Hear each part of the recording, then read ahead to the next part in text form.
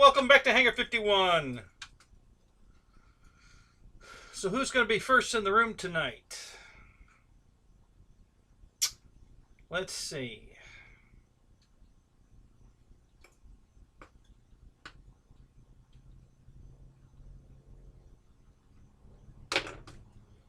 Ollie oxen free. Oh, there's somebody. Who's here? Is that you, Rich? Shadow? Mike? Who we got? Who's here? Somebody's here. Maybe it's a lurker. Just got, oh, there's somebody else. Got two people here. Who's going to be the first one to say hello? Yeah, even if you're lurking, you can just say hello. I don't bite.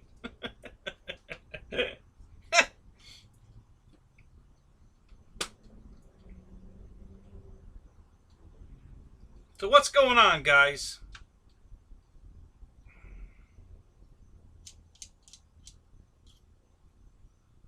Three in the room, one like. Nobody wants to say hello. Hey, there we go. Brian, what's up? Good to see you, buddy. Awesome, man. Now we got 5, 6. Now they're piling in. Jeff in Lower Alabama, what's up? Good to see you, buddy.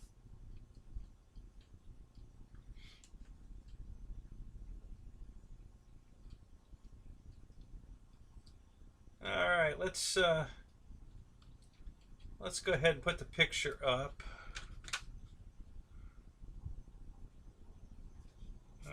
Let me move this over a little bit.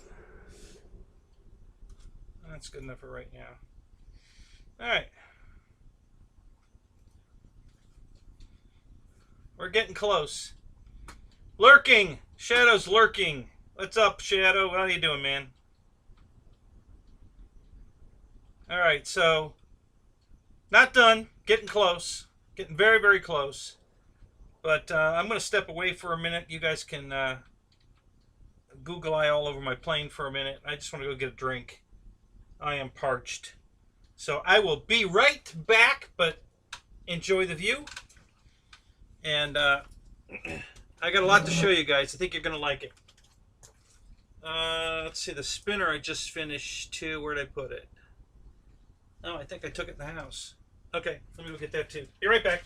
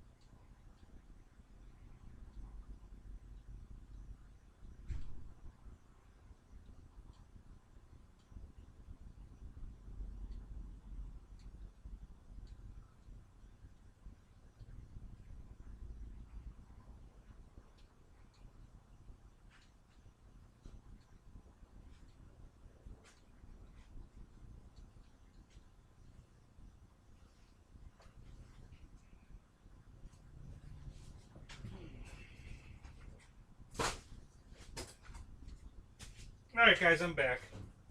Sorry about that. Put these up here. Come around.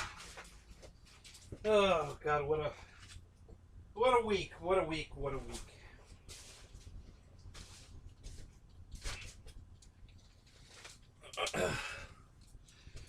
Alright. So 22 in the room. Mickey, what's up? Tug Hill, Jeff Laura, I said hello to. EQ, what's up? Who else? What is this? Oh, battery. I need that.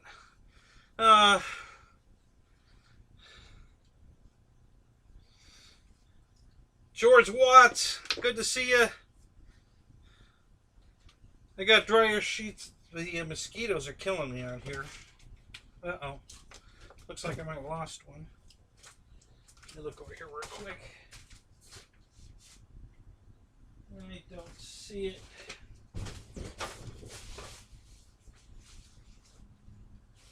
Okay. Oh, I bet I took it out of my pocket when I took my phone out. So, yeah, alright, well, we'll be alright, I guess. So I got one sticking out of the back of my shirt. I don't know if you can see that. Paul, what's up? Good to see you, man. Rich, how you doing? Jermaine. Alright, guys. Oh, I dropped my X-Acto knife. Hang on a second, I gotta hit that. Who else is here? Let me look real quick. EQ and... I guess I'm kind of caught up. I didn't say hello to 23 people, so we got a bunch of lurkers. That's okay. Welcome, lurkers. You're welcome to just hang out. You don't have to say anything. Just enjoy the show. Yeah, I'm with the midget strippers, Tug. Yep. All right. Before I walk away, let me just take a quick break and give you a little quick update. So. Some of you know, I already said so, I think one of the Zooms, but the air conditioning went out in the house. Looks like the compressor took a crap. So, she's been calling around today to find a replacement. Luckily, we had two, well, we have two freestanding ones, but one's enough. So we have one of those, you know, room air conditioners that stands in the corner. You exhaust it out the... I've got it exhausted out the doggy door because we don't use it anyway. And so, you know, it ain't the greatest, but it's keeping the house comfortable. Oh man, thank you, Brian. Man, that's awesome. Thank you so much, man.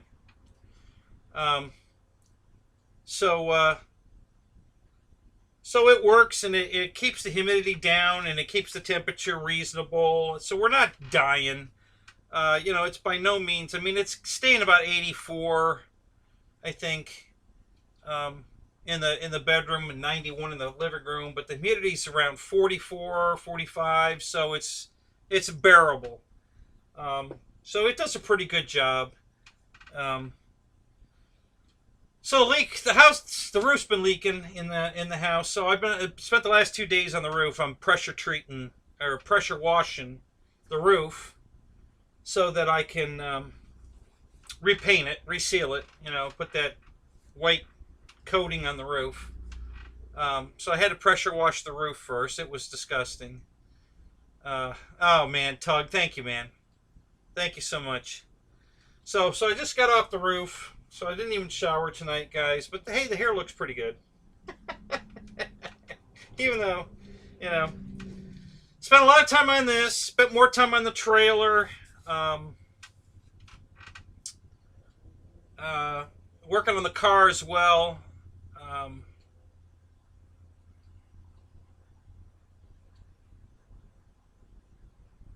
Yeah, well, the humidity's not bad. Like I said, it's got the humidity down to about 45. That's not too bad.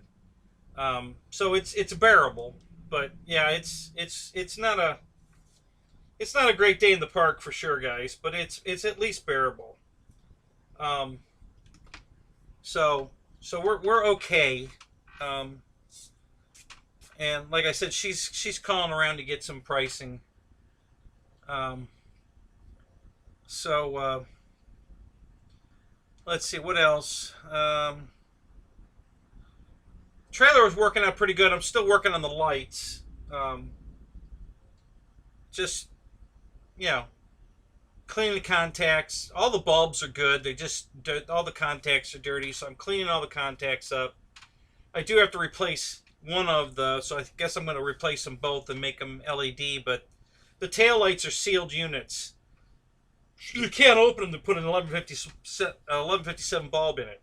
So you just got to replace the whole thing.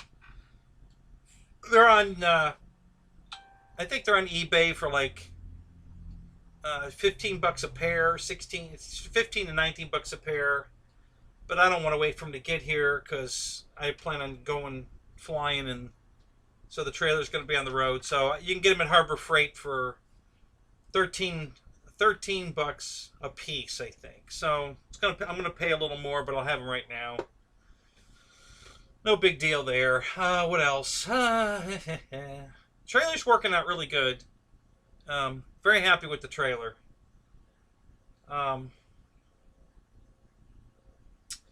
So let me give you a quick show of this, because I know you guys have been wanting to see this. I'm not completely done, but very close. All right, so this is what the top looks like for now. I still have to put the black on. I haven't done that yet. And I'm going to do this. I pulled the tape off the lights on the left wing over here, but the right wing I still have to pull the tapes. I'm going to do that right now.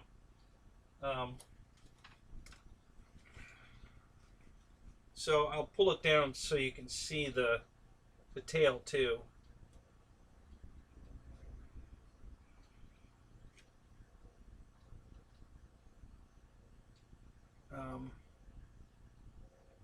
Probably this, I guess this angle will probably be the best angle. I'll give you one of these too.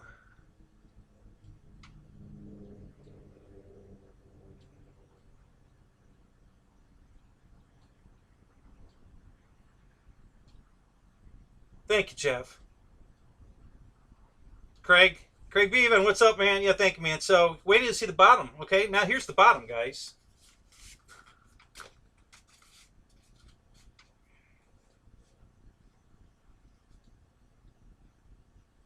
Thank you, Dennis.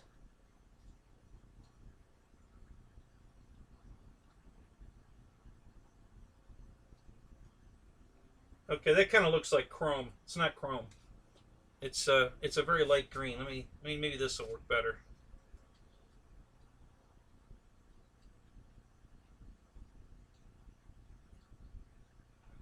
Yeah, it's funny how that looks. It looks chrome on the. All right, so let me show you what the color looks like, because that's it. Let me go. We'll switch over to Rafter Cam, because you'll get the right color there. So hang on a second. Let me go here, and we'll go over here. Okay. So now, yeah, see that green? That's the color it is.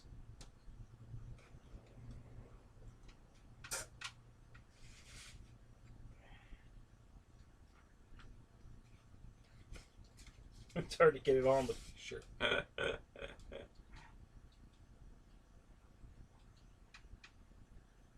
Yeah, so that's the green. Yeah, it's kind of a bright lime green. I'll tell you what color this is, guys. If you guys remember, E-Flight used to have a plane that was the SU-26 or 29. It was a little two-seater stunt plane that had the 3 different levels of safe, like an apprentice, and then they came out with version 2, and it was blue. Okay, well, this is the paint for that plane. So it's a bright, very bright lime green. And I know, Mickey, I know you don't like invasion stripes, but buddy, I had to do it. Sorry. But I had to do the invasion stripes. So, yeah, now it goes faster. So, thanks, Matt. So that's where I'm at. So there's still going to be some more paint on the top. The bottom's done. There's nothing more to do to the bottom. Got to do a little more tape. So what it's going to do on the top, there's going to be a black stripe that's going to go from right next to here. There'll be a white space between it, but there's going to be a black line that starts as a pin here. It gets bigger when it gets to here and then goes back to a pin. Okay, so there's going to be a black line in here. It's going to be a black line going down the side of the fuselage that's going to go to like a scallop point at the back. There's going to be that same on the tail back here. It's going to have that same, it's going to go black over and then black down. I didn't take the orange down. I don't know if I'm going to do that or not yet. I could do that easily, but I don't know if I'm going to or not.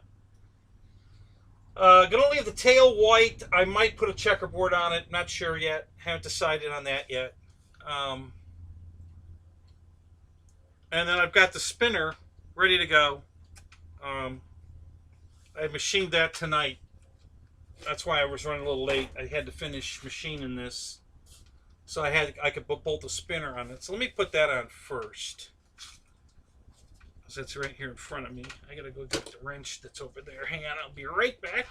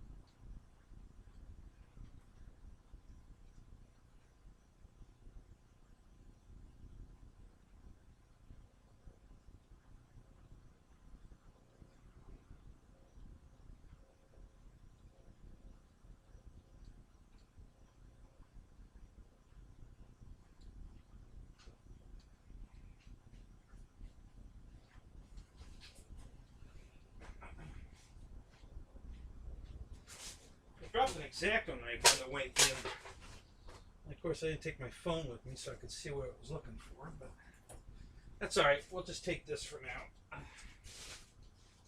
I have to go get that, finish pulling the tape off the lights, so I can show you what I made tonight on the lathe. Put this spinner on. Let me go back to, hang on a minute, let's change this to, we'll put it on here this way.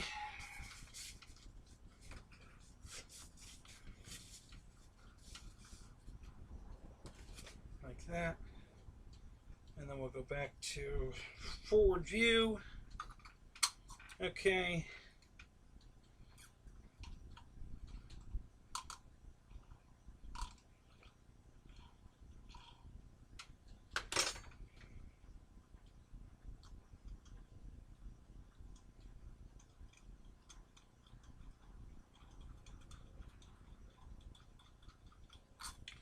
So it's quite a bit of machine work involved with this, and I'll show you why. So the original spinner that came with the V900 is this one.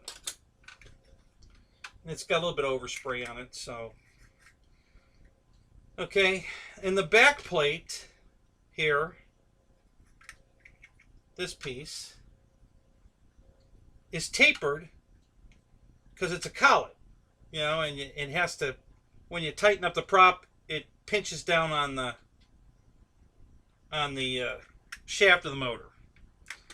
So the new spinner came with a very similar back plate, but it wasn't tapered for the collet. I had to do that myself. So I put this in the lathe,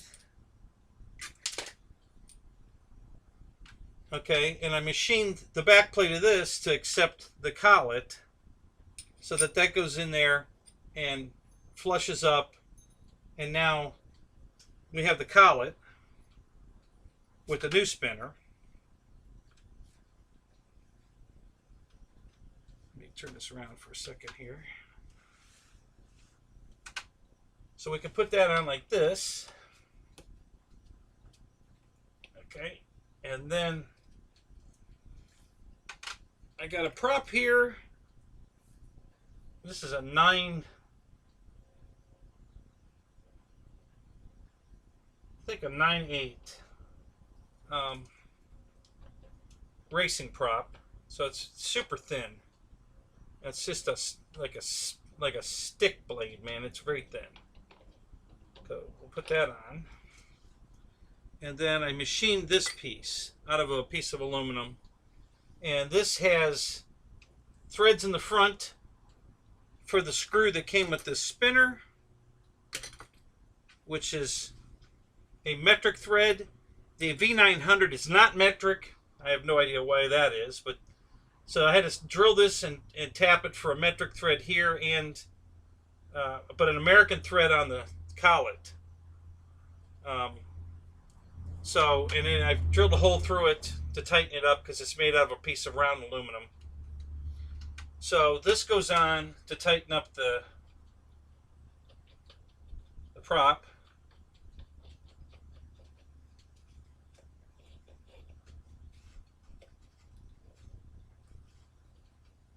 That's tight enough for now. And then we put the spinner on. I put the screw in that.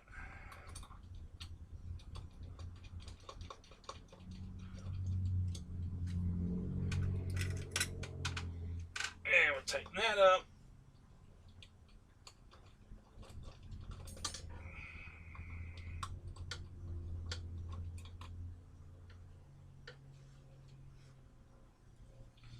Okay, let me spin that back around.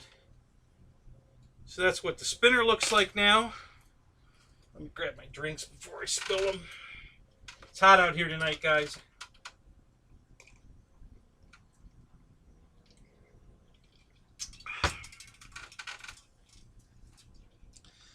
Alright, so let me spin this back around now.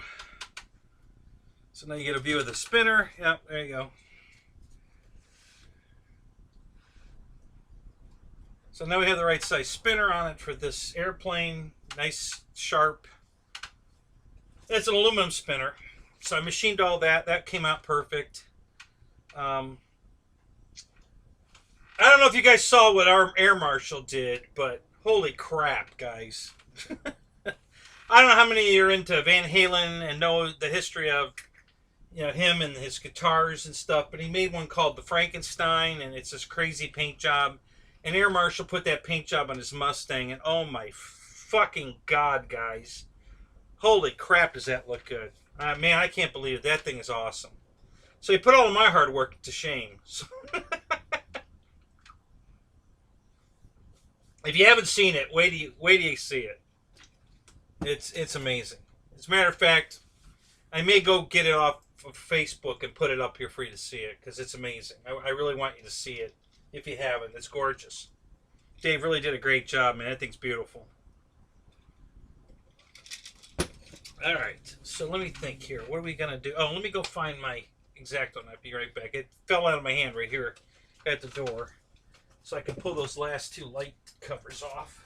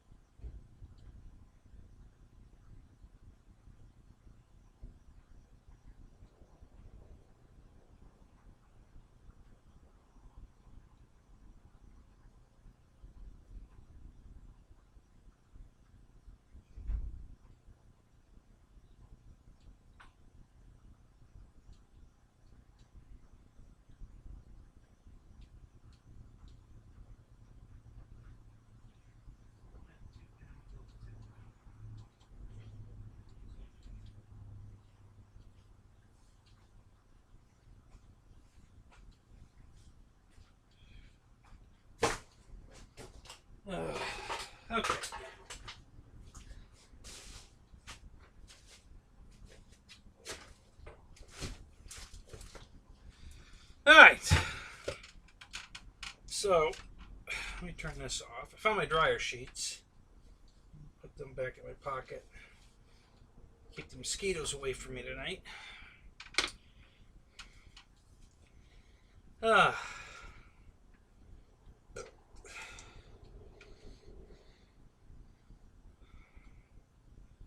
right. Let me set this down. All right, let me get caught up on the chat, guys. Oh, there you go. Probably won't be able to open that link, but we'll try it. If I can, then we can put it up on the screen here.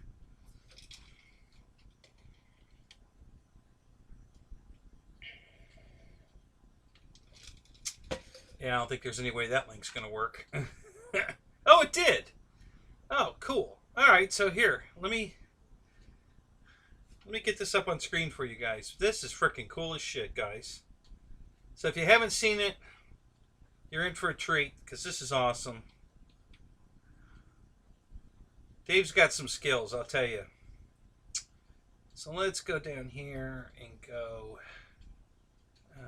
okay. Can I go full screen with this? Maybe I can just offset the screen to center it.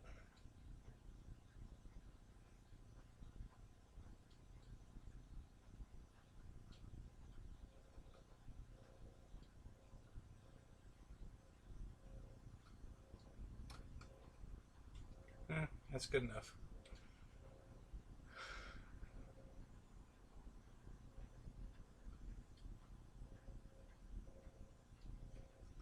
Maybe I could pull it bigger here.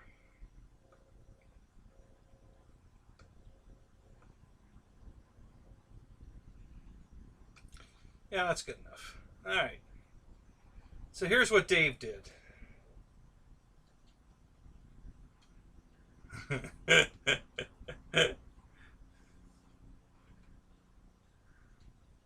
That's freaking cool.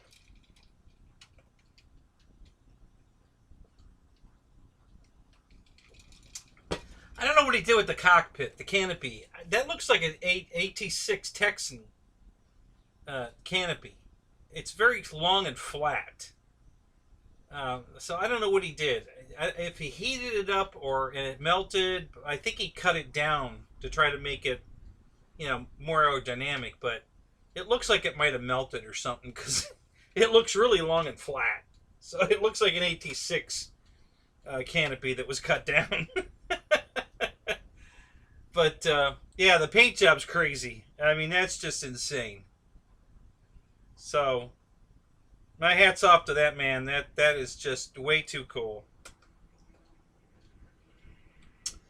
Yeah, I really love that. That was cool.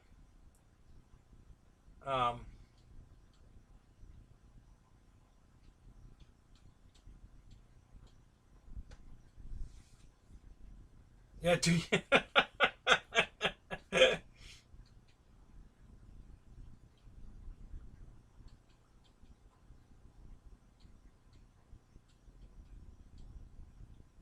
Raymond, I got your text. Thank you, man. I got it. Very cool. Thank you. Appreciate that. All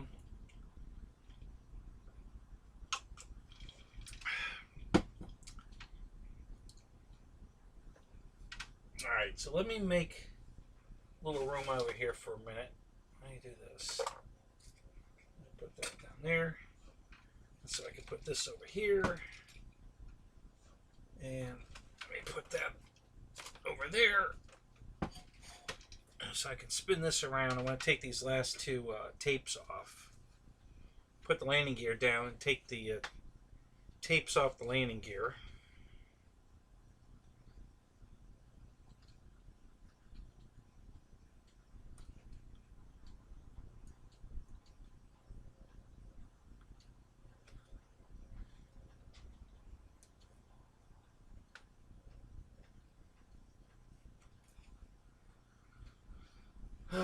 All right, hang on a minute. Let me check the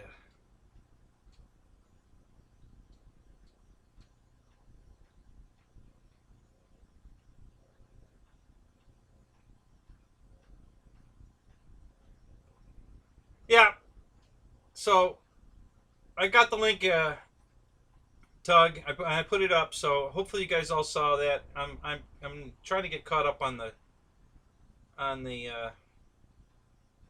Jackson RC. What is up, man? Good to see you tonight. I'm sure you're gonna leave me, but that's all right. Thank you for stopping in. Um,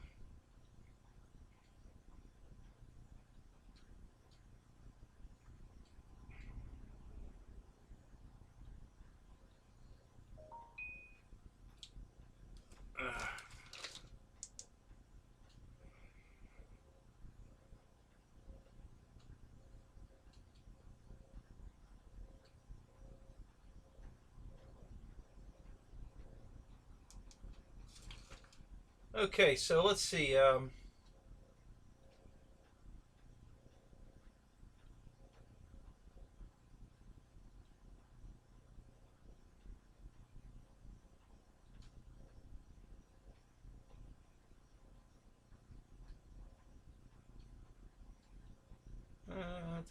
Just getting caught up on the chat, guys. With all the running around I was doing and stuff, I didn't get to see what you guys were writing. So let me just get caught up here. See if there's any good jokes I missed.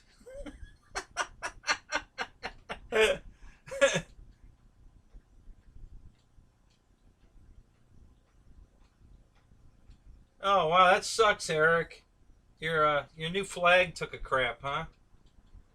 That sucks, man. I hate it when you put a brand new something up like that and it's destroyed. It happened to me at the jet event, down where we're going for the Pilot Ryan field. We had a storm come through and put a brand new canopy up, and I was in the tent, and then I got in the car and left the tent. The tent did fine, but the canopy was destroyed when I came out the next morning. I was like, damn it! It's a brand new canopy.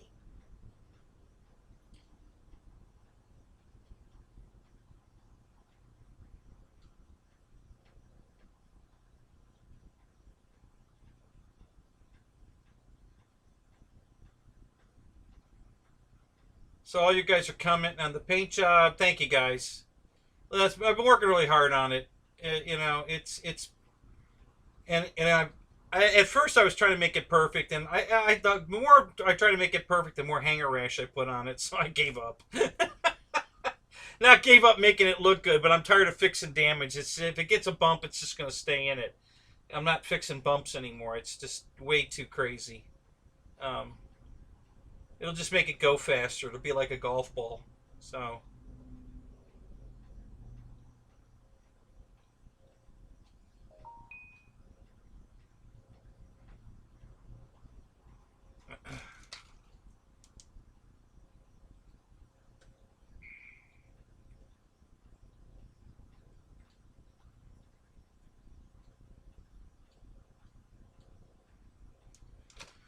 Let's see what else. Yeah,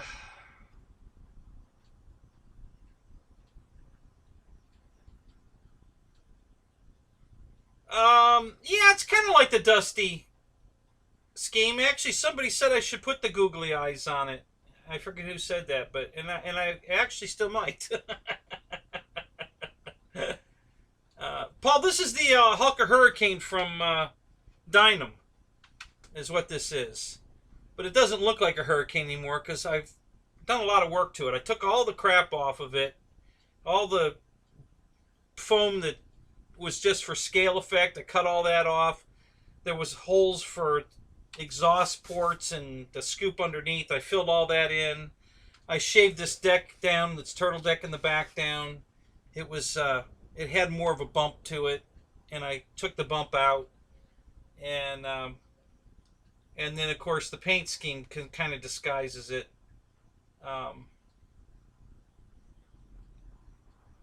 So, but yeah, it's the Dynam Hulker Hurricane. That's, you know, that was the theme of the event was supposed to be a Dynam, cheap Dynam plane, so that's what I did.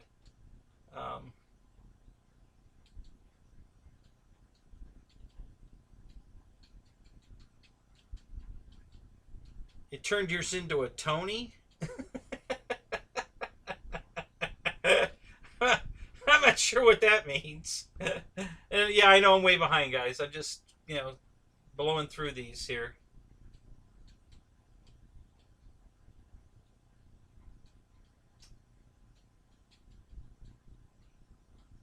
Trying to get caught up.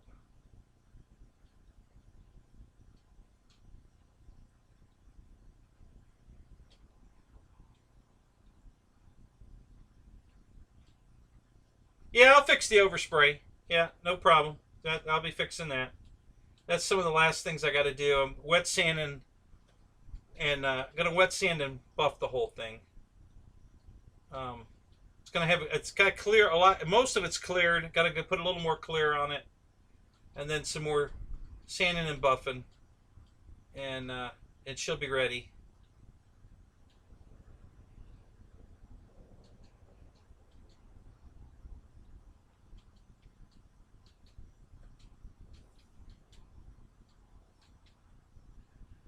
Let's see what else we got here.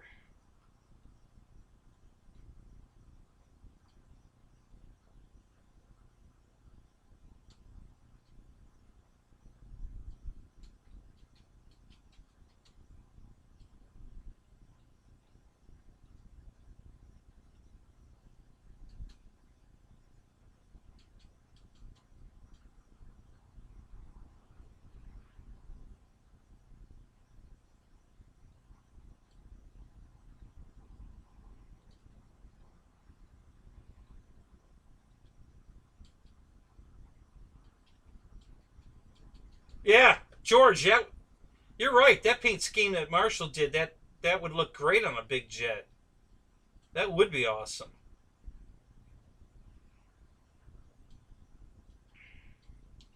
All right, we're getting close here. Speed reading through this. So Dave's RC, man. Good to see you, buddy. Nope, you got away. What the hell? How did you survive that? I squished it in my hand and you still flew away.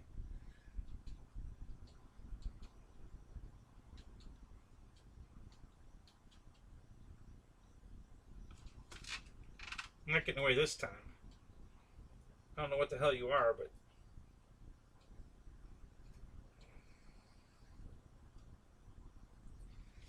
Okay.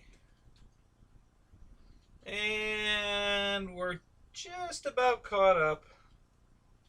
A couple more here.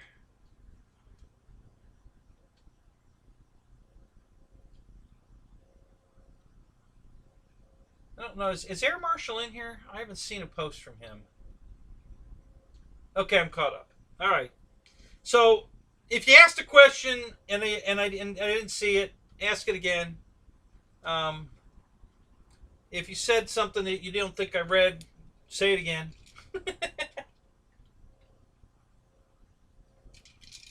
But I'm all caught up. So we're 1-to-1. Roach Coach, what's up, man? Good to see you. Nathaniel, hey, man. Nice to see you. Jermaine, how you feeling, buddy? You doing all right?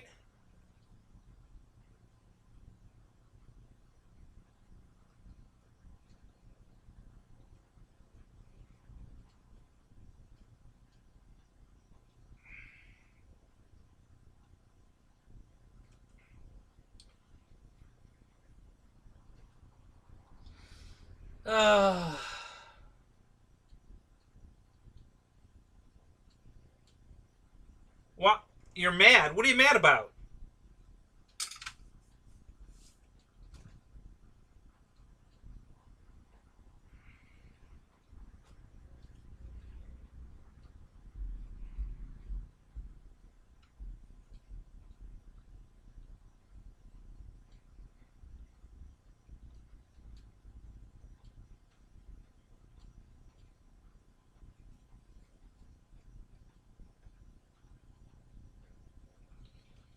Yeah, it's so true, Tug.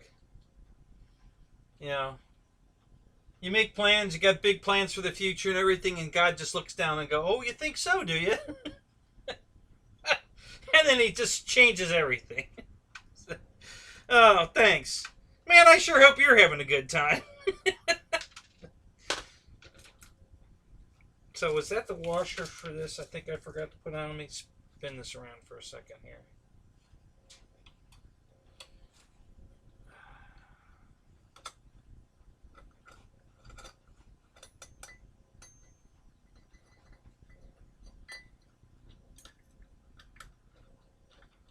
I really like this new spinner. Man.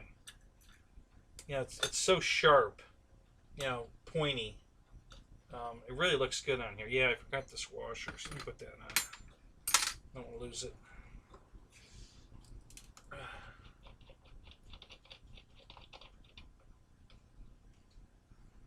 Is it fast? Of course it's fast. Yeah, it's got about 6 flights on it, Lewis. One of the days that you guys didn't show up at the field, I flew it. So I was testing it out. It's fast. It flies pretty good. Gonna be experiment this. Hey, by the way, Lewis, were you guys planning on going over to Top Gun? Because it's this weekend. I don't know if you guys were thinking of that or not. I'm thinking about it. I don't know. I don't know if I'm going to go flying or if I'm going to go to Top Gun. So, let me know what you guys are doing.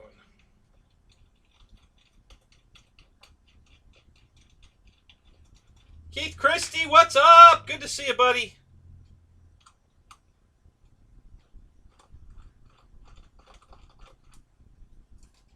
Okay. Yeah, all right.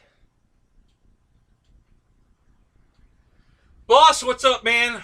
I know I've been reading all your comments. Forgot to say hi, so hi. How you doing, man? You want to fly? It's going to be nice. All right, that's cool. I haven't decided yet for sure. I had the trailer out at the field. You missed that. So now I can show up to the field with like 14, 16 airplanes. I think you guys are going to like the trailer. It came out really good. Maybe you watched my video. If you did, then you saw it. If you didn't, go watch it.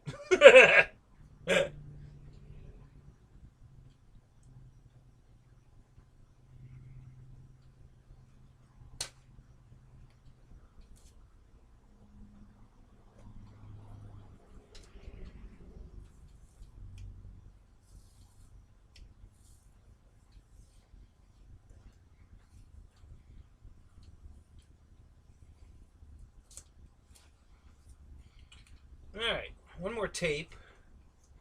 And I can put the landing gear down and we can untape the landing gear. Because it's still got tape all over it.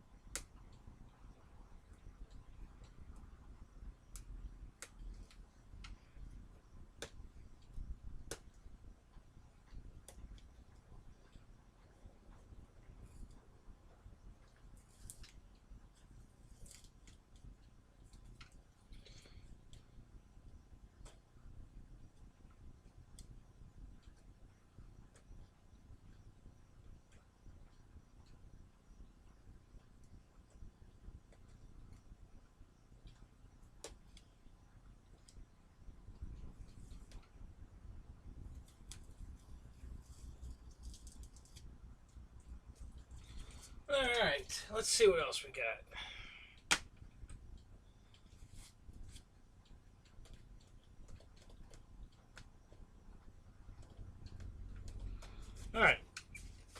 lights are untaped. Let's plug this baby in. Get the gear down so I can untape the wheels.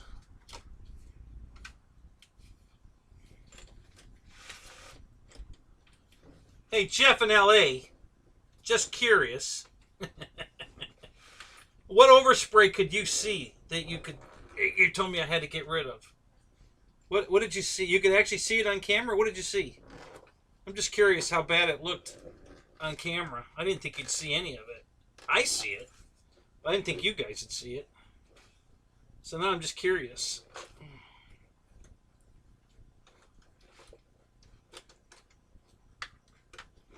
Oh, you were kidding.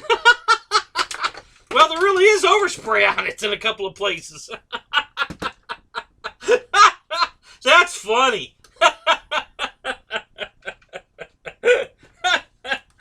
I thought you could actually see it. It's not that bad, but yeah, that's funny you said that. That's hilarious.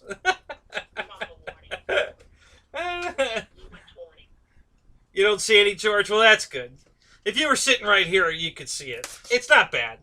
And it's and what I did, guys, which is a trick of maybe if you haven't painted a plane, like when I put the orange down, I cleared it before I went to the next color. So if any of this paint got on the orange, you can wet sand the orange, you know, because there's clear on it. So you won't take the orange off. You'll sand into the clear and remove the overspray. So most of the overspray is going to come off with just some very light, you know, 2000 grit wet paper, and I can take the overspray off, and it won't damage the color because it's got a clear coat between it. So that's just one of the things I do to try to flaps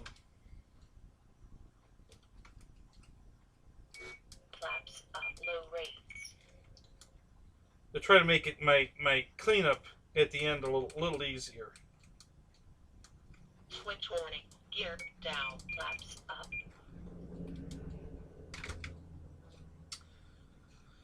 Okay, where's the battery? There's the battery.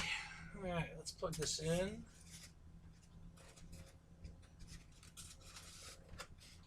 So we can get the gear down, turn the lights on. 0 volts. 0 volts. All right. Gear up.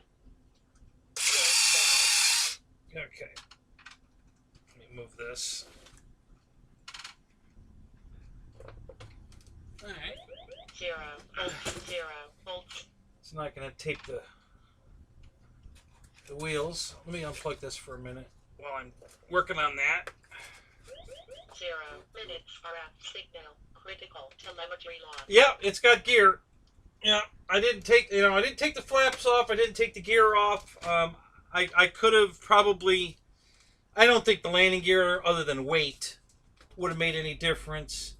The flaps might be creating a little drag, but I don't care. You know, I wasn't going to get that crazy. Noons, what's up, buddy? Good to see you, buddy. So I left the flaps on it. I had originally thought about, you know, getting rid of the flaps, and then I decided, you know what? I'm just not going to get that crazy. You know, the airplane's pretty damn nice, and I really like the plane. It flies really good too. It's rock solid. I was very happy with the way it flew. Now that I've got the correct size spinner on it, I think it's going to be even faster than it was. I think the spinner was... And I'm experimenting with several different props. So, I've got a 9.7, a 9.8, a 9.75, a 9.8, an 8.8, which is the prop that was on the V900. A couple of wood 9.7 racing props. I think they're zingers, or maybe they're top flights. I don't know. They're racing props. So next time I go out to the field, I'll be doing a lot of prop testing to see which. I think I got 5 different props to test, and then I may even put the original Hurricane prop back on it, you know, the 3-blader. just to see how it does with that. Who knows? Maybe that'll be the winner, and it'll be even more scale looking. I don't know. So, but we got some testing to do. Got a couple weeks yet. We're all right. Got some new batteries for it. Trying to make sure it lasts, through the 10 laps. We may not even be having 10 laps. Who knows? Terry, welcome to the show. Good to see you, man. Jeff Adams, hey, welcome back. Good to see you guys.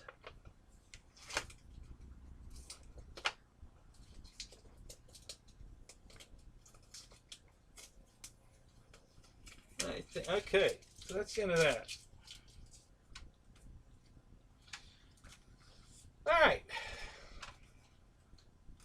right, so the landing gear's untaped. You can see the paint scheme on the, the wheel pants. Boy, that sure does look like chrome on this camera. That's funny.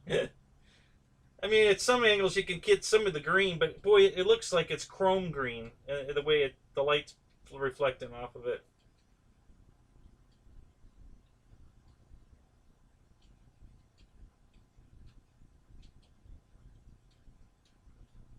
Yeah, Paul, I guess we're getting another stimulus check. I got a letter that said that too.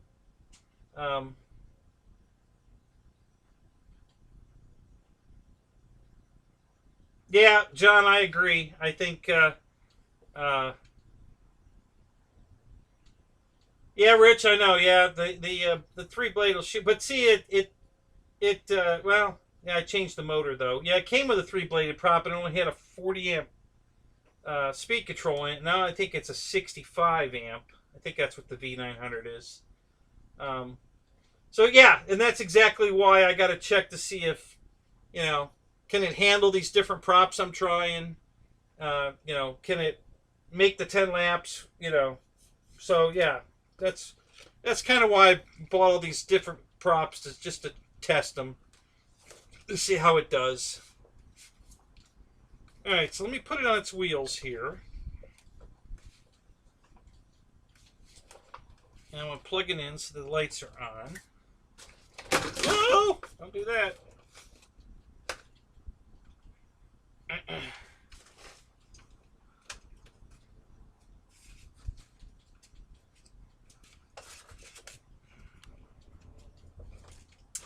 hate it when a plane tries to roll off the bench. It's irritating. Alright, so let's plug this in.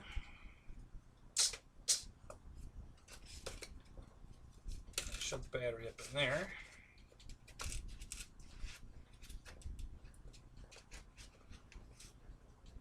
Put the canopy back on. No. That wire in the way. Move that wire. Boy, I sure didn't give you much room in here for wires. Jesus. Tight. It's very tight in here. Okay. Alright, so now you got the lights.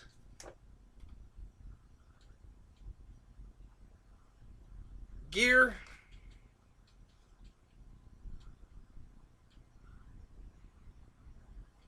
You got the green on this side and that other landing light over here.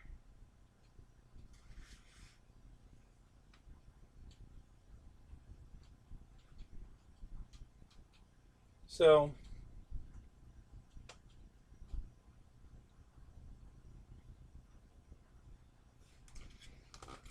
yeah, the way they did the cockpit on this is, the canopy with the they instead of just, they got this big huge chunk of foam going down inside the battery bay area, where the radio goes. It takes up a lot of room, that I needed for other things. All right, so that's pretty good. Let me I'm gonna go angle the camera down. So hang on a second.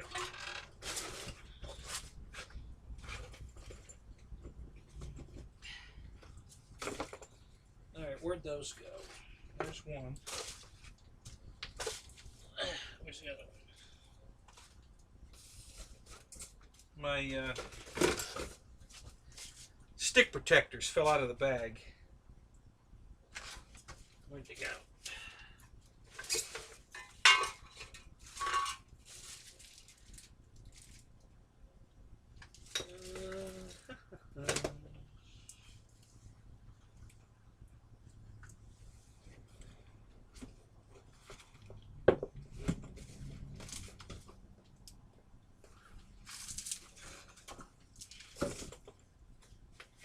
Well, I bet it's up in the truck. Nope, not under the truck. Alright,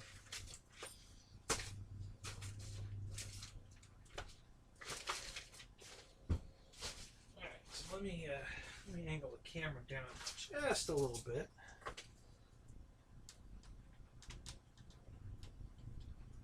How's that look?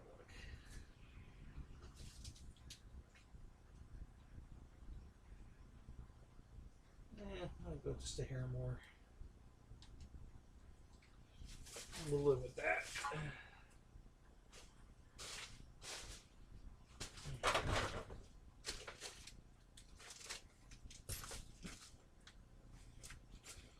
I don't know where the other stick protector went. Under the decal, no. Under here. No. Oh well. We'll look for it later. I'm not worried about it. Yeah, so there you go. Now you can see it on its wheels.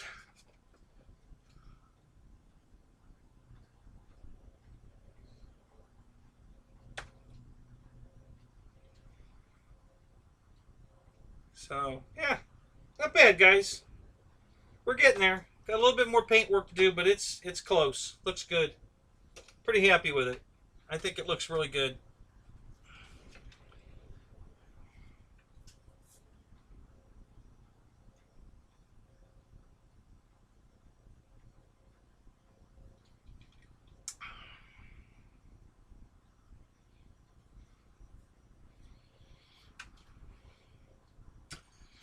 Yeah, since I painted my canopy, so I'll show you what we're talking about here. Let me pull this off.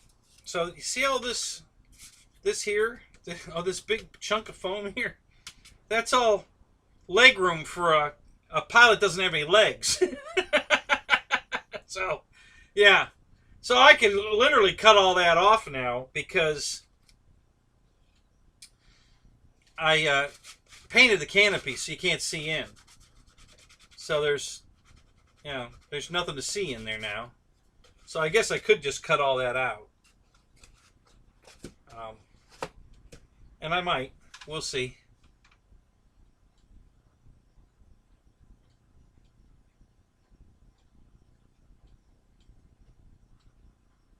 Yeah, we were just talking about that tonight, Paul, about the restaurants can't get anybody hired because they're making more money staying home. Isn't that sad? It's just, thank you, Nathaniel. Yeah, it's just sad that everybody wants to pay so little that it's cheaper to be on, you make more money on unemployment than you do going to work. It's just sad. It's ridiculous. I stuck it out a year at AutoZone thinking I was going to get a big raise after a year. Because I was the guy that my boss turned to every time somebody called in sick, couldn't make it to work, their car wouldn't start, whatever. And I live, less than a mile away. I can be there in 6 minutes. And that includes getting dressed. So he always called me and said, hey, do you want to work? I had somebody call out. Sure, I'll be there. So for a year, I did all that for him. I was always there when he called me. I worked whenever he wanted. And never a problem. And after a year there, I got an 18-cent raise. So I made I think I made it up to $9.45 an hour. That's just sad. To be in the business, like 45 years, and only be making $9.45 an hour is just ridiculous. So yeah, so they wonder why they can't hire help. Well,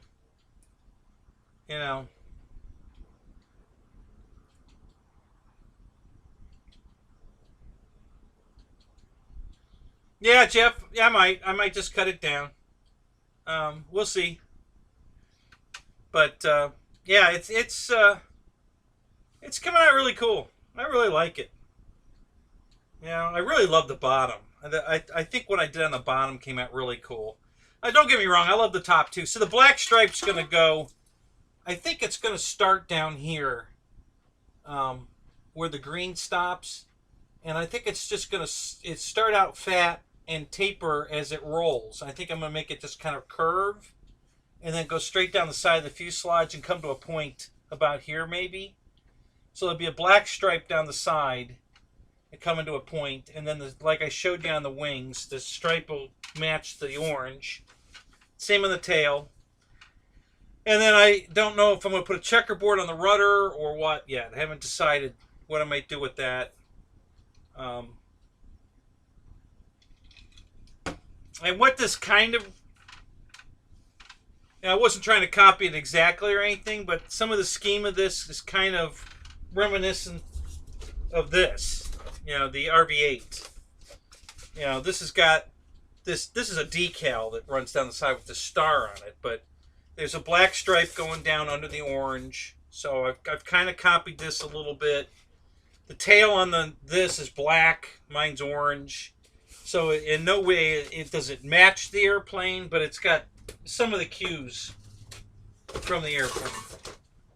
And it's got that contrast. So the top is orange and the bottom is green. And you know, you have that real contrast between the colors.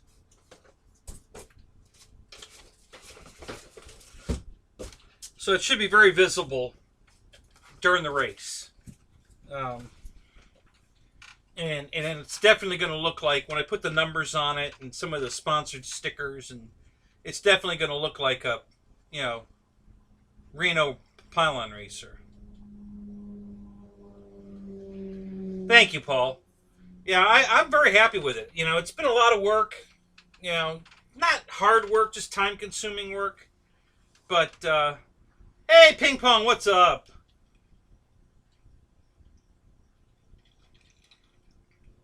But yeah, I'm really happy with the way it's coming out. It looks really cool. I think it's, you know, it flew good and it looks cool. And, so yeah, I'm pretty happy with it. There's a little tape on the back here yet. I'm going to leave that on until the very end. It's covering up the elevator and rudder control rod. I don't want to get paint on that because it's inside a plastic tube. And if I get paint on it, it might get clogged in the tube. So I've got them taped off. I haven't untaped them. I'm not going to untape them. They're not really in the way of anything.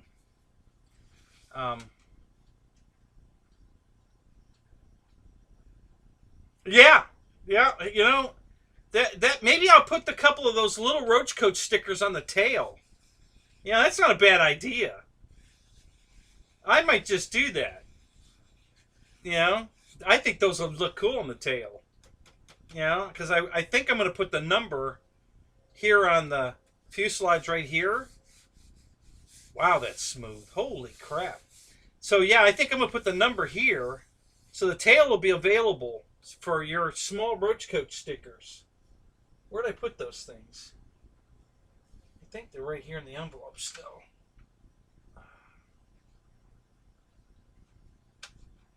I don't know. But yeah, not a bad idea. Might do that. Keep your eyes peeled. That just might happen. I like your thinking. I really like your thinking, Michael. That's a good idea. And I can use all the luck I can get. So that Irish, what is it?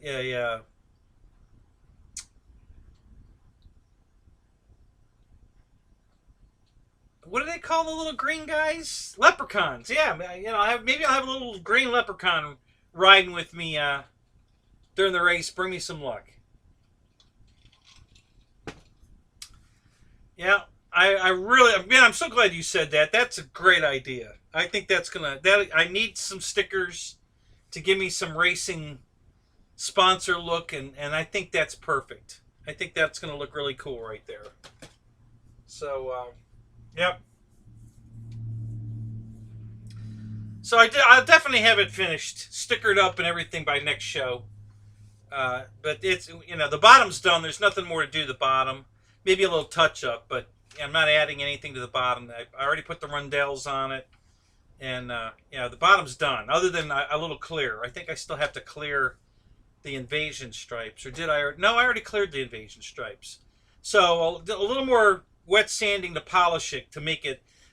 Guys, you can't understand how smooth this thing is because I've been clearing and polishing with 2000 grit sandpaper, and the thing is just super clean. So I got a little more of that to do.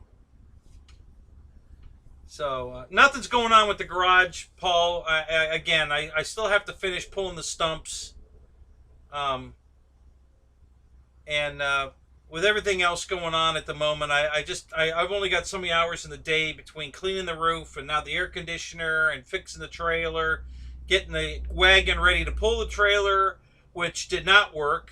The wagon doesn't like pulling the trailer.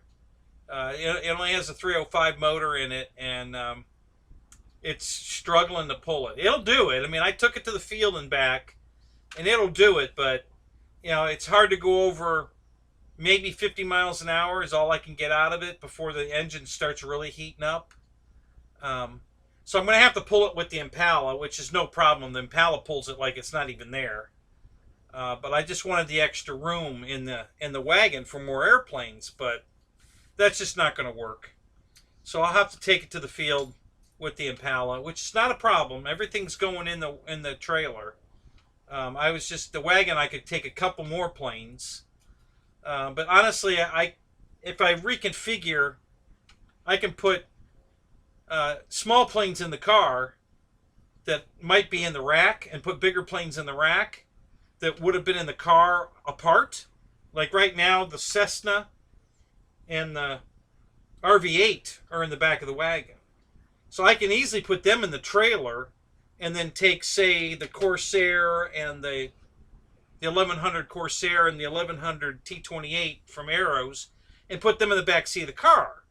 Same amount of airplanes, just moved around a little bit. So that can happen. And so the Impala has no problem pulling the car or pulling the trailer. So yeah, so the trailer did really well. The wagon, not so much. The wagon definitely didn't like pulling the trailer.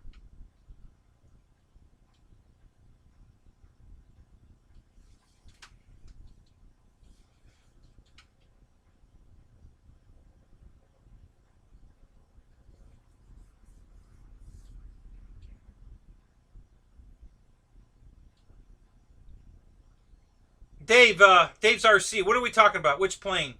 What did you order? I missed that part of it.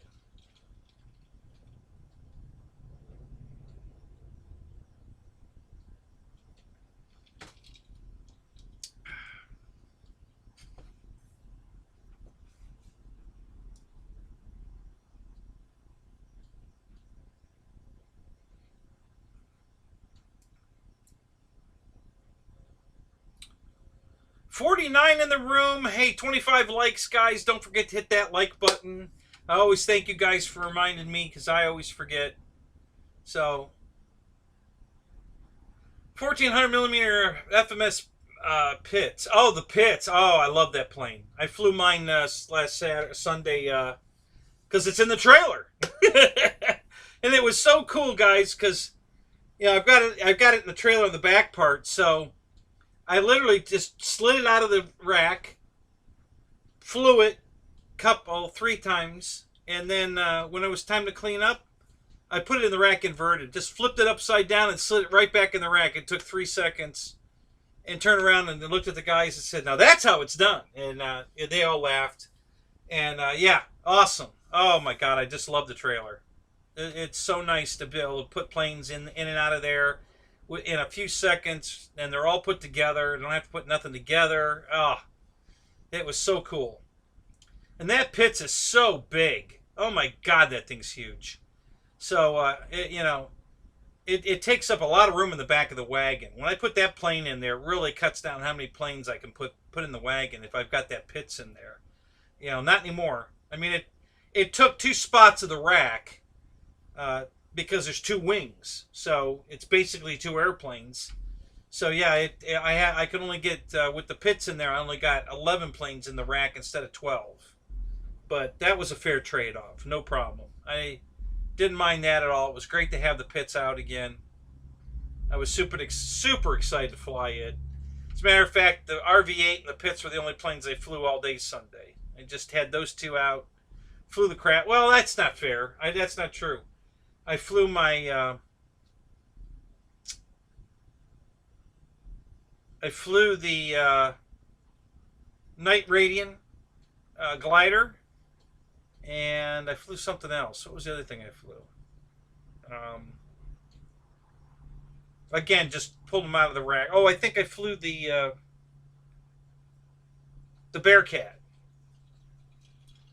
That was in the rack in the back of the wagon. So I flew that. But yeah. But I only put 1 flight on the yeah, EQ. Man, you're so right, because now I'm going to build my Tiger Cat, because I bought the FMS Tiger Cat.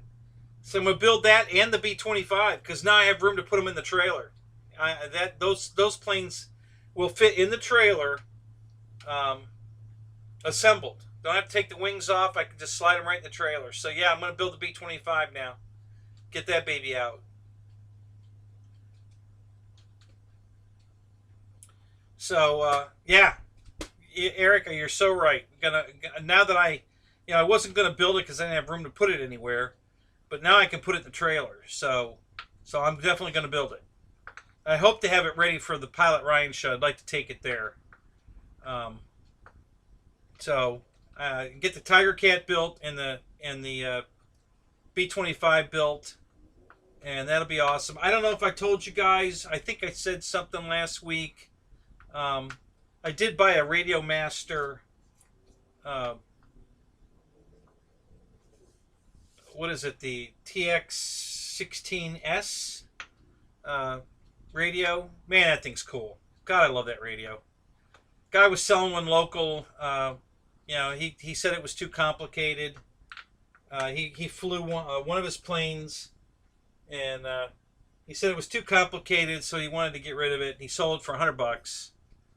And it's got the HAL gimbals and the touch screen and all the bells and whistles, for $100, 16 channels. It uses all the it's OpenTX. It uses all the protocol that the FreeSky Tyrannus Plus that I have uses. So they program exactly the same. Everything works the same, and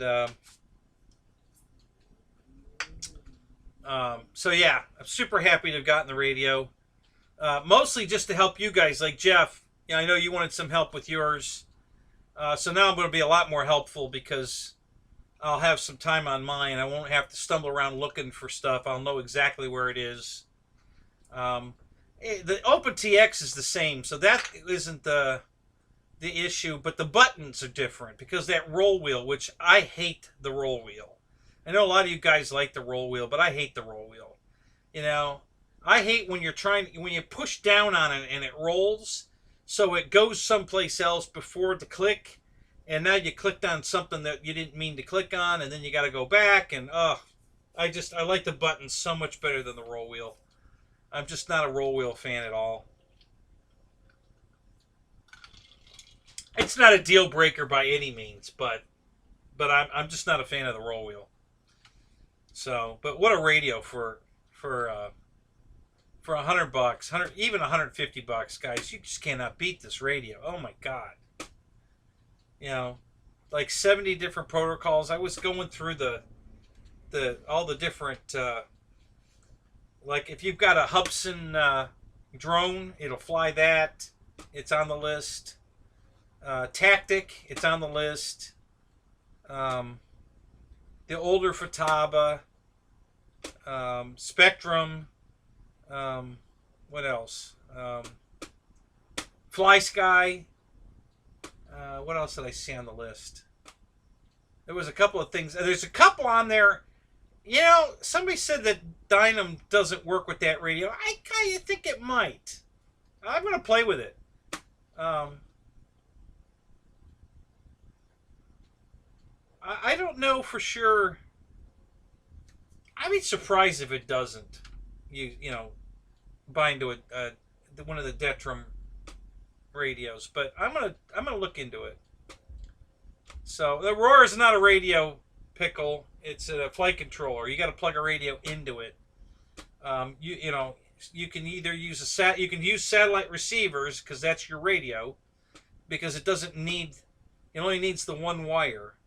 So yeah, if you need a satellite, you want to plug a satellite radio into it, like a Spectrum satellite, then it'll be a Spectrum. I plugged my the Radio Master into it, and you know, that's just the one wire, and everything comes live, so that works out perfect. We did we first did the Spectrum satellites, and now I've got a Free Sky receiver in it. So that works beautiful.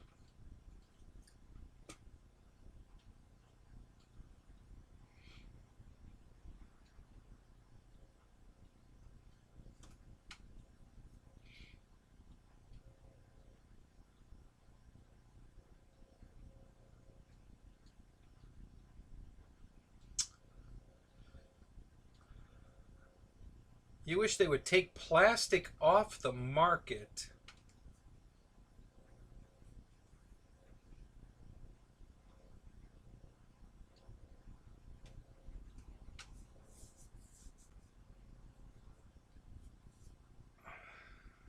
Be careful putting the hubs on the Tiger Cat. They cross-threaded. Yeah, I remember you cross-threading yours. Yep.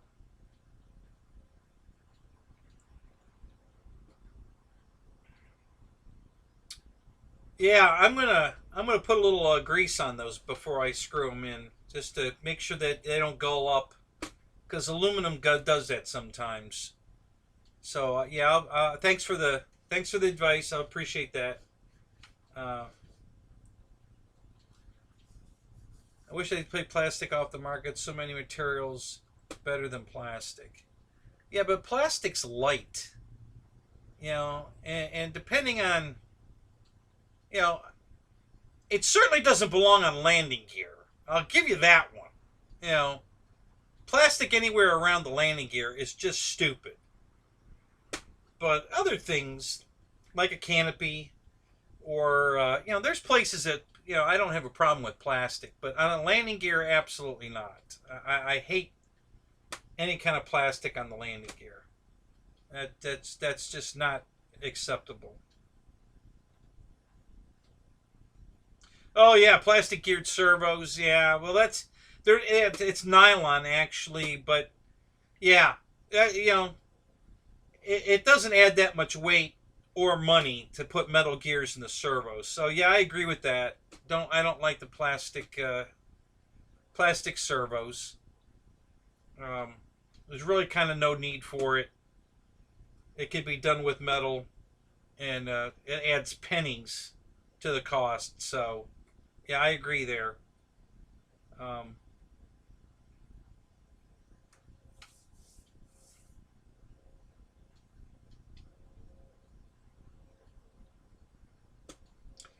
Air Marshal likes his, Paul. He's got the P-47 from Dynam, and he likes it.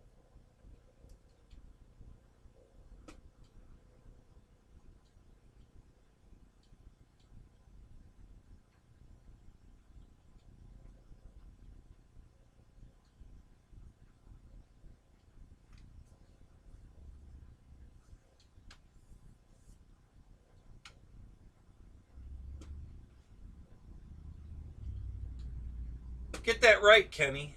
Alan, what are we talking about? What did I get wrong?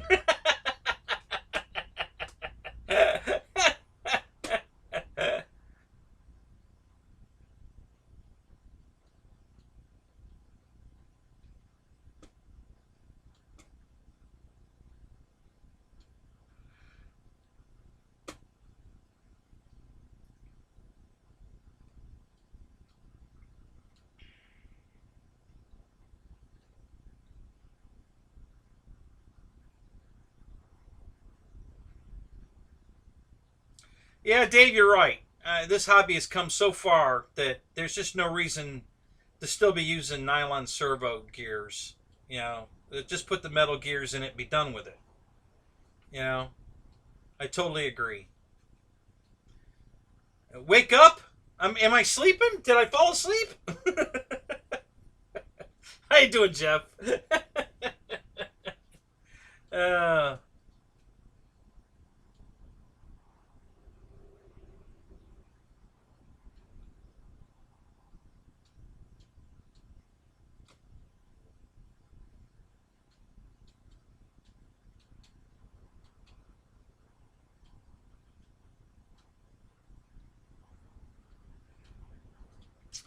so, Jeff, let me show you the paint scheme here. All right. Well, first of all, let me do this real quick so you can see landing lights. And because I'm going to unplug this, that battery's not going to last all night. So we got the landing lights, we got the wingtip lights.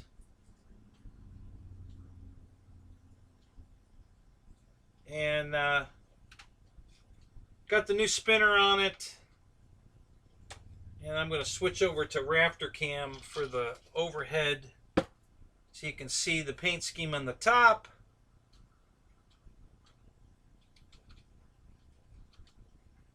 So let's go Rafter Cam. We'll transfer that. So got the orange on the tail here and here, and then on the wing all the way out to the wing tip, which you can see here, and of course the whole top of the fuselage right up to the spinner, and then wait till you see the bottom. So bam. So we got the invasion stripes, this bright green, the rundels.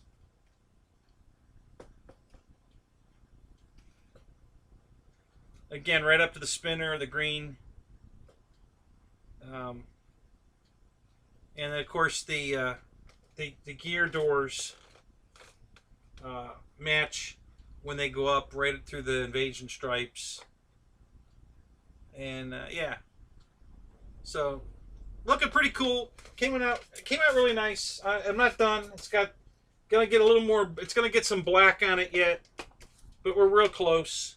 It's you know, I have a little more paint work to do. Gonna put some stickers on it, clear coat, and then some final. Let me pull this battery out of here, and then we're done. What is something going? Have I got a wire loose in here or something? What's going on?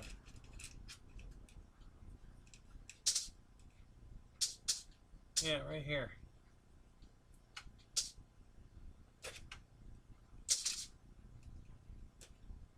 I'll have to check into that.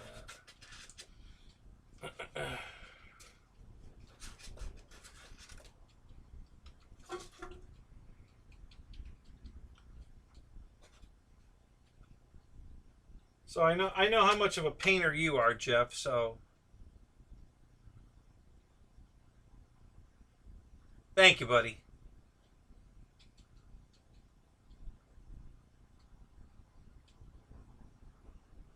Yeah, I was debating on whether or not I probably won't use the lights during the race, but I don't know. We'll see. I might need that extra power to just squeak past air marshal. So we'll keep that option open.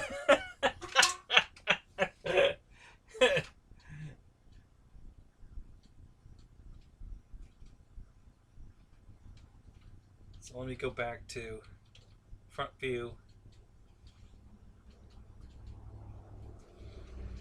So I know it's been a few weeks, you know, coming to get this to show you off the paint scheme, but I hope it was worth the wait.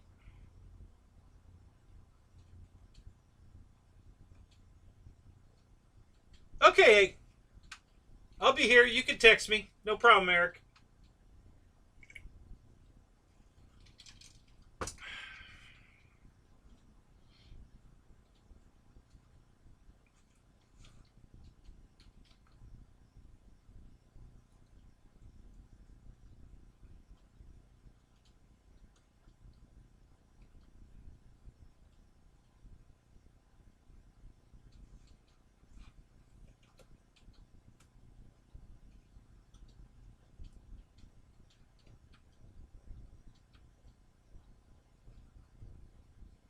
Yeah, it looks good. I love that spinner. I'm so glad I was able to modify that to work.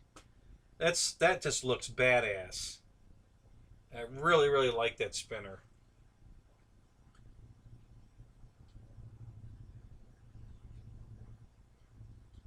Fred, what's up? Oh, I gotta show you again now. Damn, you just missed it.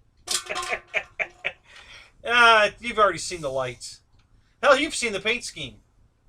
That's true. You've already seen it. I showed it to you in the Zoom the other night. So yeah, you're all right.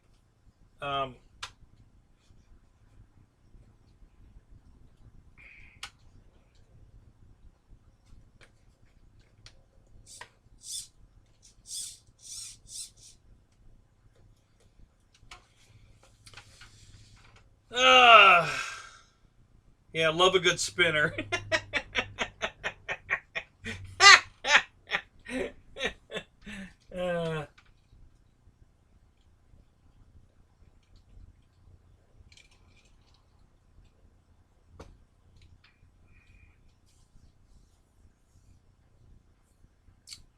Yeah, what'd you pay? $100 for that thing, Mike?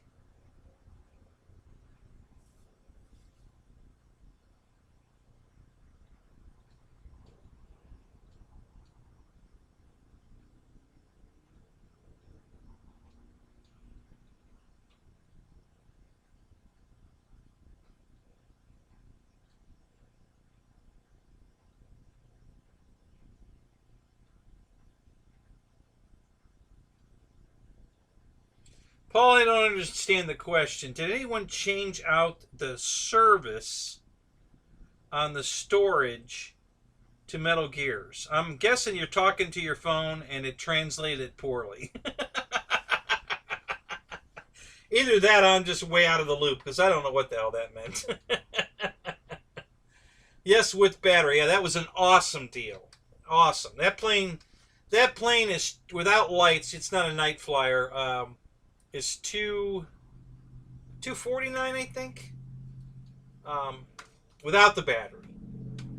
So you got it for $100 with a battery. So you got a screaming good deal. And it's going to be a very, very good airplane to fly. You're going to really love flying that thing.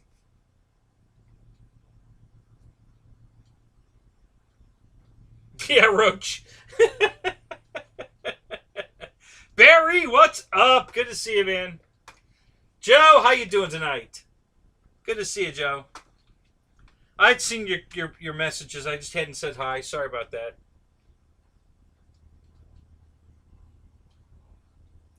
Oh, servos on storage. Yeah, that could be. Yeah. And I'm assuming you're talking about the new dancing wing storage. Just taking a wild guess there. Draco build tomorrow. Yep. Good luck with that, man. Super happy for you guys.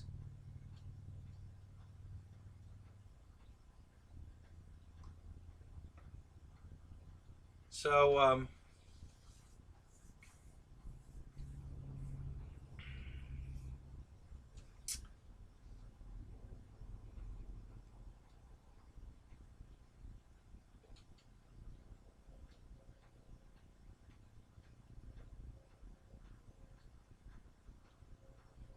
no, not yet. Now they've changed it around. It looks like what Verizon's doing now is the next load that's coming in that we're supposed to be plug and plays. They're going to have somebody at the warehouse put receivers in all those planes that are coming in and and send them out as binding flies for all the people that are still crying for their binding fly planes, because they reversed it. It said back order, next shipment May on the binding flies, and the plug and place said April, and now it's the other way around. Now the binding flies are April, and the plug and plays are May. So very upset with that. Of course, you can't get anybody from Horizon on the phone. So I don't know what kind of crap they're pulling.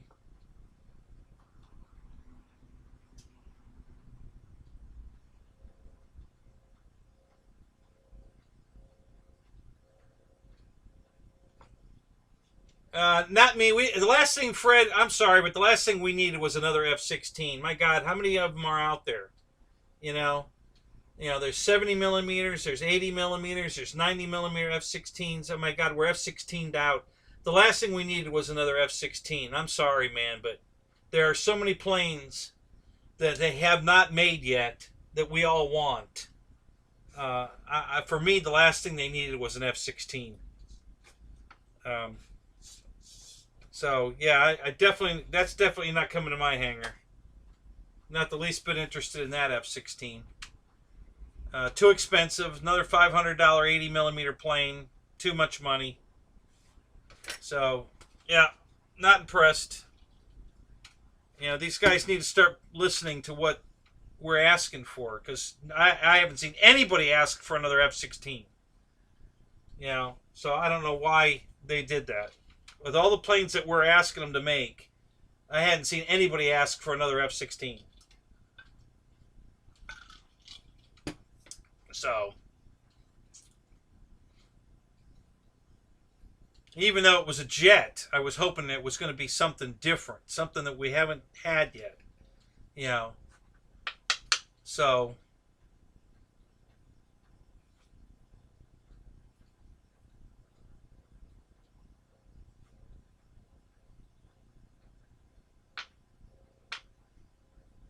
well, Barry, when they ship them, you just call your credit card company or PayPal, whoever you used, and you just tell them you didn't authorize those buys, and you want your money back, and let Horizon deal with it.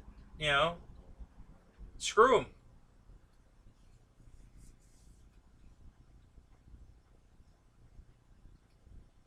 Yeah, I'll never pre-order again either. The only reason that Draco was the only reason I did the pre-order, because I already been down this pre-order nonsense and got screwed. So yeah, I'm not ordering anything pre-order ever again.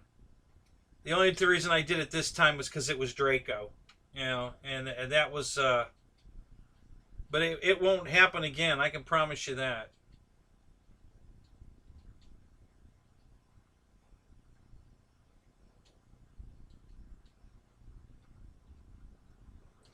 What's up, Ray? Good to see you, buddy.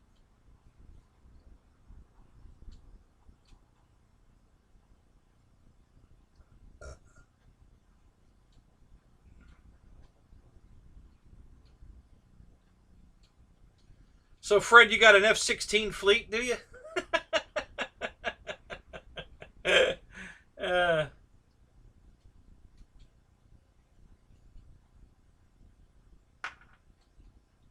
There you go, the Orange Cream Popsicle Express. I don't know if I can write all that down the side of the airplane. That might take up too much room. Yeah, you're right, Jeff. Never say never. But, I had a bad experience when I did the pre-order on the Avanti S from Freewing.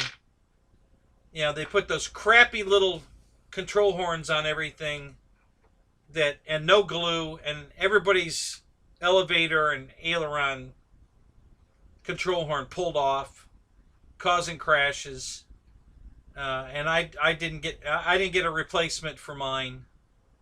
A lot of people did, but I did not. And So that set me off on pre-orders ever again. Because they did correct it. You know, after all the crashes they had, the new control horns are the size of a postage stamp, big square. You know, lots of glue on them. So they fixed the problem, but in the meantime, all of us that crashed airplanes because of the crappy first design in a pre-order. So and I guess we already have some issues with Draco too. I guess the tail wheel gets loose. I heard the Boozers broke something on his tail wheel on a hard drop landing or something. So yeah, you know, and those are all things they'll fix in round 2. So yeah, I'm just not doing any more pre-order stuff. I'm gonna let them get all the bugs worked out of it first, and then I'll order it.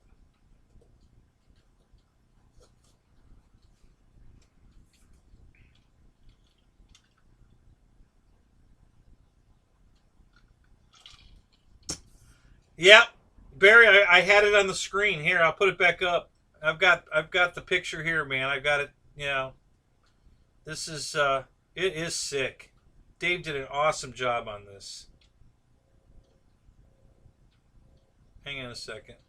Let me get back to it here.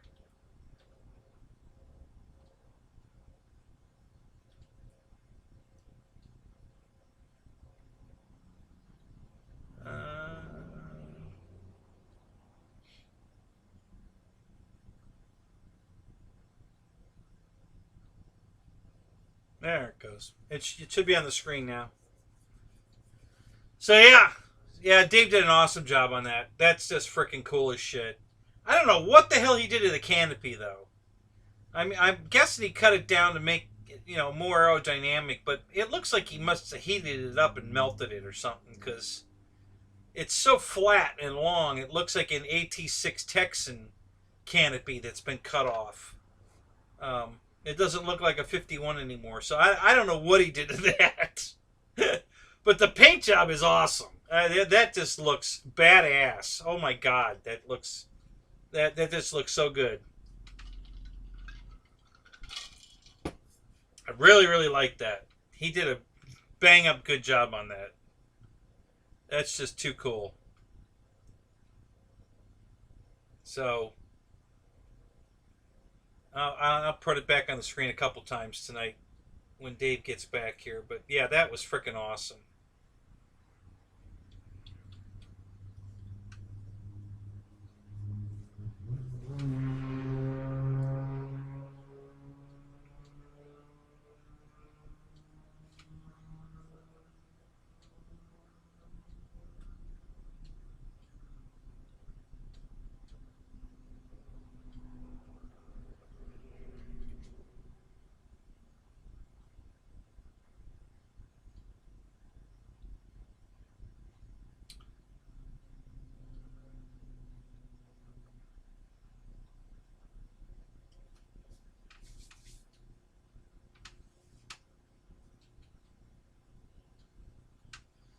Oh, hang on a minute, Ray.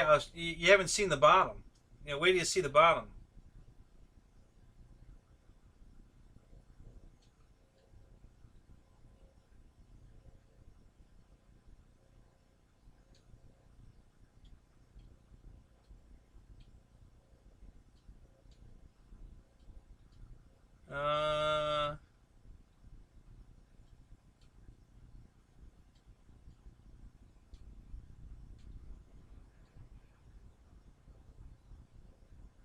I'm getting techie. Thanks, Christy. Good to see you. So, yeah, so let me do the rafter cam here. Because the color's coming out all wrong on the... Alright. So, let me move this so we can get a good look at it. So here's what it looks like from the top. And it's going to get a black line here. So it's going to start as a point, taper out. There'll be white between the black. Taper out kind of big here, and then taper down again as it goes down here. Same thing on the tail. I think I'm just going to do the black next to the rudder, since the rudder's already orange. And not do the orange down the top of the elevator, but to do the black down the top of the elevator. I think that'll look pretty cool. And then here's the bottom. Hang on a second. I want to catch.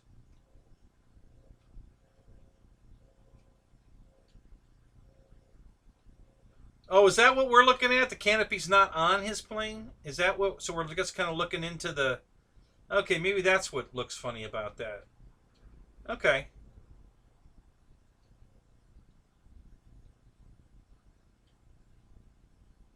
Yeah, Terry. Yeah, the good old days. They had a frequency board and all that good stuff. So here's the bottom of the plane. Let me flip it over, because this really looks cool.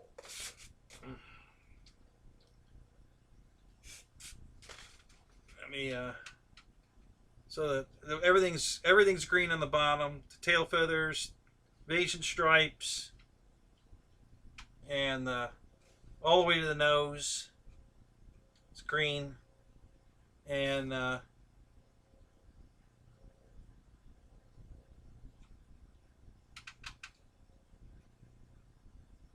yeah. Hey, Tug.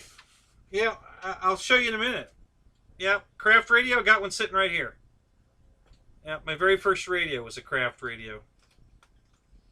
So yeah, I love the bottom too, man. I think that came out really cool. Thanks, Ryan. Yeah, I'm really happy with it, man. Bobby loves it. He sent me some messages, you know, and I gave him a couple of sneak peeks before anybody else saw it.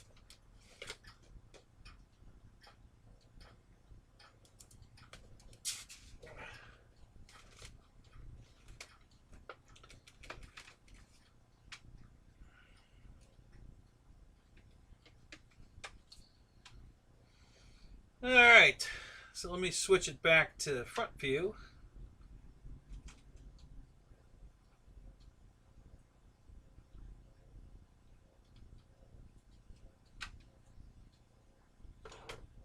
So here you go, Tug. How about that?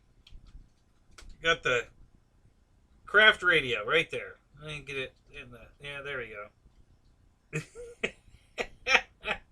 My first radio. Series 70. Yeah. So there you go. Bring back memories there, Tug.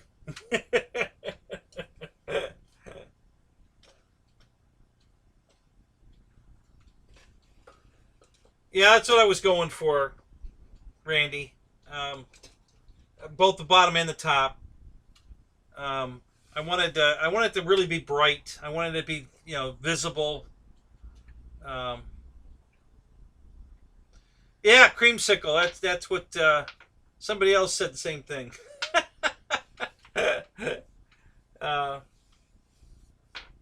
Hey, Michael, what's up? Good to see you, man.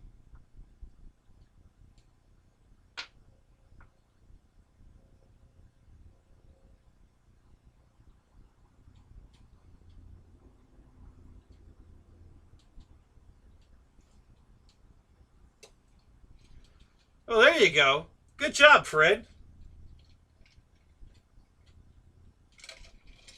Take advantage of them points. Why not?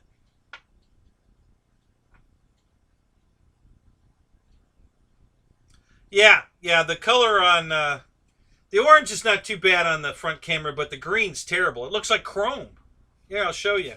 You know, the green just comes out looking like it's... The bottom of the plane's chrome. You know, it's kind of weird. You know, it has a green, like, chromish look to it. I don't know why the camera does that. It's funny. But, yeah, I mean, and that doesn't look bad either, but it's not right. You know, it's not what it looks like, but it looks cool. but it's just not right, So that's why I used Raptor Cam to get the color right.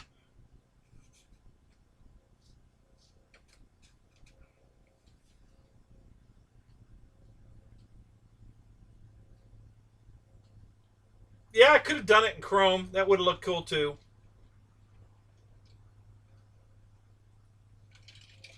Yeah, Rich, green screen effect. Yep. Which I have no idea why that camera's doing that, but yeah, you're right. It's kind of a green screen effect. So it's kind of weird.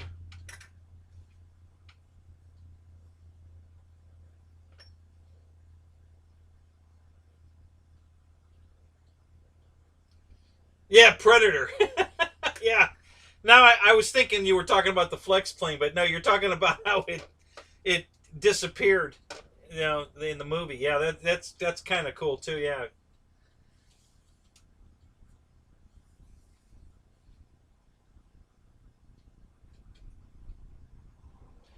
That just gave me an idea. I have some chrome stick-on tape that I could make the stripe I was going to make black. I could make it chrome. That's an idea. I might look into that. Facepalm.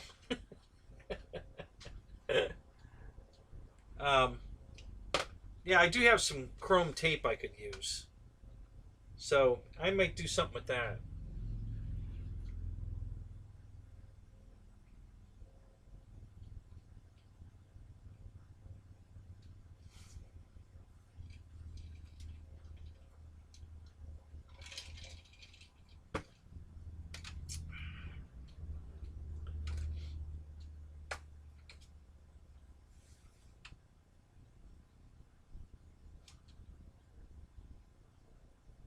Creamsicle Express, yeah.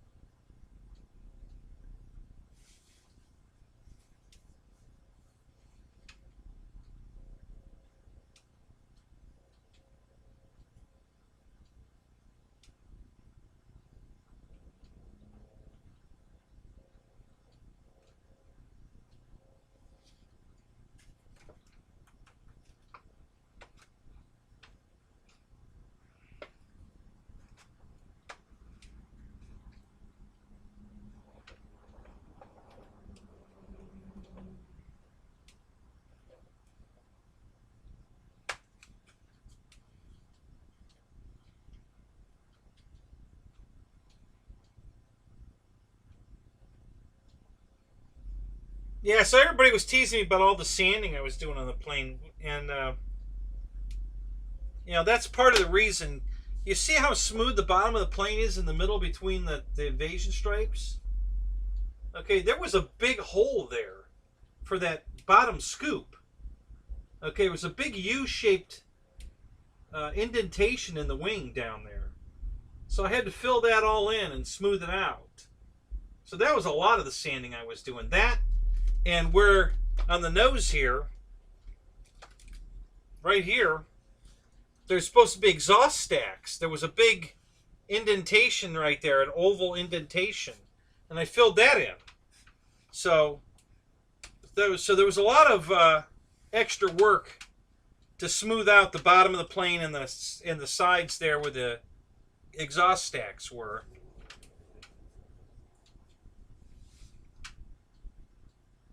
Yeah, it's what Floridians do during a hurricane. Eat creamsicles. and chill? Oh, yeah.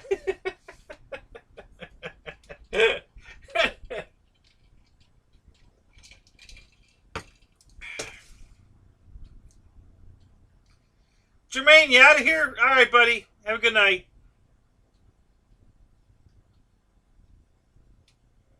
Well, Gooniac's going back to work. I almost wore my Mike Patey back to work shirt tonight. I was too dirty from working on the roof. I didn't have time to shower, so I decided not to get my new shirt dirty. It's white. No, white shirts. I get white shirts dirty just looking at them. So.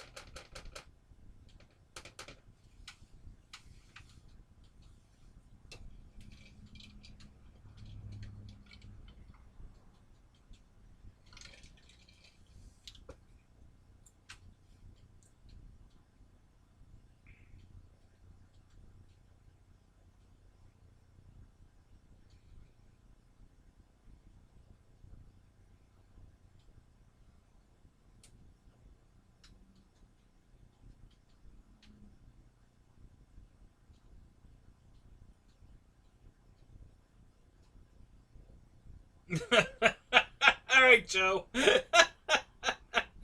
Gotta go do those honeydews. So, yeah, we'll talk to you later. See you tomorrow night.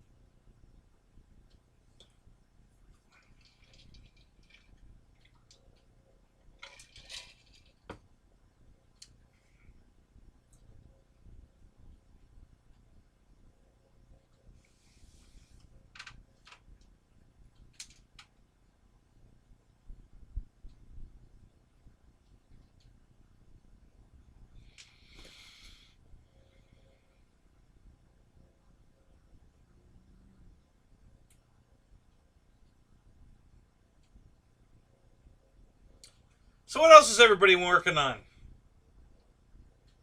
Anybody got some cool projects that got going on?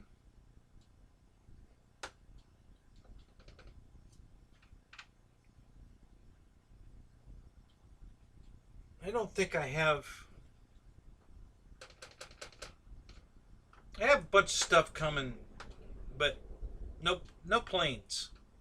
Oddly enough, air batteries, adapters. What else did I order?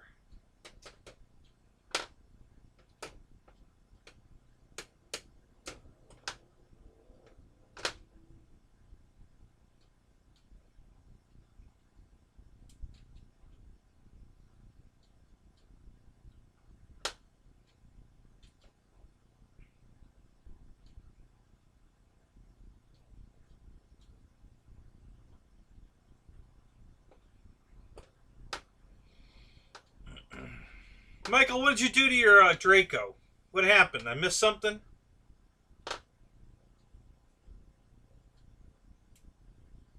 Yeah. No, I have. I'll tell you what I'm going to order. I'm going to order a night QQ. Um, I already ordered. Well, actually, all right. So I did buy Raymond's HSD Cessna 182. So that's on the way. And he burnt it up. I think he plugged it in backwards. I forget. He burnt up the box, and of course you can't buy any of that stuff. So he bought a whole new airplane, and he sold me the one that has a bad box pretty cheap. So I've got that coming, and I'm going to order a QQ, a night Flex night version, the green one. the night green one. So I'm going to order that. Get that coming.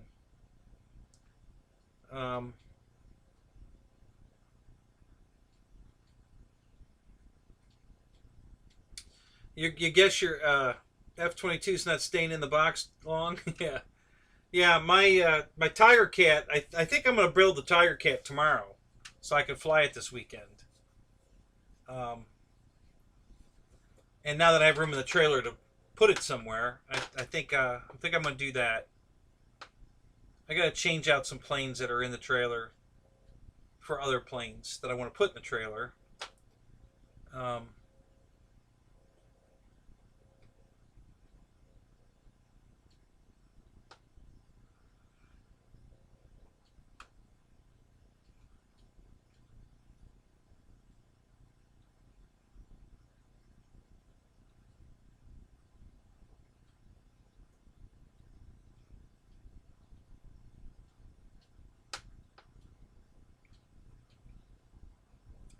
You know, Tug, every time you talk about that investment thing, you know, your ski hill, wow.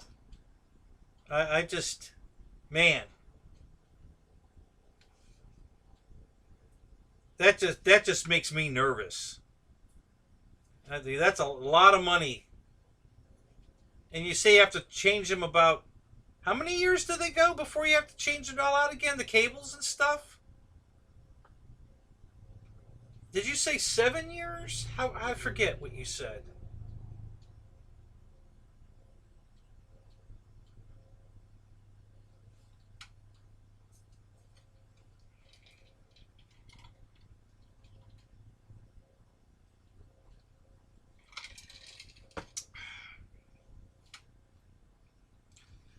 Hey, Lyndon, what's up? Good to see you, man. How you doing tonight?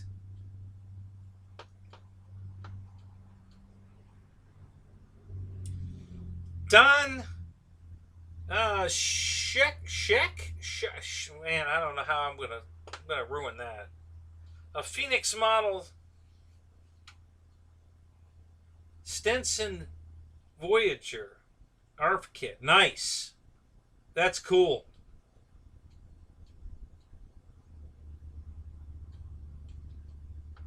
Very nice. Yeah, Phoenix makes some cool models. They used to make the, and I suspect they'll probably make it again. I don't think they're done with it. But they made a Connie, a big Connie model that was beautiful. And I would love to get my hands on one of those. I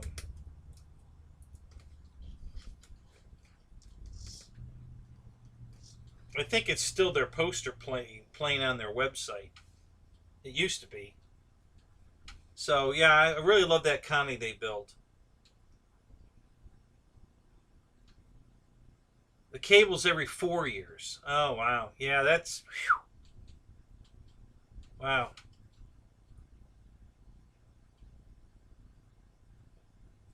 Is there any way to put something on those cables, Tug, to protect them? Like, you know, keep them oiled up or, you know, anything to protect them? Get them to, you know, because... You know, it's like you say, once one frays, you got to replace it. I get that. But is there any kind of protection you can put on it to keep that from happening? Or is it just going to happen anyway just from rolling through the pulleys?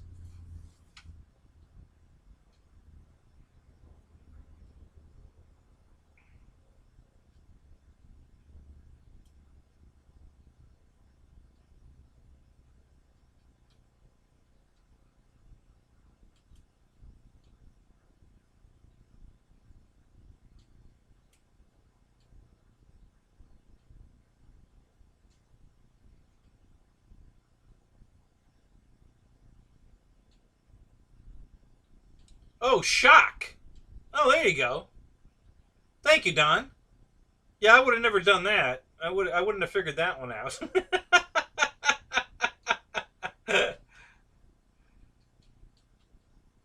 I would have guessed maybe shack, but not shock. So, thank you. That helps a lot.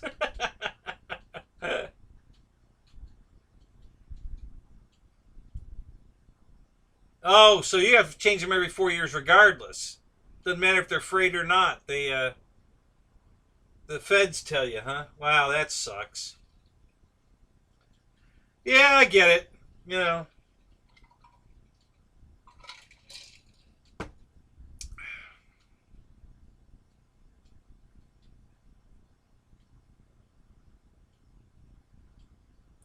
So, Lyndon, this is the Dynam Hawker Hurricane that, for the Pilot Ryan fly-in pylon race. We were supposed to take a Warbird, a cheap Warbird, Dynam. Wasn't mandatory, but the flavor of the event was to not spend a lot of money, get a Warbird, make it look like a Reno pylon racer, and bring it to the event. We're going to have a little mock pylon race. So let me go back to Rafter Cam and show you what it looks like. So this is the top.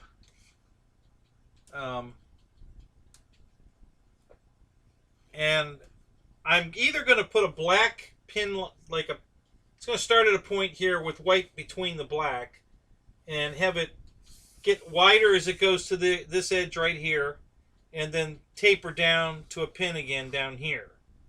So there'll be a black stripe added there. It's going to be a black stripe going down the side of the fuselage, a black stripe on the tail here.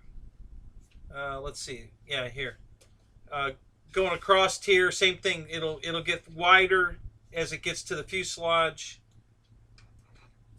here, and then it'll pinstripe down right here. It'll pinstripe as it goes back to a point, and then about right there. And but I might do it in chrome now because I have some chrome tape, so we're going to look into that. And then here's the bottom of the plane.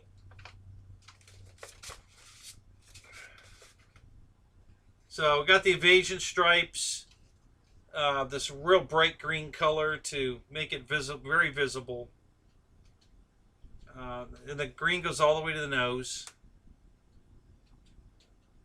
And the gear doors here match. I painted them they were up, so all the stripes line up with the Aviation stripes and everything. And yeah, I'm super stoked. I think it came out really good. Got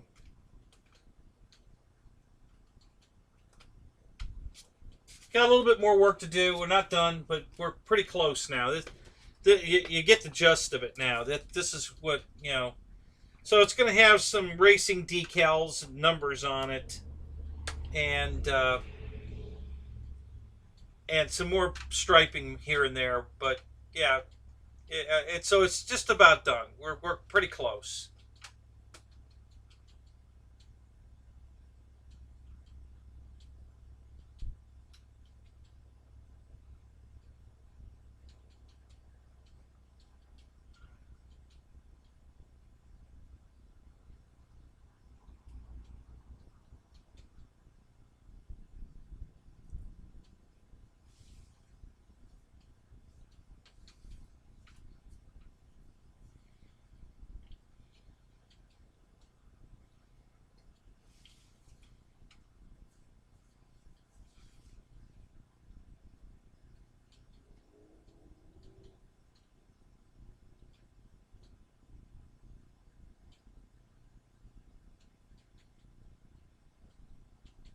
Yeah, Don, there's going to be so many people there with cameras. I know Jeff in Alabama. He's coming. He'll have a camera. The Boozers are going to be there. They'll have all kinds of cameras. Ryan's going to be there. I'm sure him and Bobby will have cameras. Air Marshal will be there. He'll have a camera. I've got cameras. I'm not real good at videoing, though. But I might catch something good. So between all of us, we should get some good footage to share with you guys.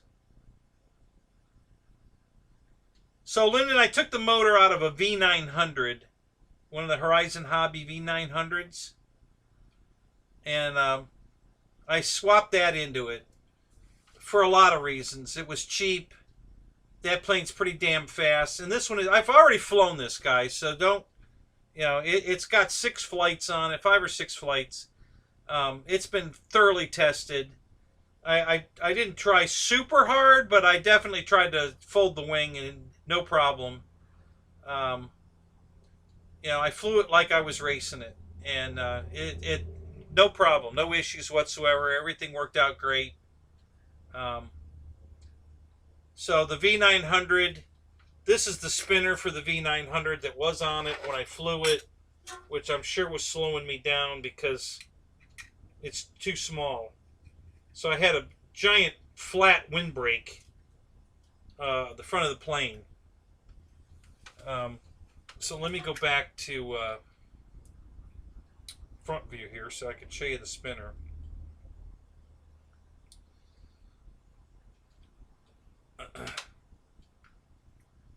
So this was the original spinner, and and I just dropped it.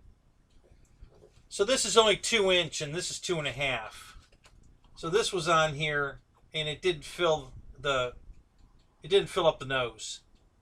So so I had to machine that to fit, and now it's a 2.5-inch spinner.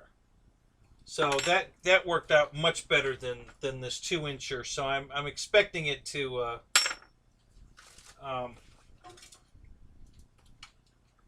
that should definitely make it faster than it was, but it was pretty damn fast already.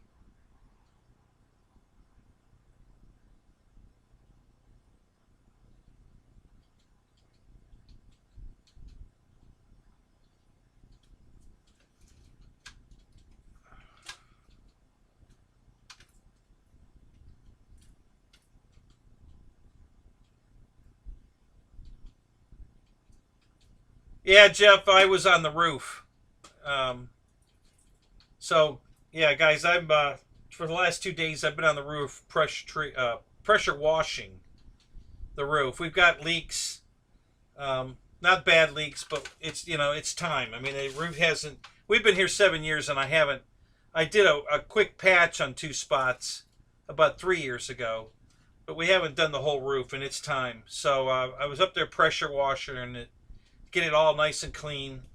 So next week I'll be rolling white, that white sealant you put on roofs, on the roof, get that sealed up. So that's been taking up a lot of my time. The trailer, getting the hitch on the wagon, which just turned out to be a non-usable. I mean, I'll still use the hitch for other things on the wagon. It's good. I have hitches on every car I have. But yeah, it can't. It's the windbreak. The trailer's not that heavy. The car's got plenty of power to pull it. It's the windbreak. It's a V nose, but it's huge. I mean, it's probably.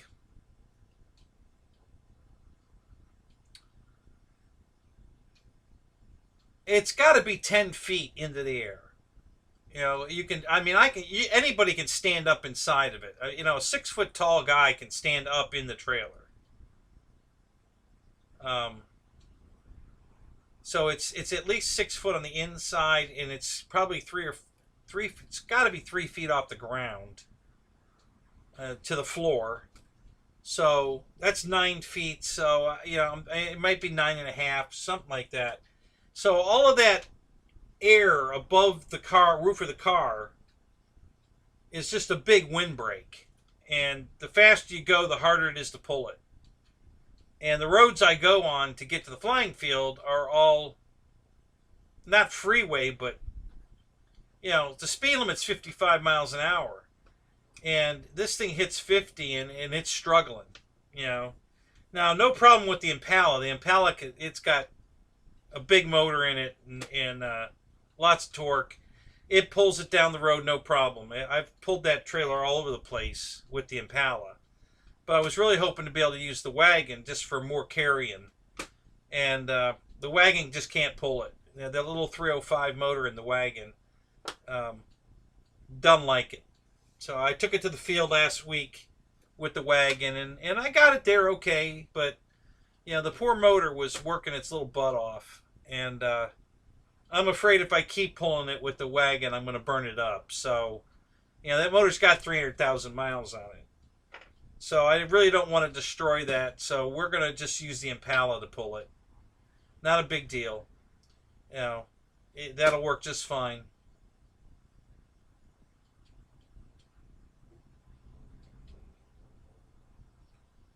Yeah, Lyndon, don't worry. I like I said, with all the guys that are going to have cameras there, I'm sure we'll have some footage of the race and or carnage, depending how it goes.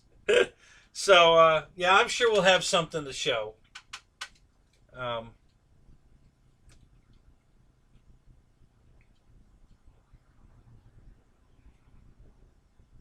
So I haven't seen Dave Marshall in here tonight, but I'm going to show off his airplane again because, guys, I got to tell you, the man's got skills.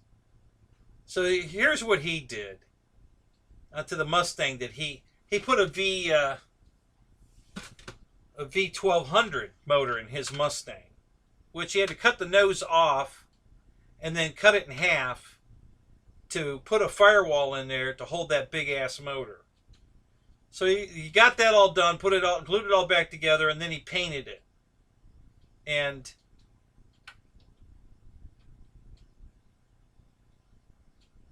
this is how he painted it.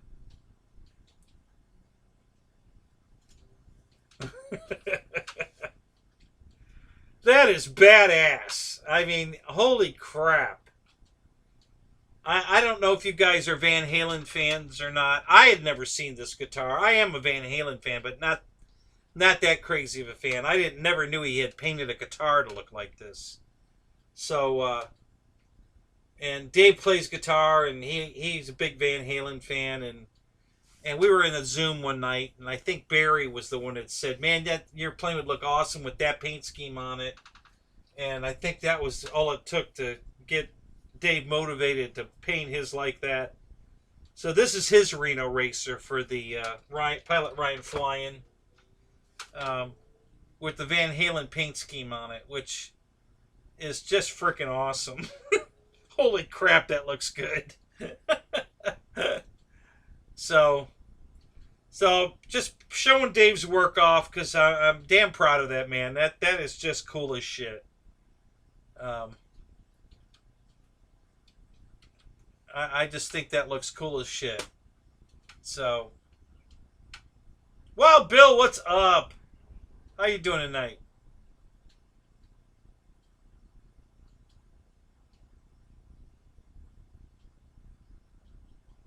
You thought Dave hydro dipped it? Yeah, yeah. I don't know if you can get that scheme on hydro dipping or not, but yeah, that would have been the easy way to do it.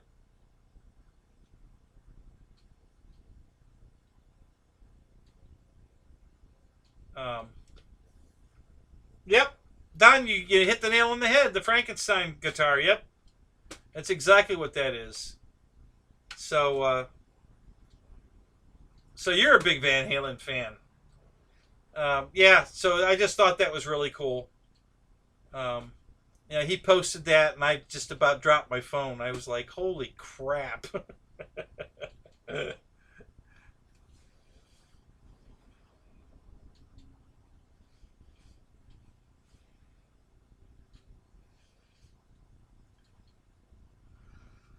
Oh, golly, golly, golly.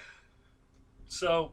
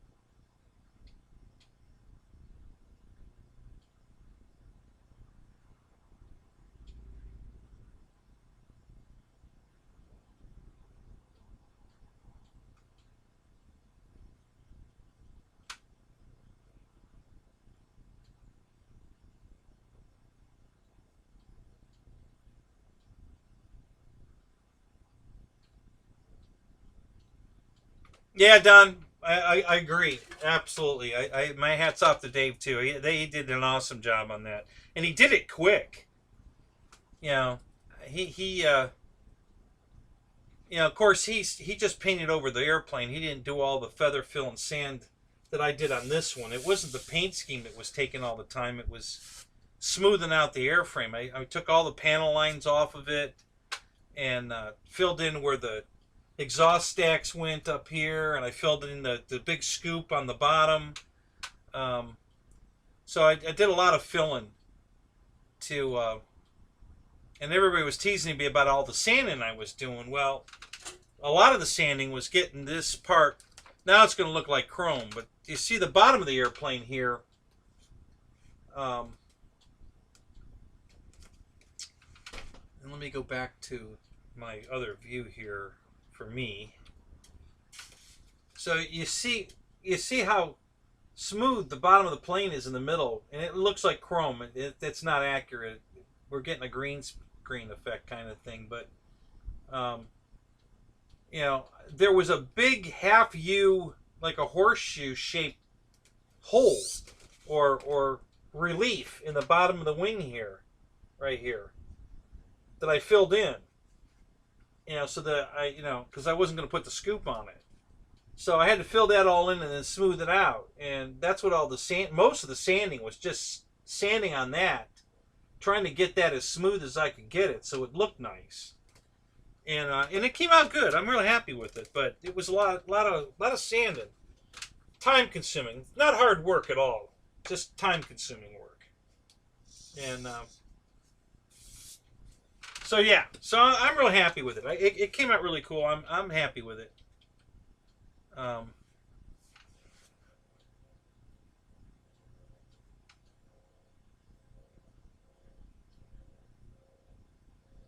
Uh-oh.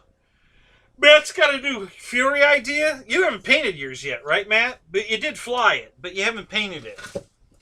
So it's still in the original British war scheme, right?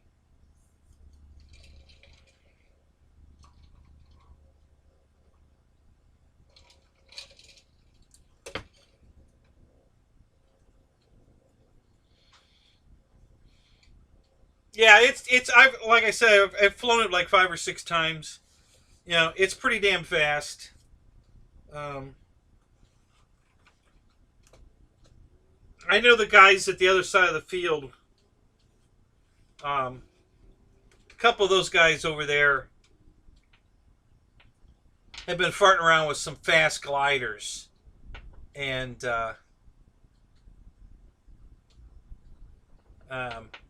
when I took this out and started doing my pylon simulation, they all jumped off the picnic tables and come running out to see what was going on. So I got their attention.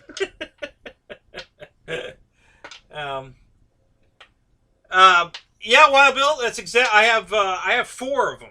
The 95, 94, 5, and 6. It actually, the first year was 94. And I have 194. I have 195. I have 2 96s.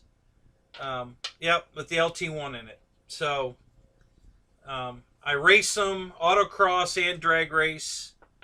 And love those cars. Absolutely love those cars. So, yeah, that has absolutely no problem pulling the trailer down the road. It goes into overdrive and lockup on the converter without me even having to, like, sometimes you have to kind of tease them when they got loads. I don't even have to tease it. It'll go 60 miles an hour and jump right into lockup on its own. I don't even have to tease it. It just hauls down the road like that trailer ain't even there.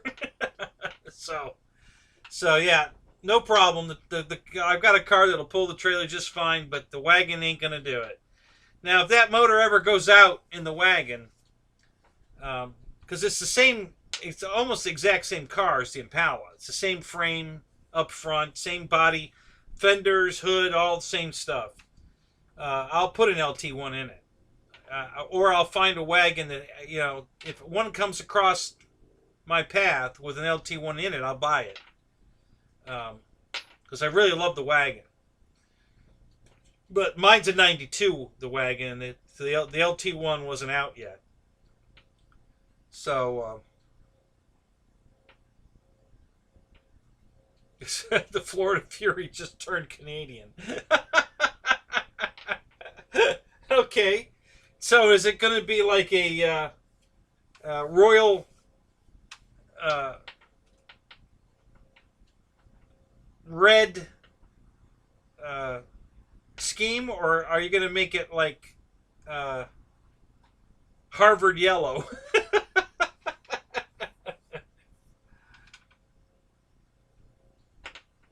Oh yeah, the car's awesome at the autocross, Bill. Absolutely, just badass. Um, yeah, I love those cars. You know, so and I have 3 Cadillac Fleetwoods, which again is the same car again. Um, 2 of them have LT1s in them. The third one does not. It's too old. It's a 93, so it doesn't have the LT1 in it. But the other 2 is a 94 and a 96. They both have LT1s in it. So I got the 4 Impalas, 3 and 2 Cadillacs with LT1s in it. And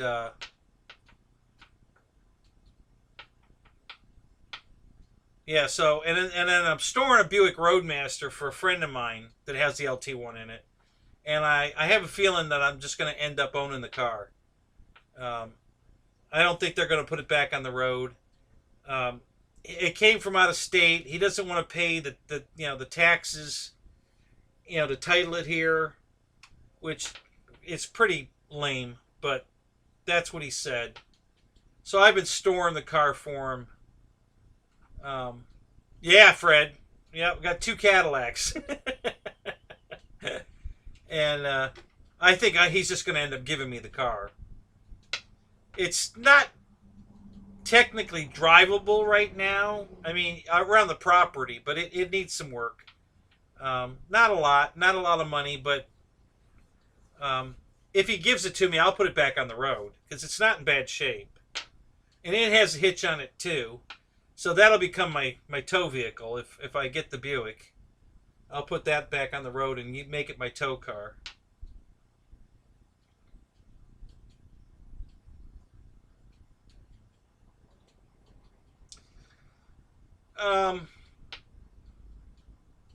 Yeah, Paul, pretty much. Yeah. So I don't know how many hours I have in this build, but most of it's, the actual paint scheme itself didn't take long at all. It was all the filling all the panel lines in, and where the engine stacks went, up here, and the big scoop on the bottom, and and then cutting all the other crap that was on it for scale effect. And I shaved all that stuff off with a knife, and then had to feather fill and sand that. So there was a lot of prep.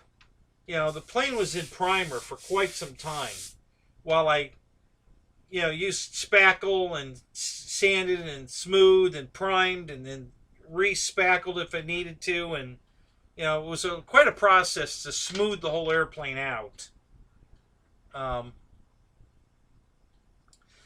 you can't see it on camera, but right here, the ribs are still visible. I didn't fill those and sand them out. So because this plane, in real life is cloth covered back here, all the aluminum tubing that makes the ribs up, and then the cloth goes over. You can see all that, and it's still here. I didn't fill that in. All that cloth area ribbing is still visible here, but the panel lines are all removed, and the engine exhaust ports are removed, and the scoop on the bottom's removed, and everything that would cause drag, I removed, feather filled, sanded, smoothed, just to make the plane as aerodynamic as I could. David Martin Graff, what is up? You don't have to be sorry for being late. Glad you're here. Good to see you, buddy. No problem. You know, life goes on with or without us. You know, sometimes life just gets in the way of our fun. So, but yeah, I'm glad you made it. You know, we're here all night, so, you know, getting here late's not really a problem at all.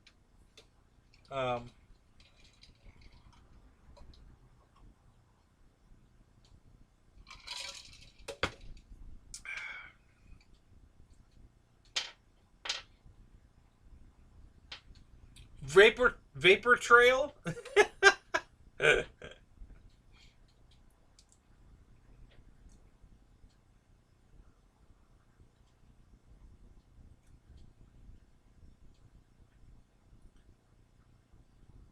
Late night with Kenny, absolutely. And my cameraman, Jeff, which is not in camera right now. But I do have my cameraman, Jeff, my sidekick, my gay robot sidekick. I used to have a camera on him, but we moved cameras around, and Raptor Cam, the old Raptor Cam, which is laying here on the table, I think. Hang on a second. And he will be back on camera eventually. I just don't have him on right now.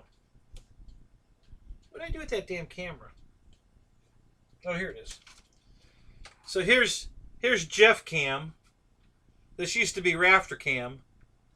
But now the laptop is Raptor Cam. This is Jeff Cam. Jeff's over there in the corner. So I have to get this mounted on either the little tripod or the big tripod or something, pointed at Jeff again, so that we can have Jeff Cam. So we'll get back to that. Don't have time to fart with that right now, but we'll get back to that.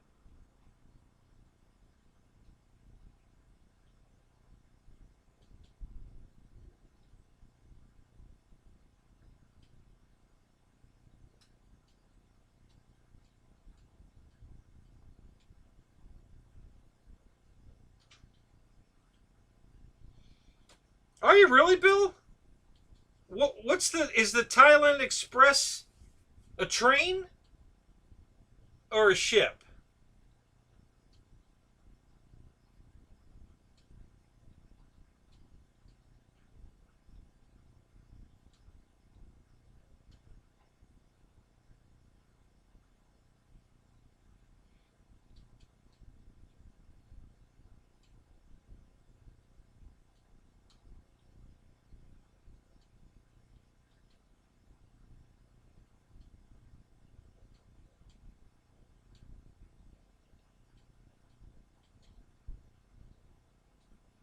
Yeah, I know it's a song. I just didn't know if he was being serious and he really is on his way to Thailand or not. That's why I asked.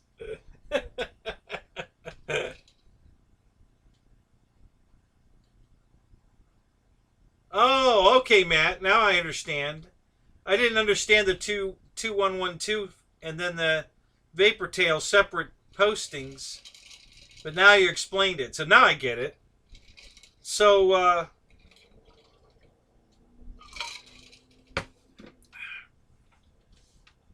I'm going to just look it up. I was going to ask you what it looks like, but I'm not even going to bother. I'm just going to go ahead and look it up.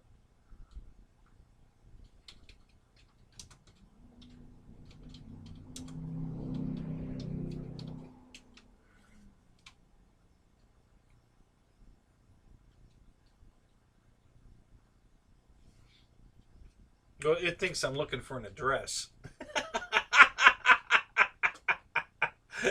That's hilarious. Let's see if I do images if I get it. Oh, so this looks like all rock footage of some kind. I don't know what that is.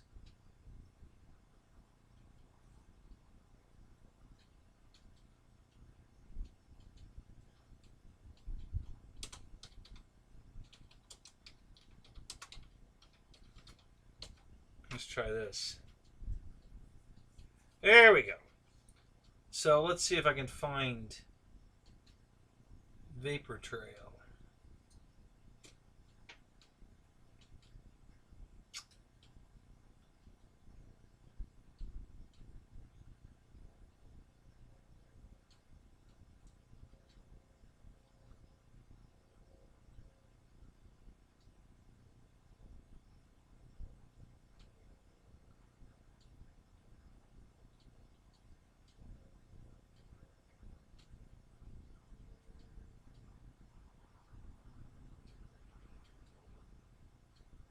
Oh, that's an interesting picture of voodoo. They've got the Roman numeral number 5 on the wing in this picture instead of the number 5. That's weird. I had never seen that before. So I don't see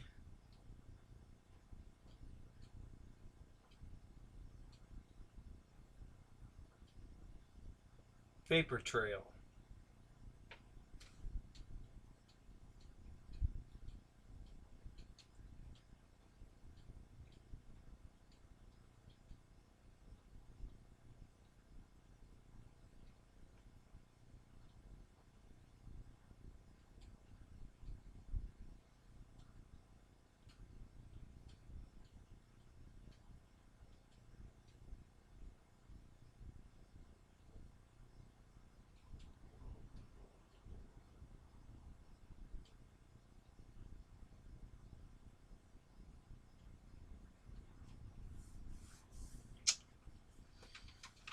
A what?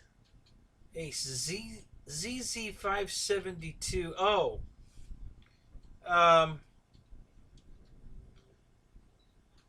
Yeah. I think it'll fit in there. Yeah, Tug, I think it would.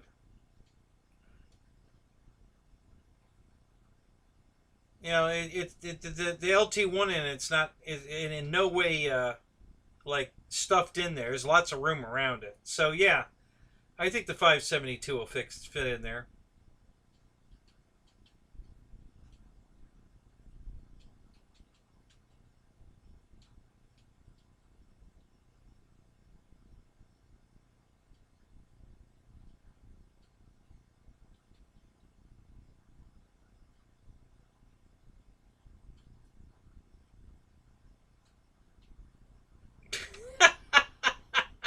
Barry. Oh my God.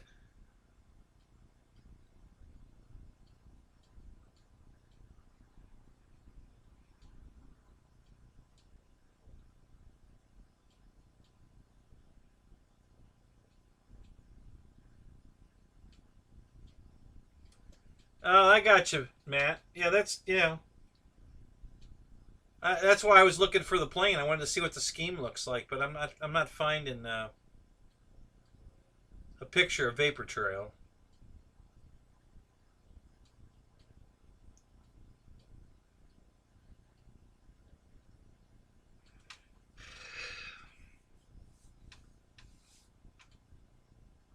I think that's no,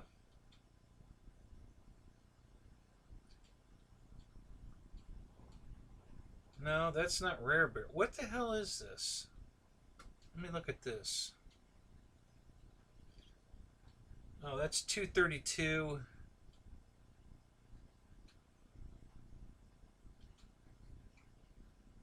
Yeah, that's an air. That's a Sea Fury. I don't know what the name of it is.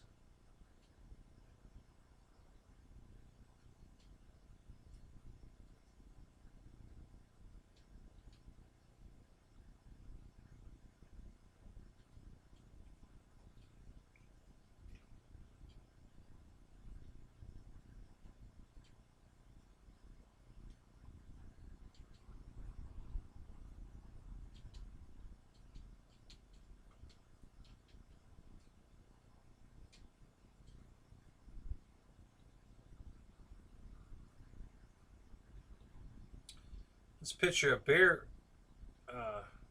rare bear, crashing, gear up landing. I don't know what happened there.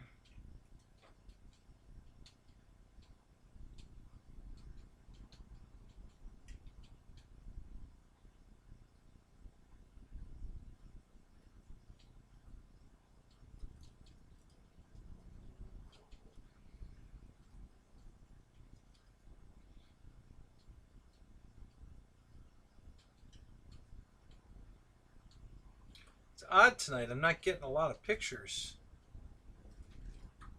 Usually when I do a Reno race images, I get like non-stop photos after photos after photos, but not tonight. I'm not getting that many.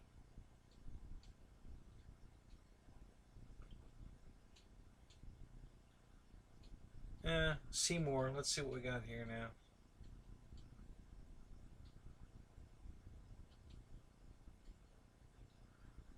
Yeah, I think they changed the color scheme on Rare Bear like 70 times. I mean, it just seems like it's been a hell of a lot of schemes on that plane.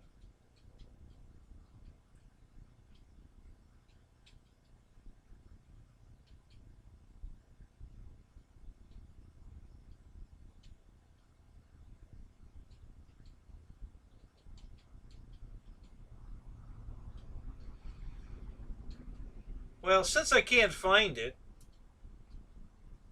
go ahead and tell me what it looks like, Matt. What's the color scheme look like on Vapor Trail?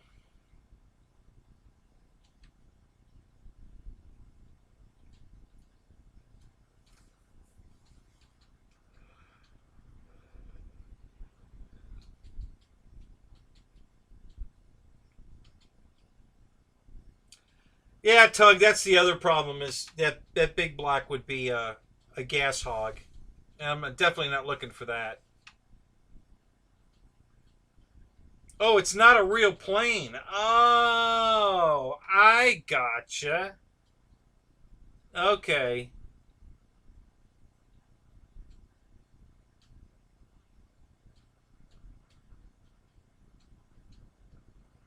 So it's so the what's the 2112 uh referred to? Is that a guitar? Because I guess Van Halen's guitar was a 5150. So hence the P51 5150. So what's the reference for the 2112? What does that mean?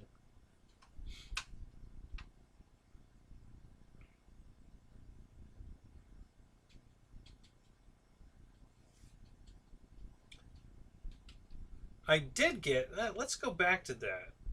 Hang on a second.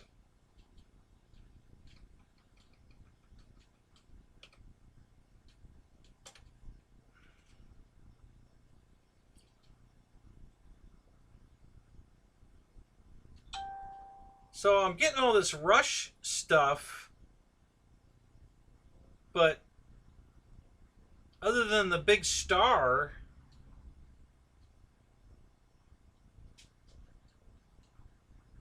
oh, there's the 2112 in the star, but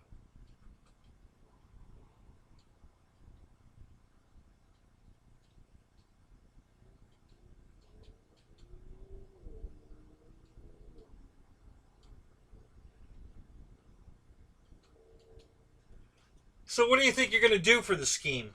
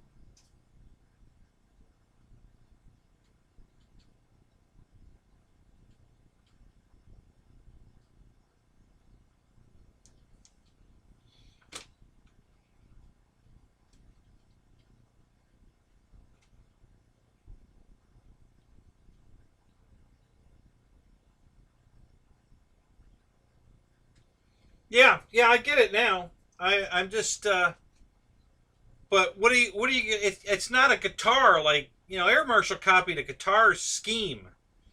What are you going to paint it to look like? What is the 2112? I mean, it's all it is an album cover.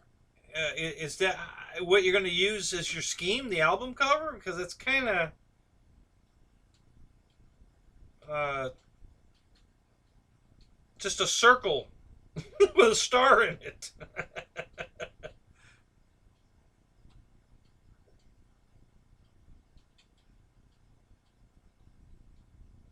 Oh, so that's where the 5150. I thought it was the model of the guitar. So I get you.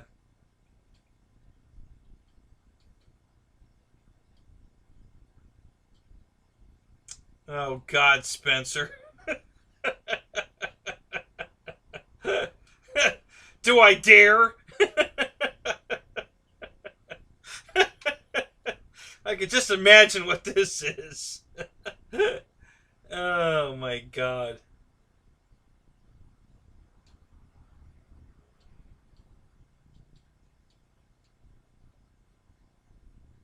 So maybe red and black, and then put the.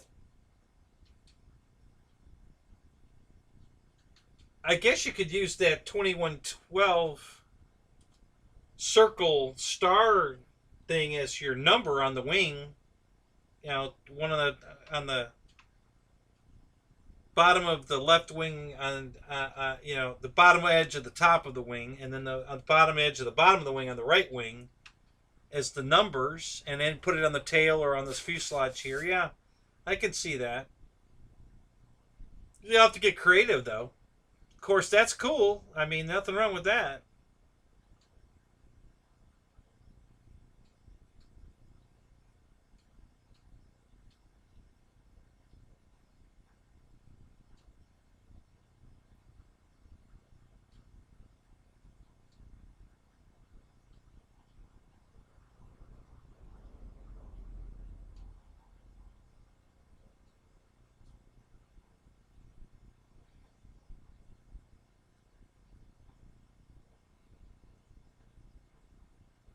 Oh, I got you. You could use it as nose art. Well, that's not a bad idea either. Yeah.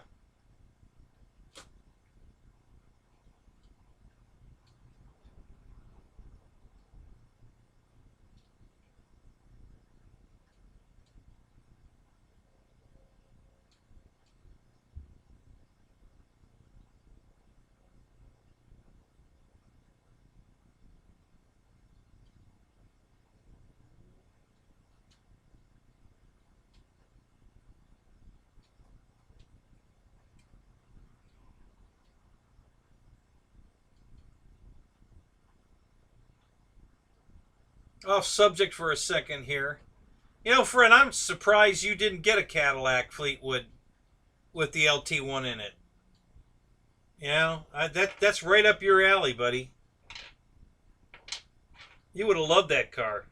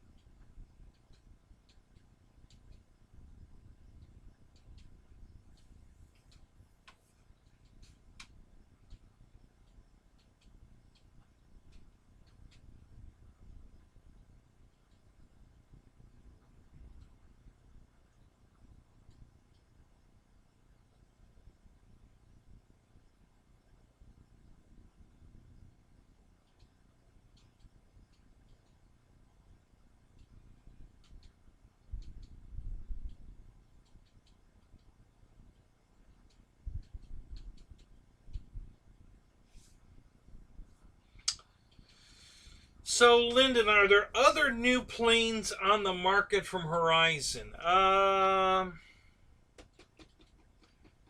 than the Draco, uh,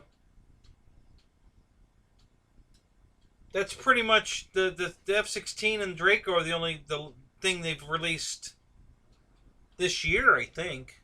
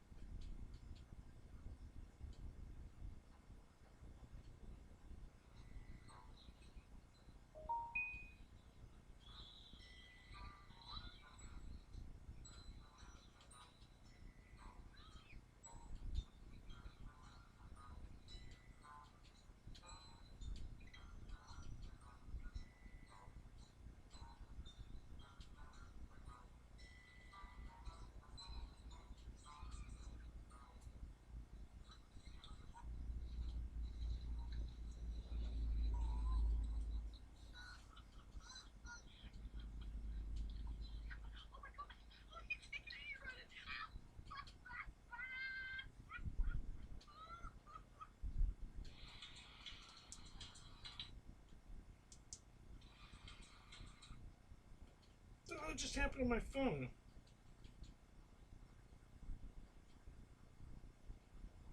Is it dead?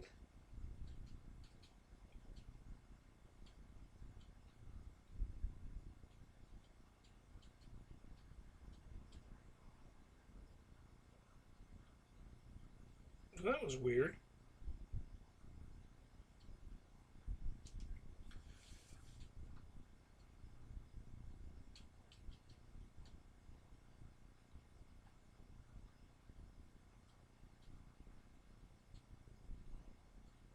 Did that come out this year, the T-28, or was it the end of last year? Yeah, you might be right. I don't remember. Yeah.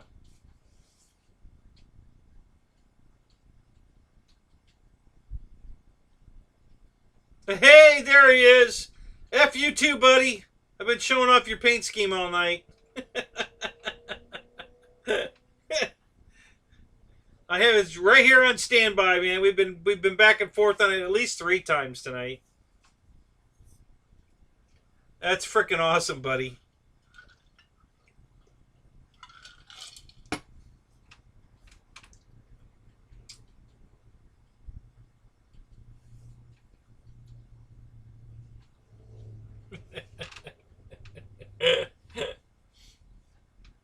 I see I'm still #1 in your book. That's cool.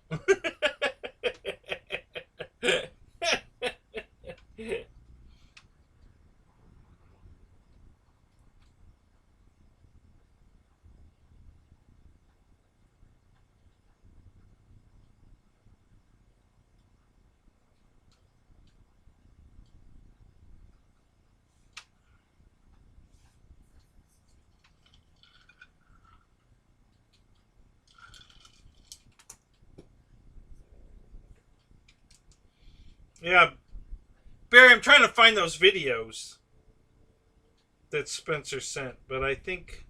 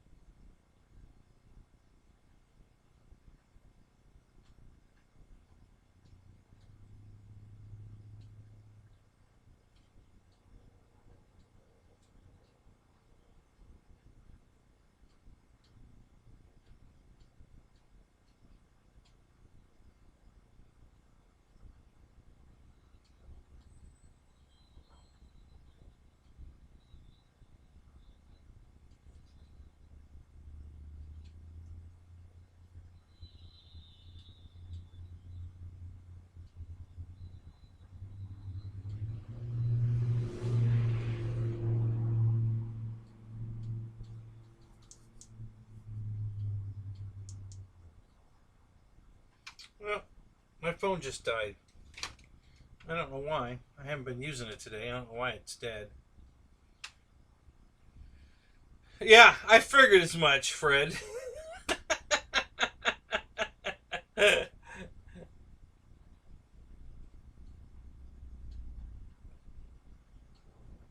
Yeah, I figured as much.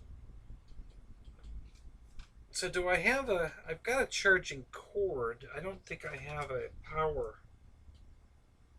thingy-do out here right now. I think I put them all in the car.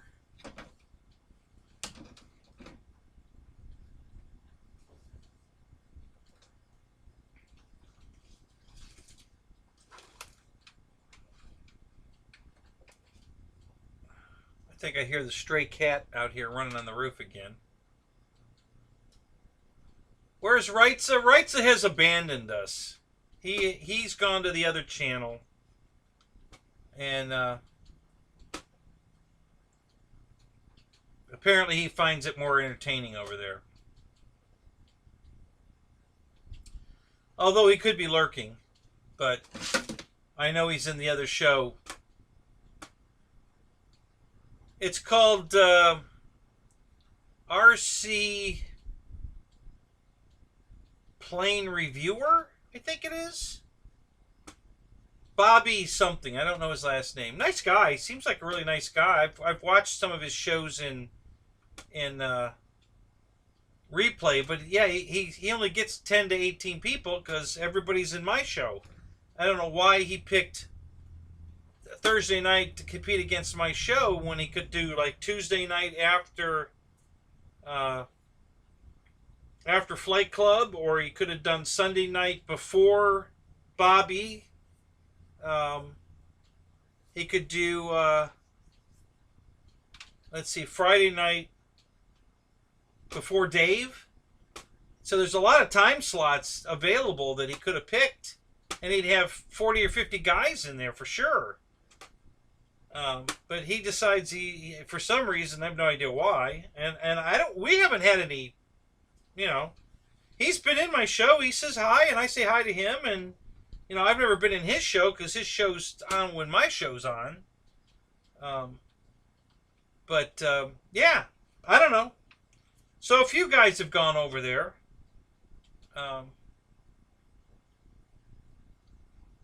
so I don't know if Wrights is just mad at me about something, or I don't know.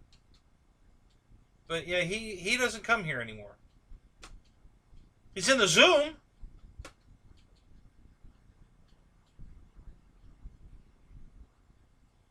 Yeah, Fred, thank you. I feel the same way.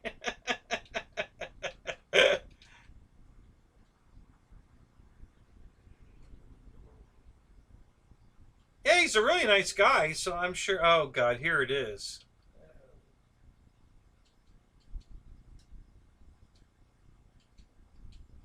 How did that get up on the screen? I didn't open that. It opened itself. Damn.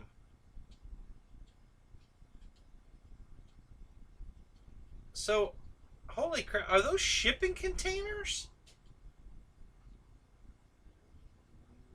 Oh, that's lovely. Yeah, you're right. It was a trap.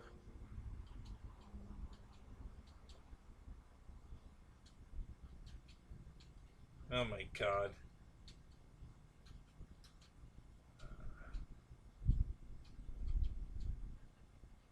Spencer, you're a sick man.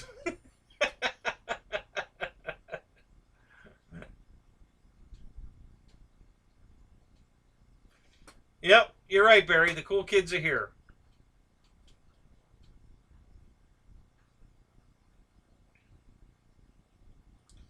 So, Che's been, like, and then there's some other guy. I don't know the other guy. But the three of them are, like, all in Bobby's show together now.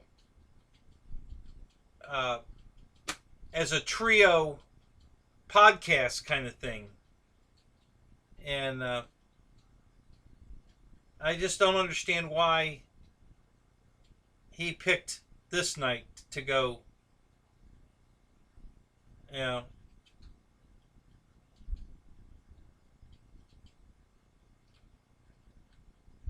I wish he'd pick a different night because I'd like to be in his show. I'd like to be able to go to his show, enjoy it. Clown around and yeah, I like the guy.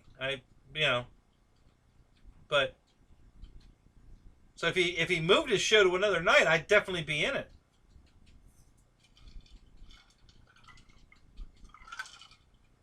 So writes a post about every 5 seconds over there. He's like, I guess he thinks he's the mayor over there or something.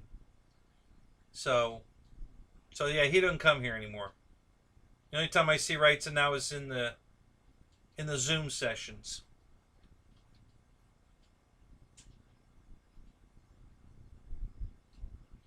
Yeah, absolutely. I think the bus ride alone is worth the show, worth coming here. It's not everywhere you can take the bus, on YouTube. So, you know.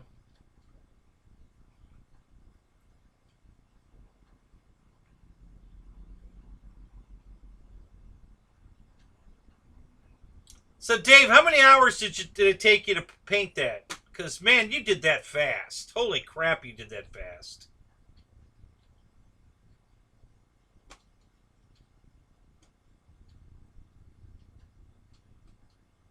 Well, we had a Zoom Tuesday night, right? And you started taping it off, I think, while we were Zooming. And then, Thursday morning, midday, you put it up on YouTube or on Facebook. So, holy shit.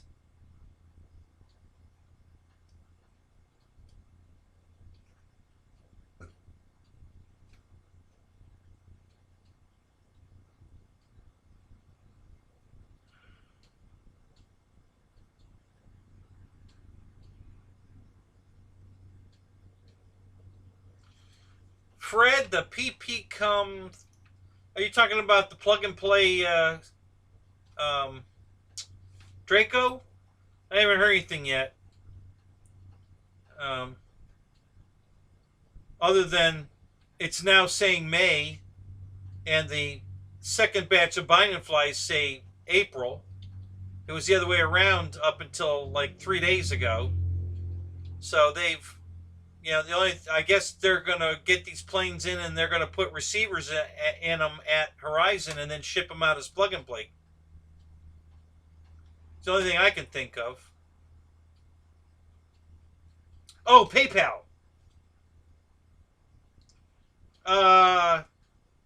Tonight, I don't know. I didn't get it. I don't. My phone died. So, but your last one did. Yeah. Thank you, man. Um, I don't know why my phone died. I wasn't on my phone all day today. I've been on the roof all day, pressure washing. So my phone's been off all day. So why it died, I have no idea. It was charged this morning. I had it on charge last night, but it died. And I have no idea why. Kind of weird.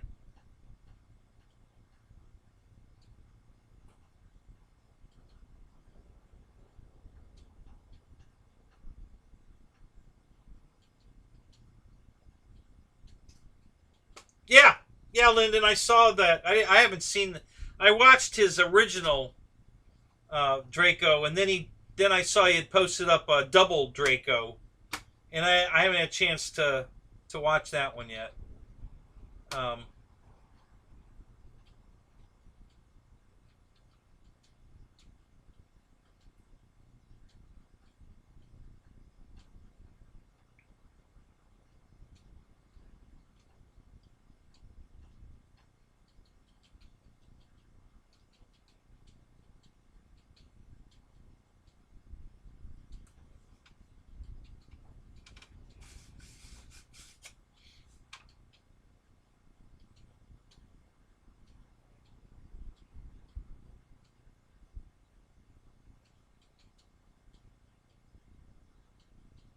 the prune juice effect.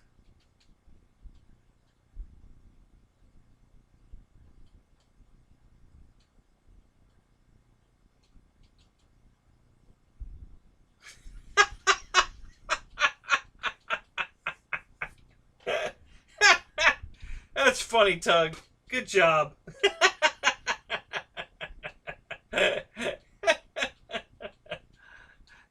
Maybe get a different color phone case? Yeah, it's faded. It kind of looks pink now. It was red. But it's, it's, this case is, I think, 3 years old. So it's kind of turned pink. If I pull the, see, it's red in the here where the back plate covers it. It's, yeah, it's nice and red there. But yeah, the sides have turned kind of pink from the sun. So, yeah, I probably could treat this phone to a new phone case. It was the phone's been replaced under warranty. Once. And that was probably about a year ago, maybe. Not quite.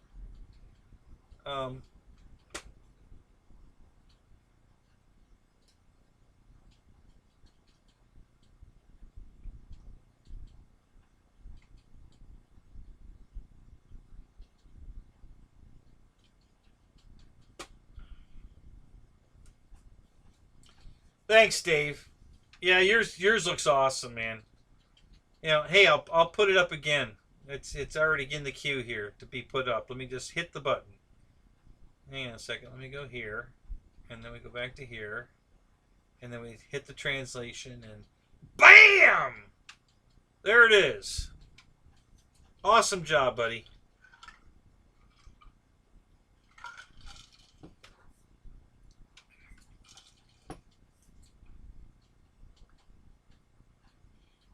So I thought you had cut the canopy down and then it melted or something, but I guess there's no canopy on it in the picture. The black is just the cockpit area. You painted black and you haven't put the canopy on it yet. I guess that's what's going on. But I didn't figure that out. I think Barry said that the canopy's not on it. So I missed that one. I thought the canopy was on it. So, but yeah, that came out really good. That looks cool.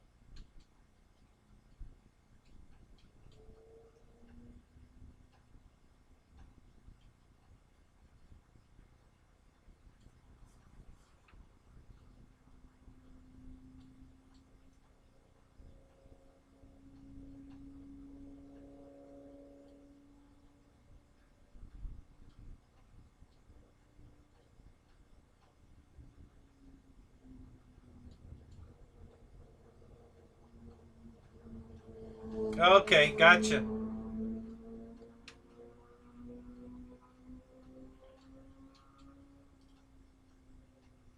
So, yeah. What color spinner are you putting on it, Dave?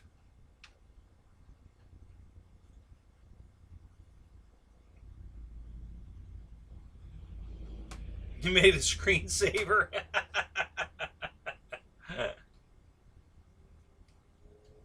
Oh, now you're feeling the time crunch with the idea change. Yeah, well, whatever. Hey, it only took Dave 2 days to paint that.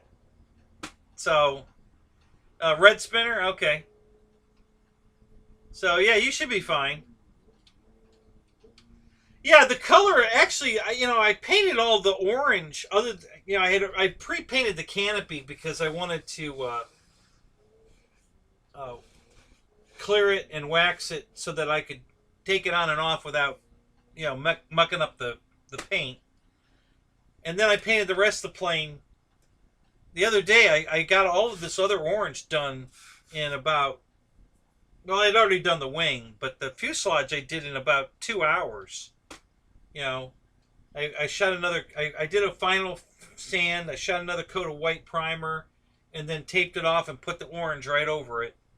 And now I got to shoot the clear on it. But yeah, it didn't take long at all. And it was like,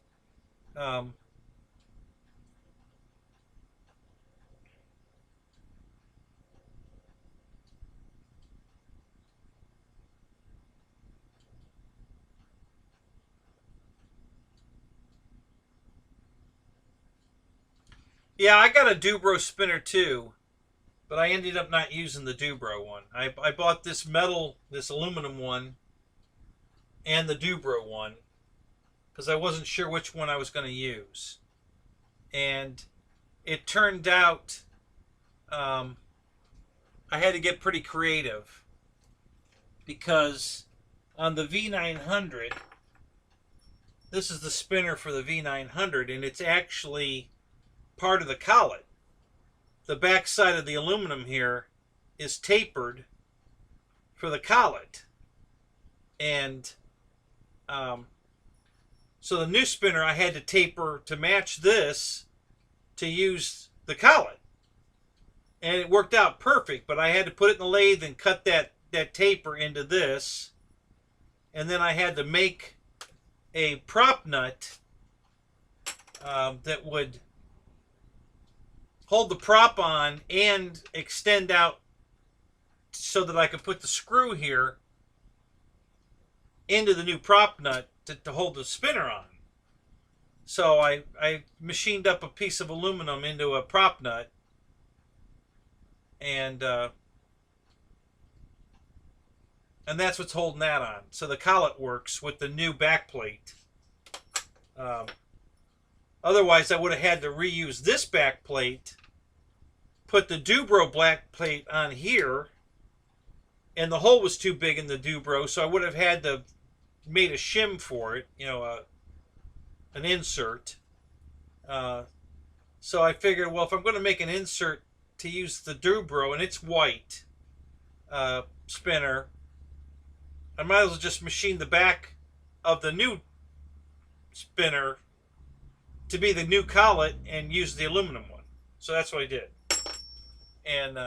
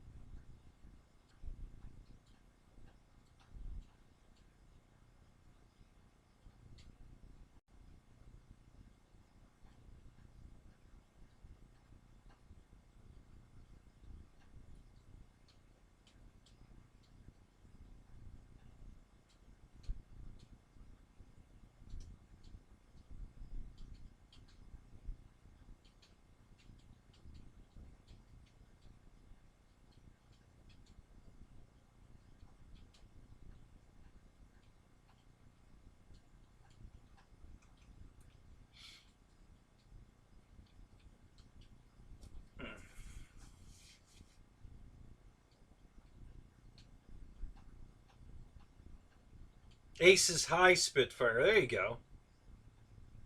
Yeah.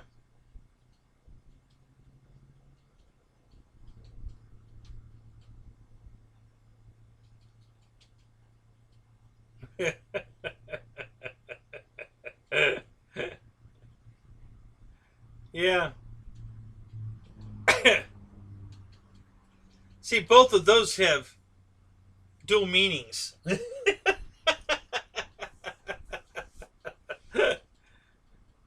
Yeah. So those two themes would work with the whole theme of the show. That's funny.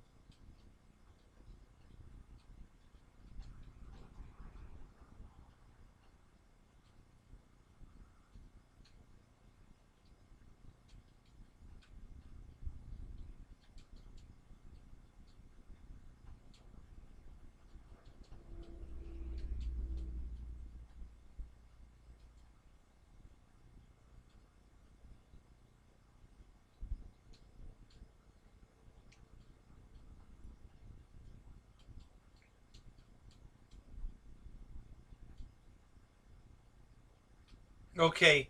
So, yeah, I'm not repainting mine into a band. Sorry.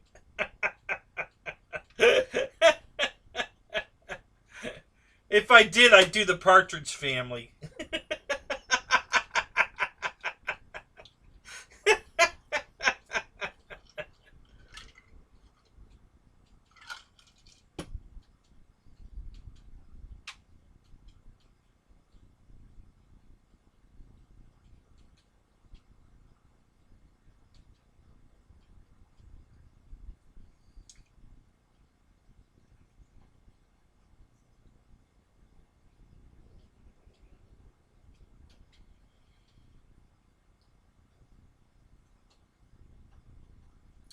So, what's the general consensus, Ryan? Everybody real happy about the F-16?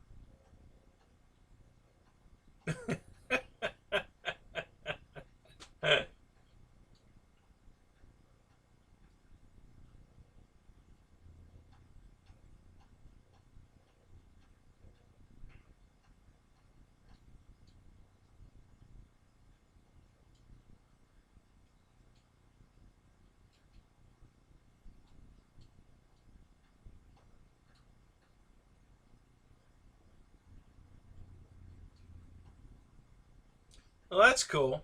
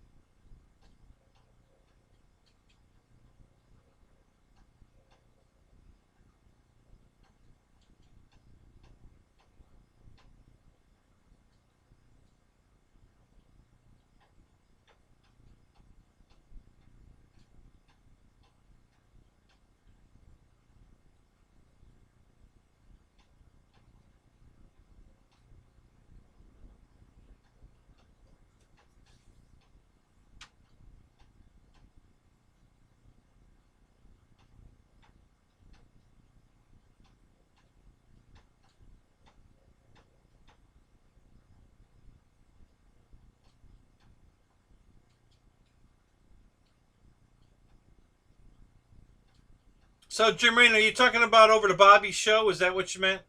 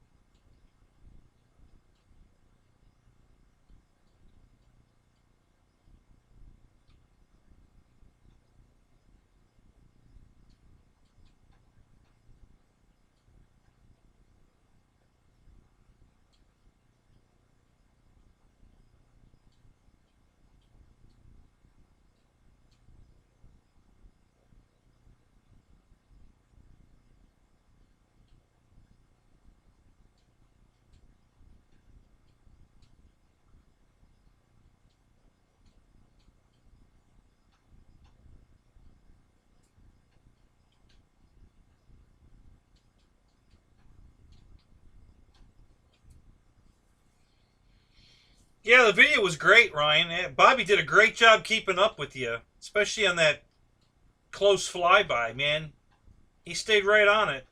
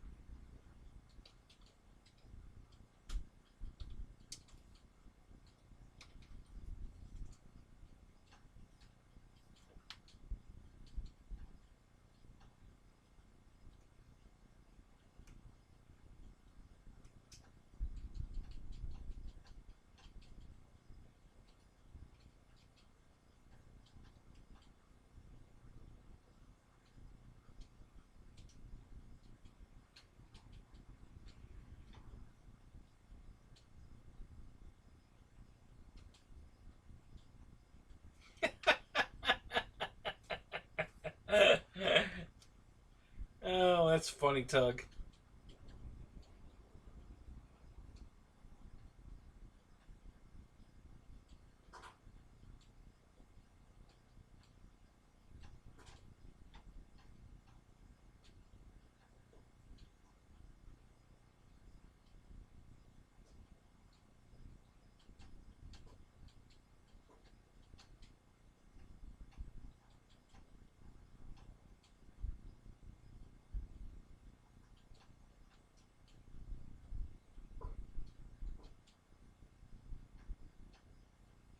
I'll be right back. Something's out here in the yard.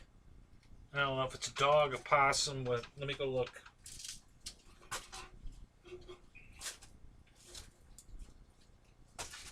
Maybe a rat. I don't know. Something's out here.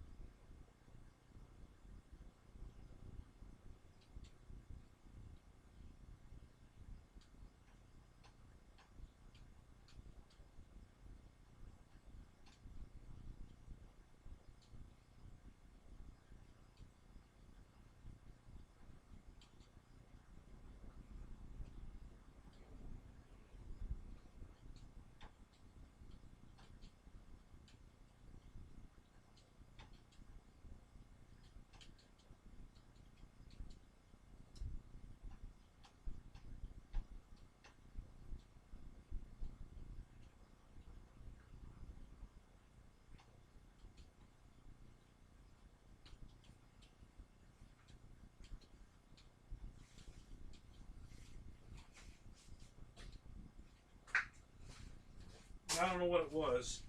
Couldn't find it. I got the soda cans that blew apart. So I heard them rattling. We had a big wind the other day, and the tore a bag of soda cans open, and they're all over the yard, and so I heard something moving the cans, but I don't know what it was. All right, what did I miss?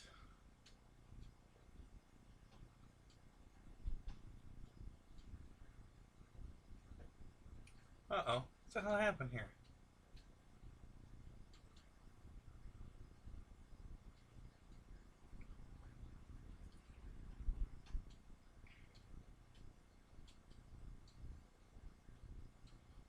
Damn it. God, I hate it when this thing does that.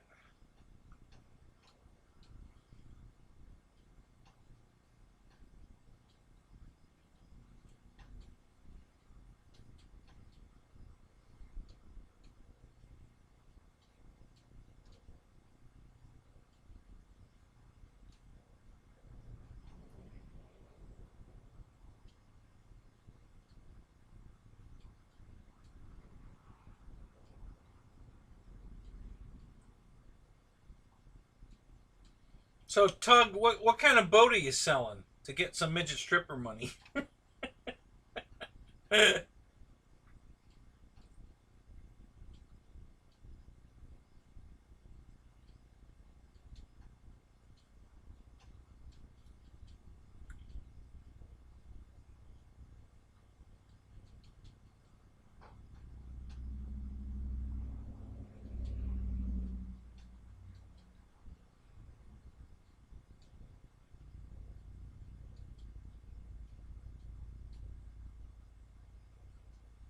Yes, the weasels did use F4s.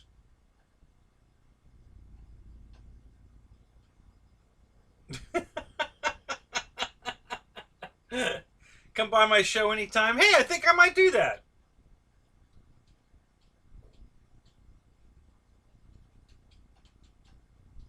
It's good advice. I think I'll like and subscribe while I'm at it.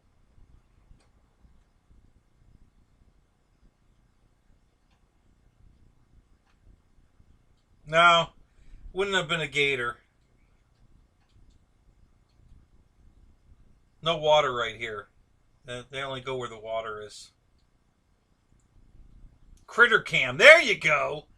That's what I needed. It was probably, there's an orange cat that's been hanging around here. So it might have been that. You know, I caught him sleeping on my car one day. Caught him sleeping under the wife's car, or ex-wife's car one day. So he's been hanging around. So he may have been out there chasing something. I don't know. But yeah, I need a critter cam.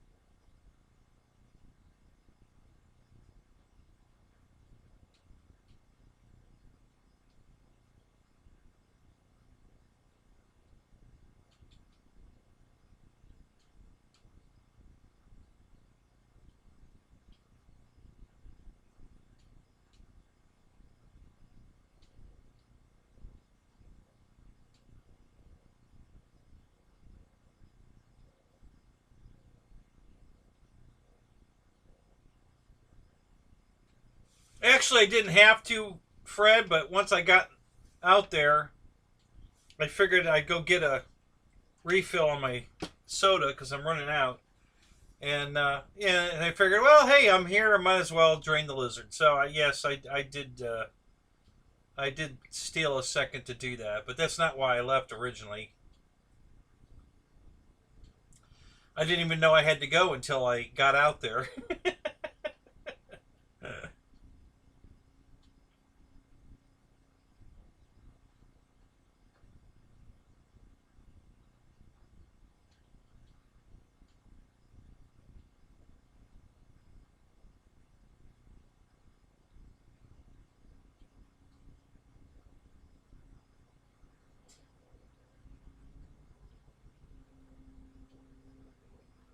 Garfield stripes on it.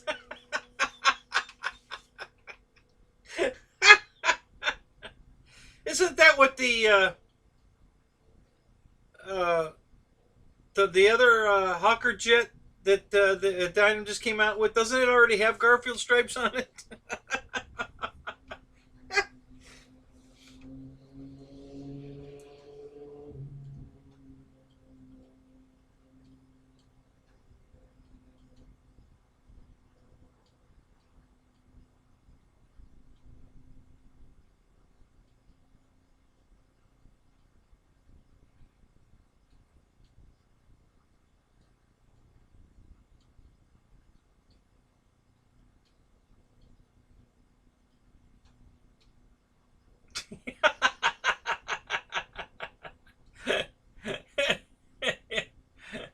Yeah, that's what he did. He invented the internet and RC. Yeah,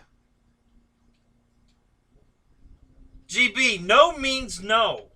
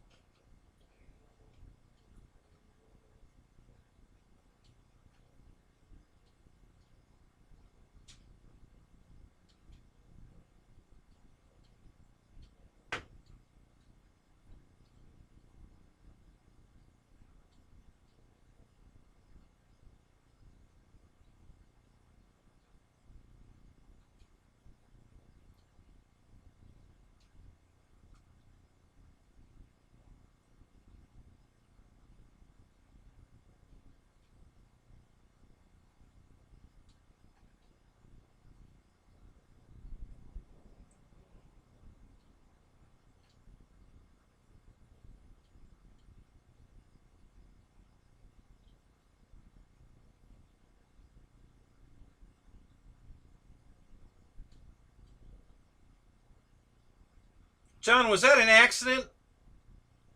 Deleting Lyndon's message or what? What happened there?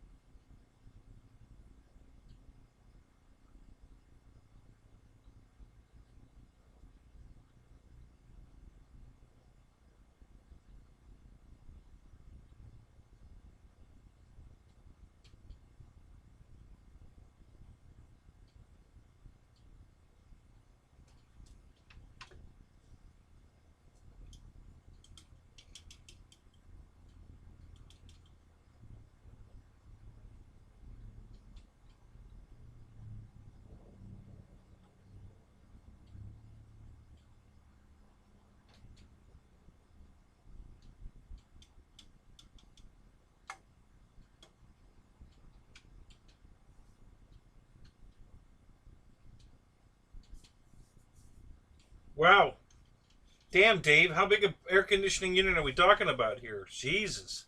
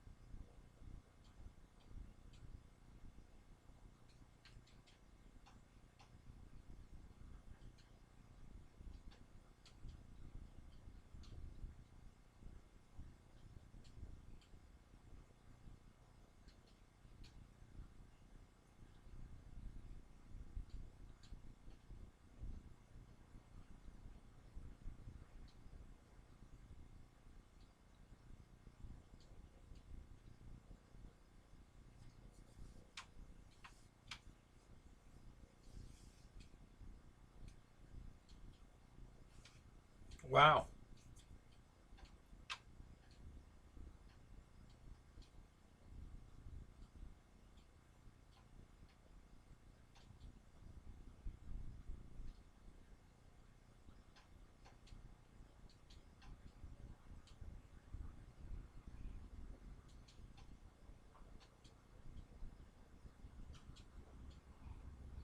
Yeah, Tug, that's what I was thinking. Ronnie, what's up? How you doing tonight?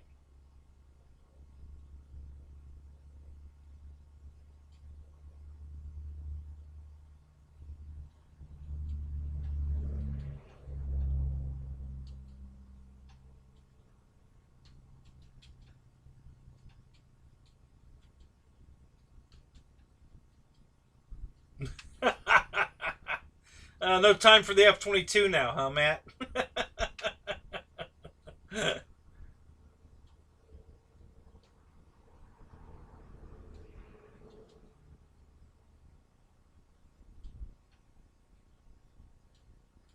What's up, Richard Webb? Good to see you, man.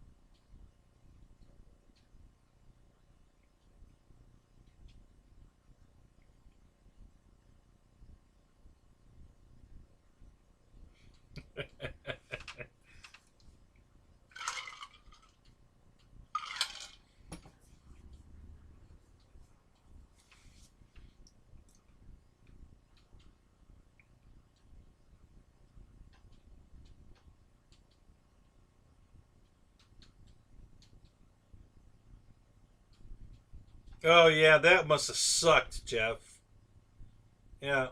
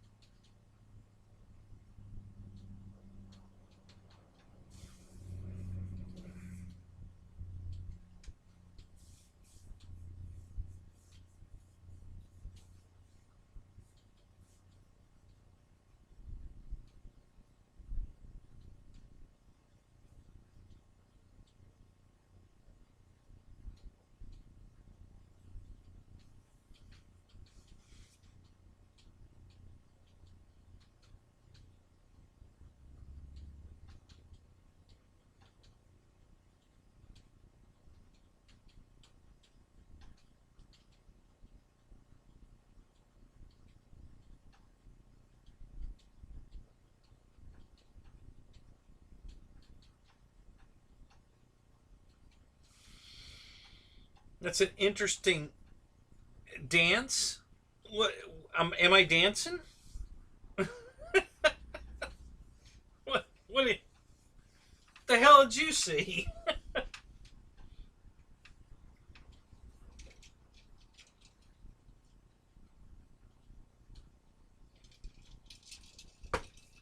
My lizard back here is eating well again tonight. God, that guy is always here. He grabs every moth, every bug that flies over that way. He gets them all. The guy's hilarious.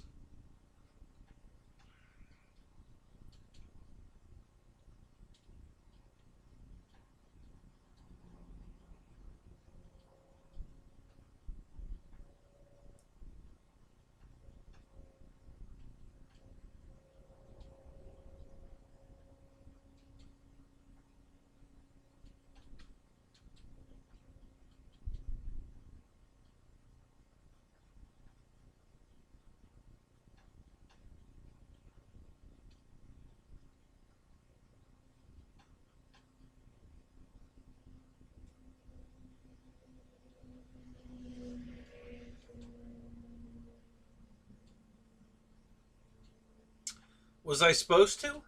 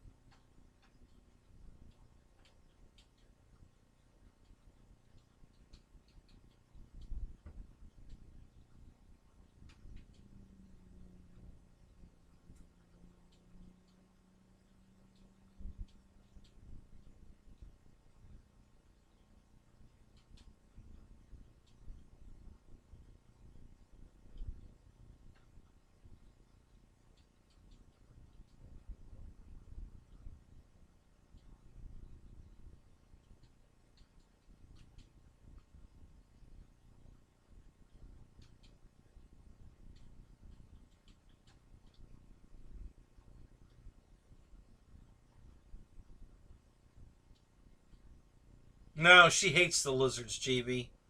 If they get in the house, oh, she freaks out. She thinks they're going to turn into dinosaurs.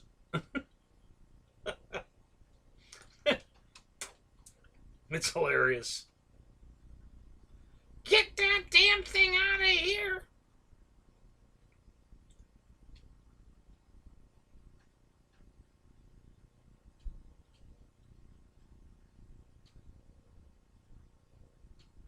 Yeah, he has been. We should name him. Yeah. It's a good idea.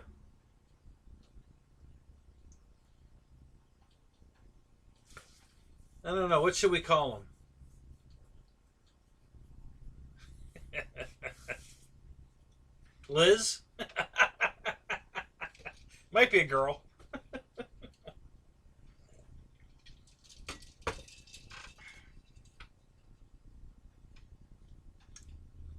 Junior?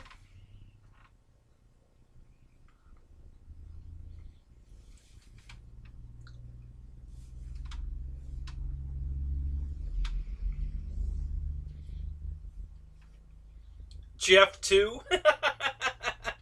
We already have 2 Jeffs in here. It'd have to be Jeff 3. Jeff 4. Got cameraman Jeff. Jeff Lower Alabama. Jeff's Custom.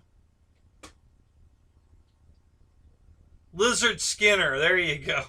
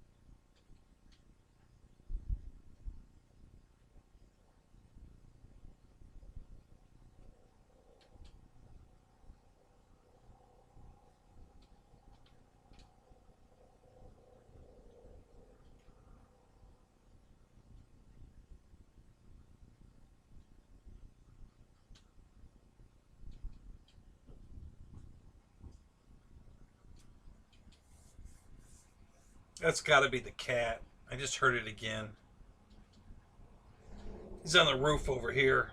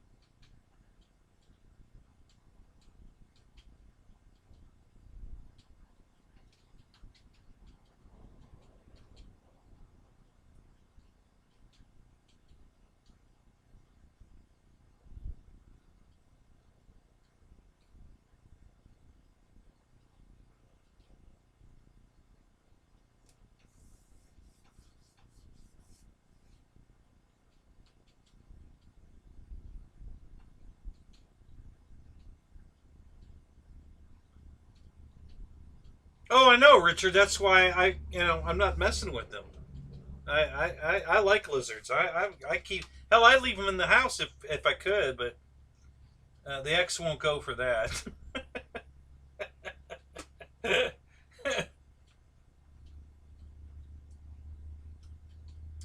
Oh, is Tui here?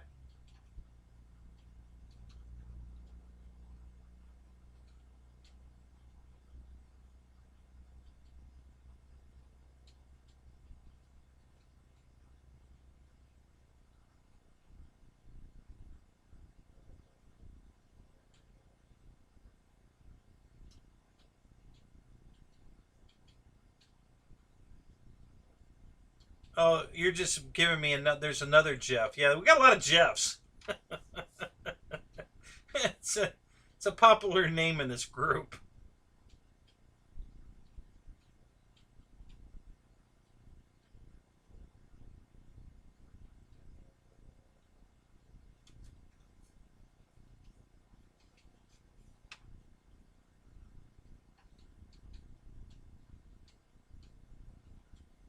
Yeah, the lizard's my Draco for right now.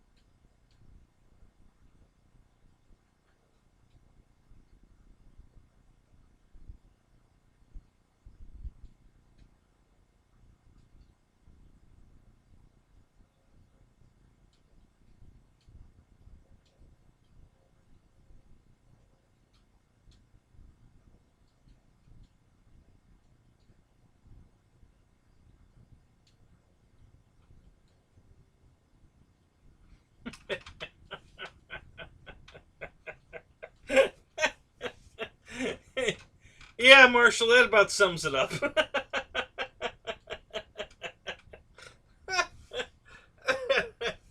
That's funny.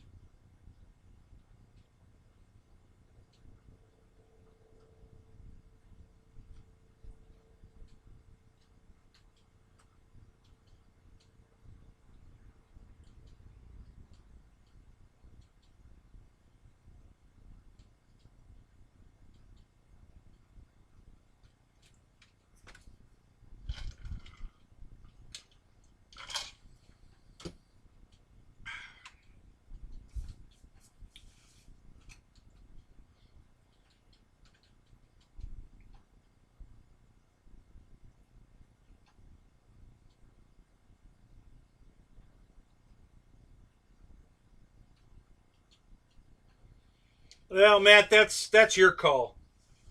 Um, you know, you know what's going to happen if you paint it black. So, if it does happen to stick around, well, then there you go.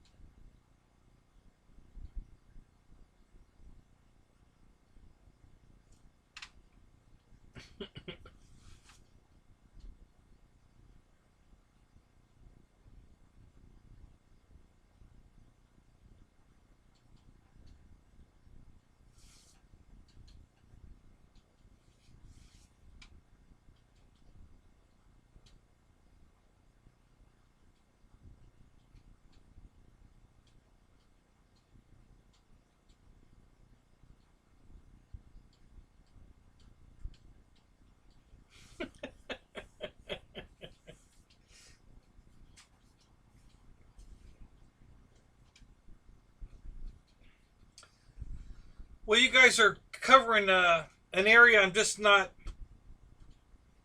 up to speed at. You know, I don't know rock star guitars and the lyrics to these rap songs you guys are singing, and so yeah, I don't have anything to contribute, guys. I'm just that's you're way out of my area of expertise, way out.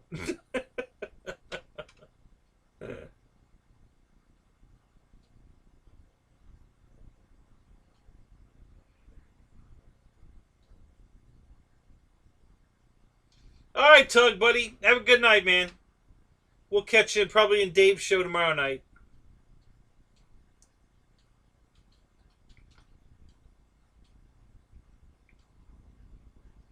You guys really threw me with all the song lyrics. I'm like, oh my god. You know, I definitely don't listen to that stuff. So I have no idea what the hell you're talking about.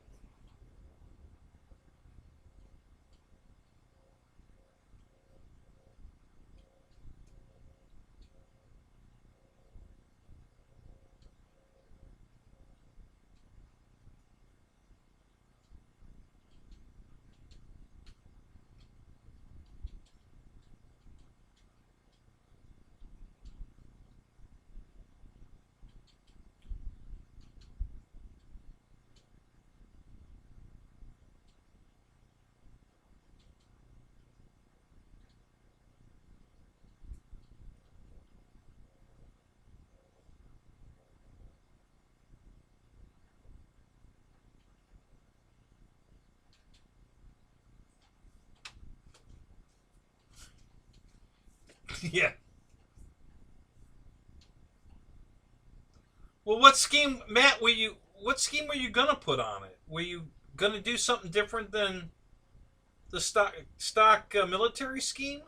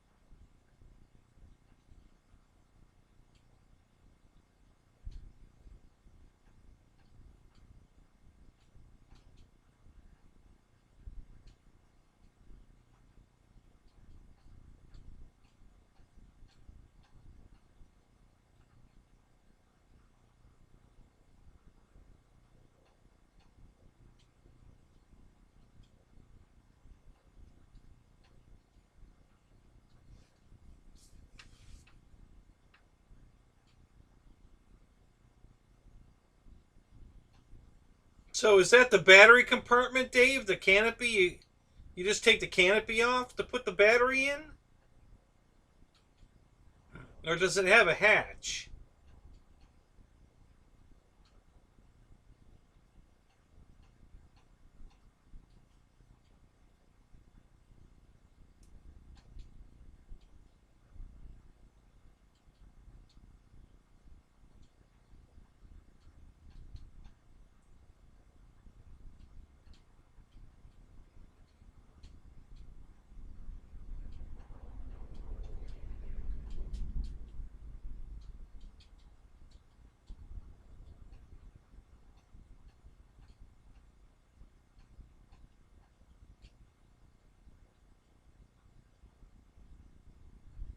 Rockin' Reno.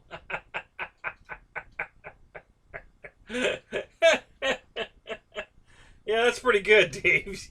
You just came up with that on the fly, too. That was pretty good. Rockin' Reno. Sweet. Not bad at all. That was pretty good.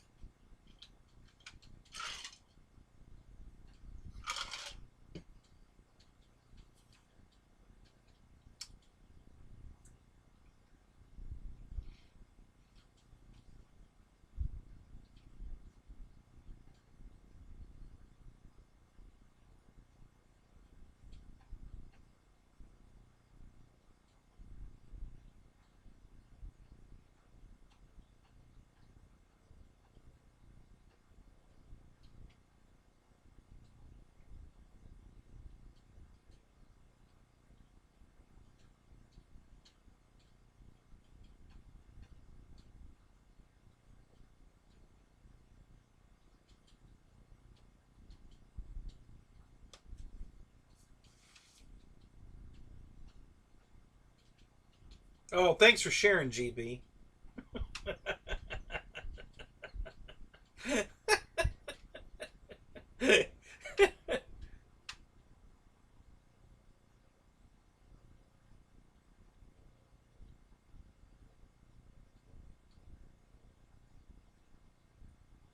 Yes, Dave, they are.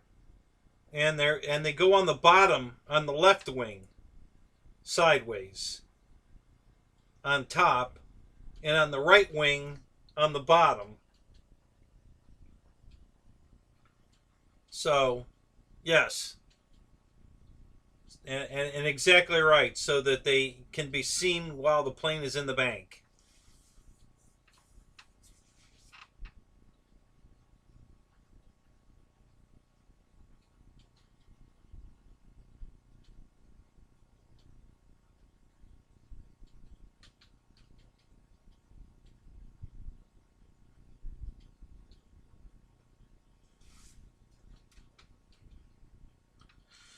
We'll have to play theme music while you guys are in the air.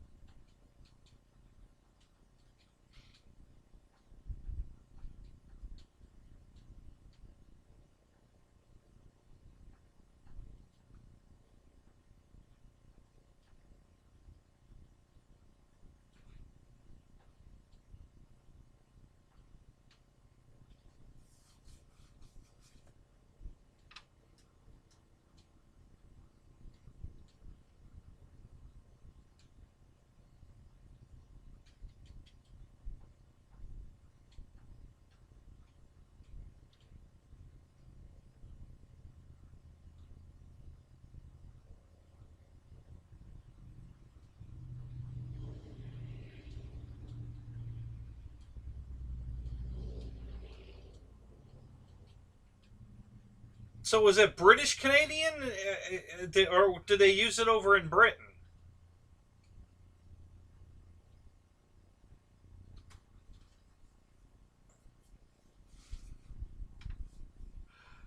I mean, I watched a lot of documentaries on the Sea Fury. A few, but not that many.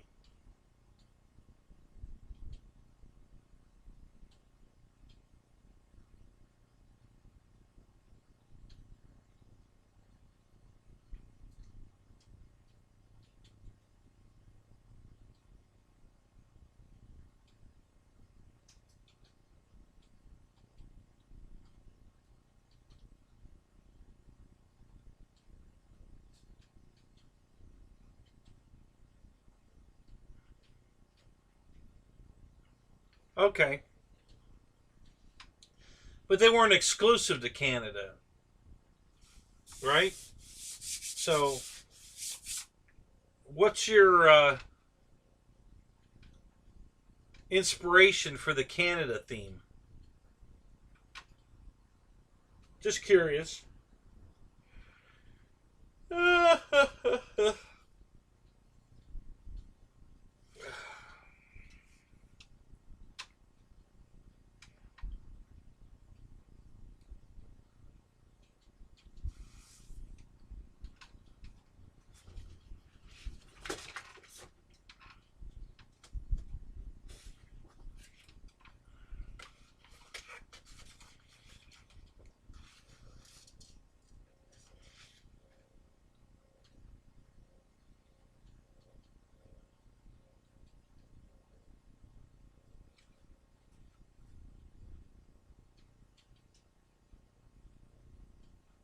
Oh, so Rush the band is a Canadian band? Oh, okay.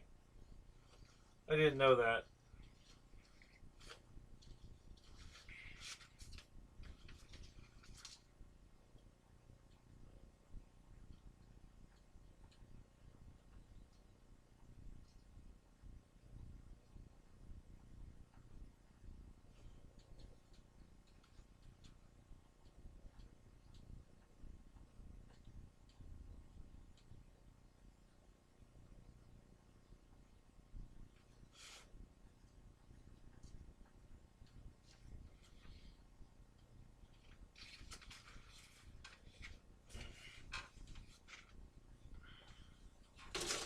I gotta find my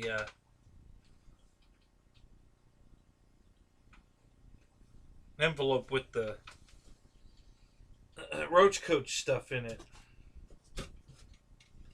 Those small green Roach Coach decals are gonna look killer on the tail here.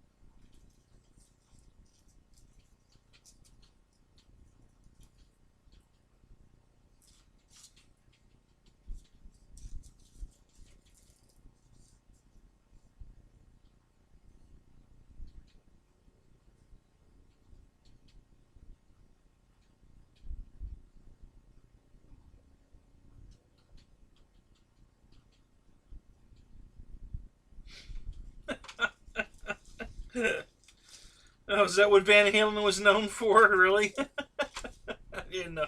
I didn't know that.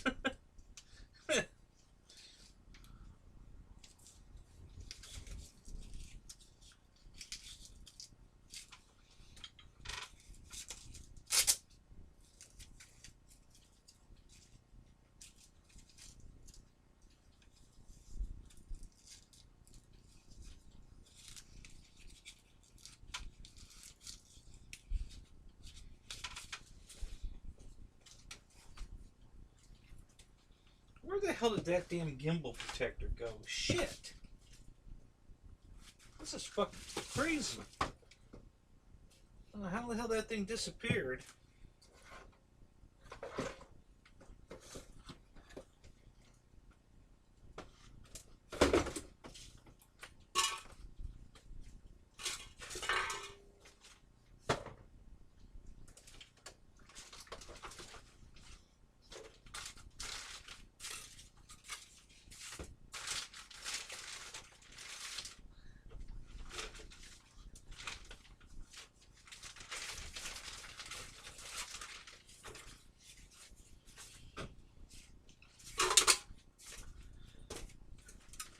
It must be on the floor with Dave's nut.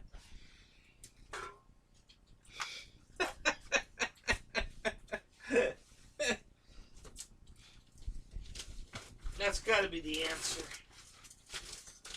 It must be on the floor with Dave's nut.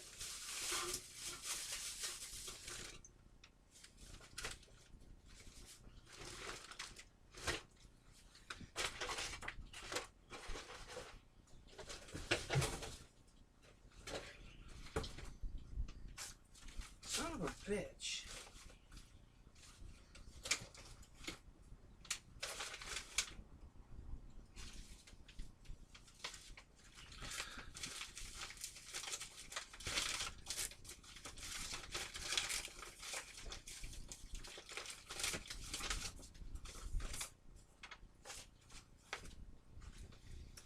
It's got to be in this pile of crap here.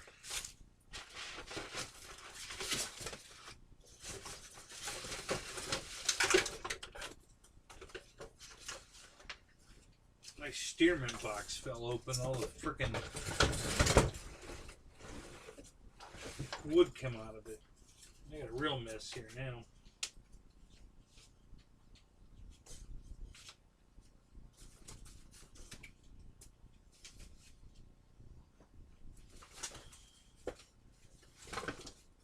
How the fuck did that happen?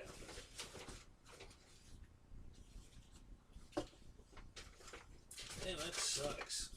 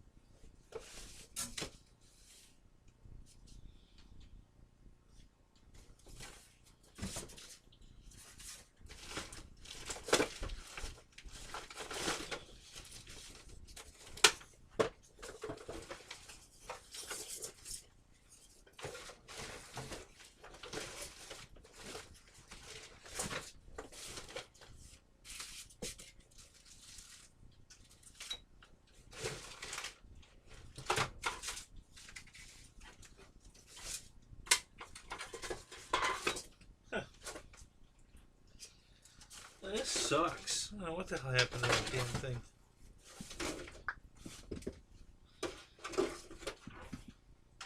Ah. I can charge my phone. That'll work.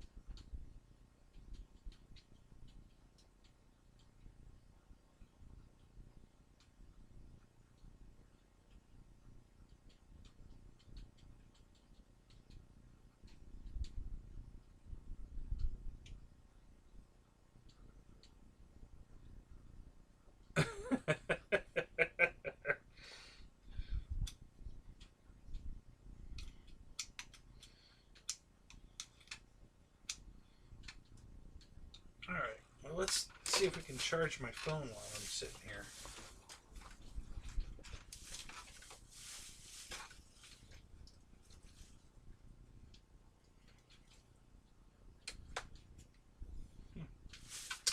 Sure wish I knew where the hell that damn gimbal protector went.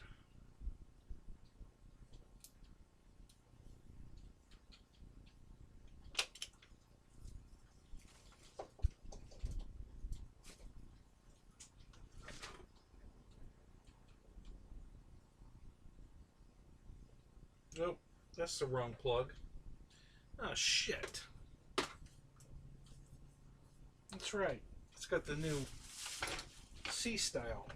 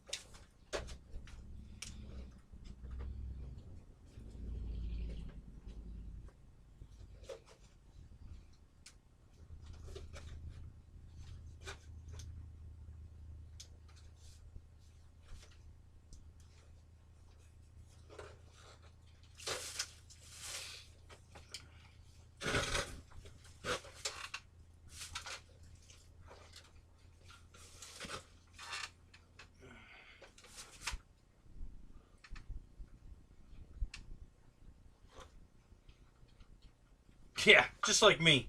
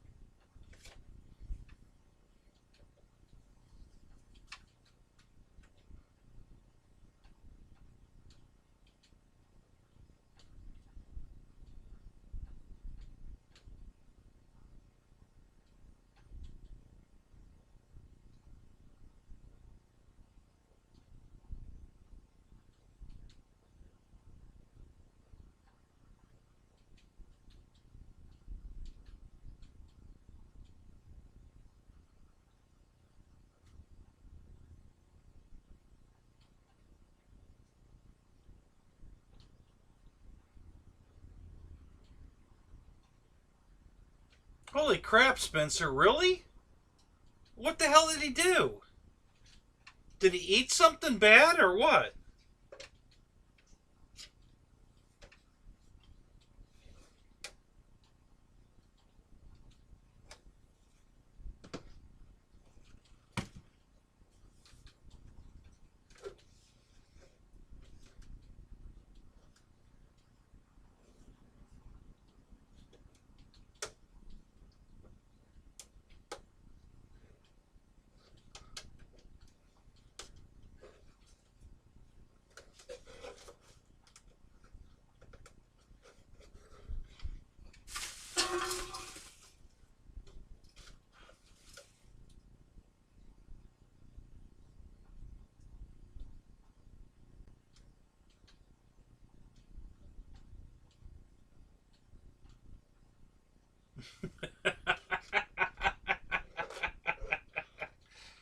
All right, Dave, come on now. Are we supposed to be making jokes right at the moment?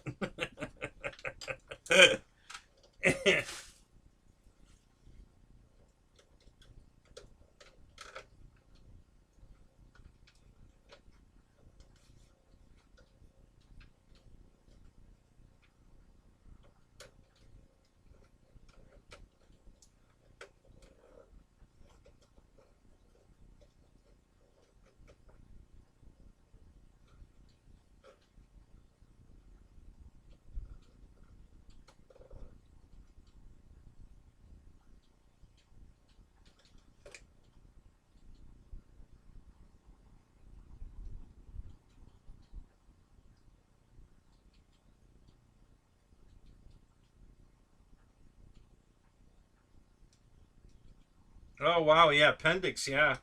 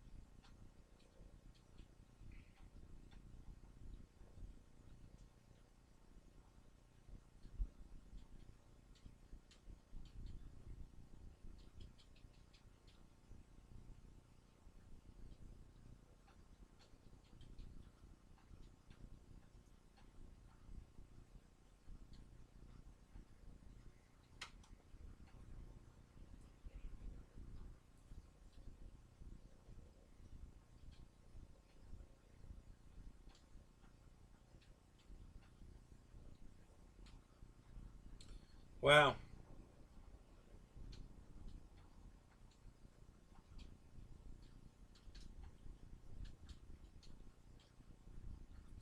Let us know as soon as you know something, Spence.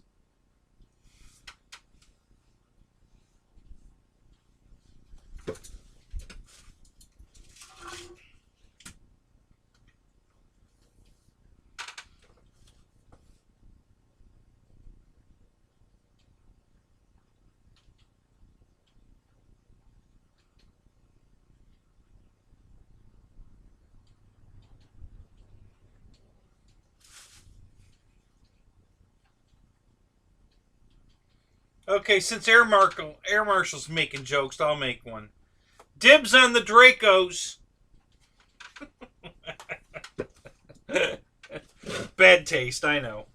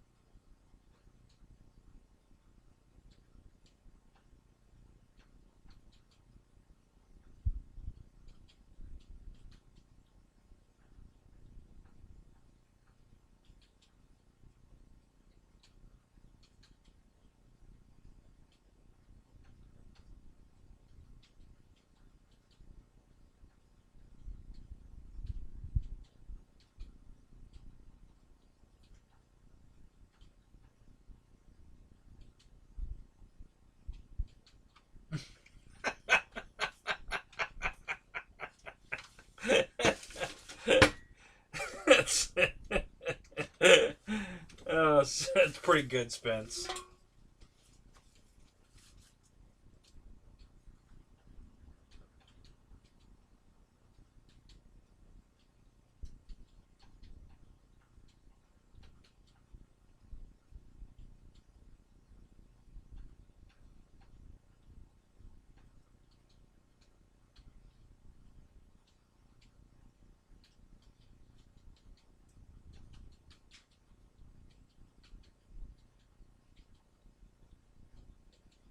Yeah, I guess that's true.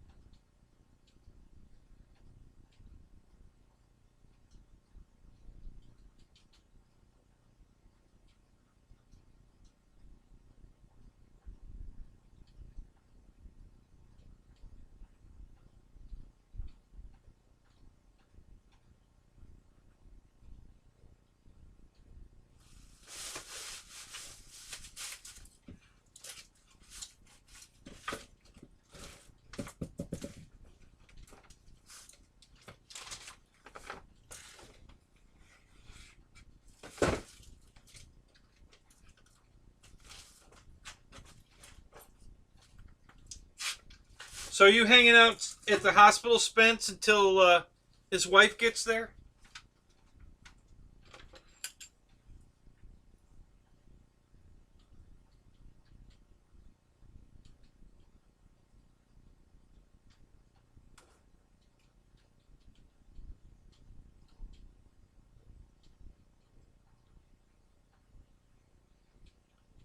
Yeah, GB, I think we're all worried. The jokes are just because of the crowd.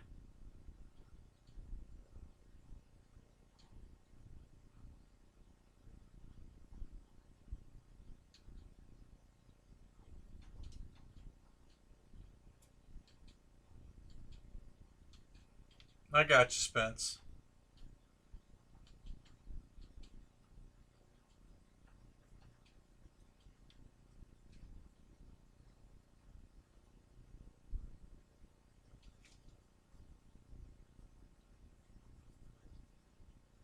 Oh, no shit, really?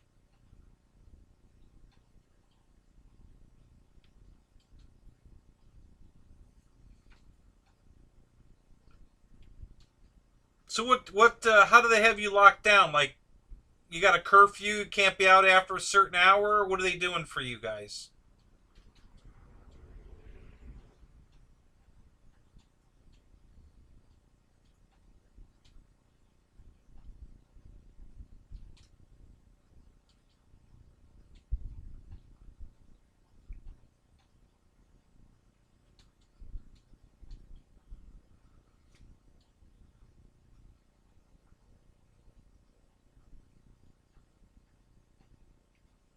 Yeah, it's called Walt Disney World.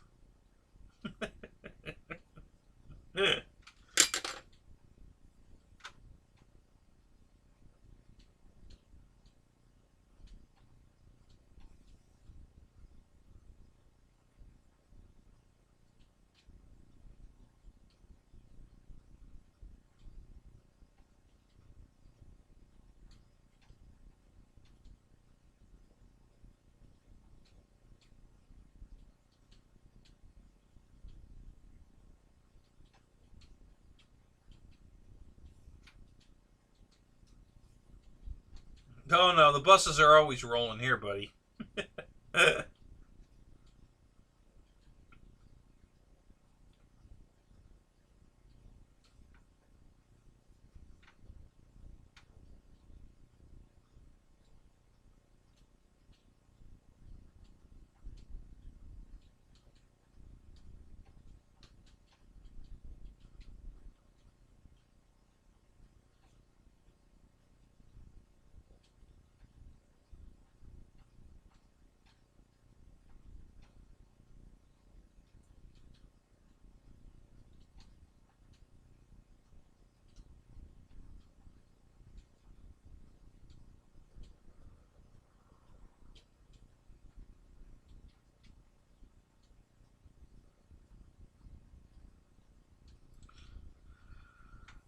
I thought Biden passed a no mask required thing.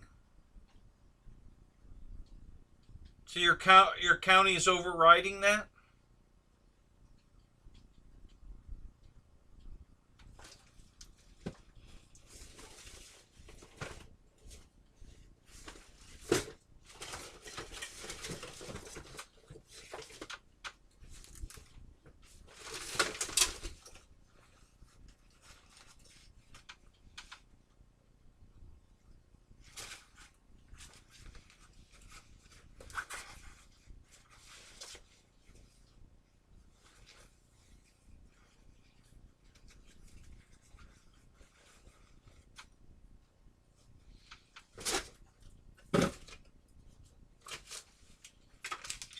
You guys will never believe what I just found.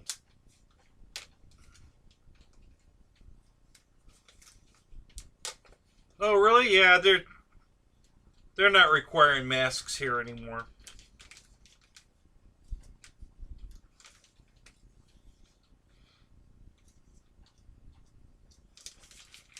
Even places that have signs up that must have mask on, they don't enforce it. People go in and out all day long with no mask on. Nobody gives a shit.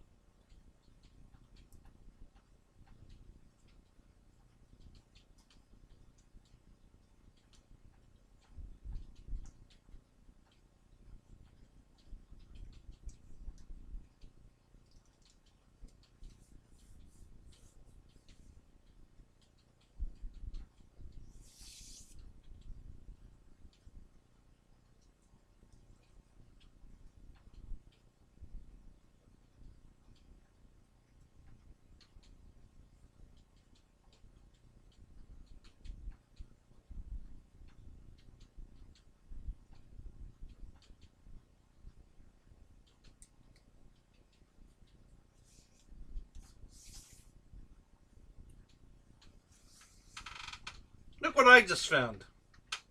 A flag. Look at that. How about that?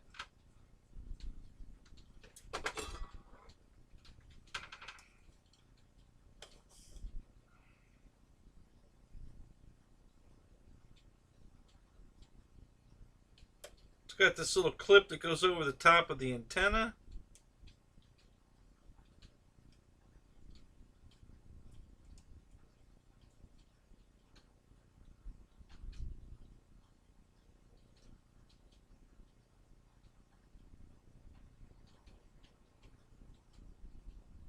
Damn, what the hell's going on there?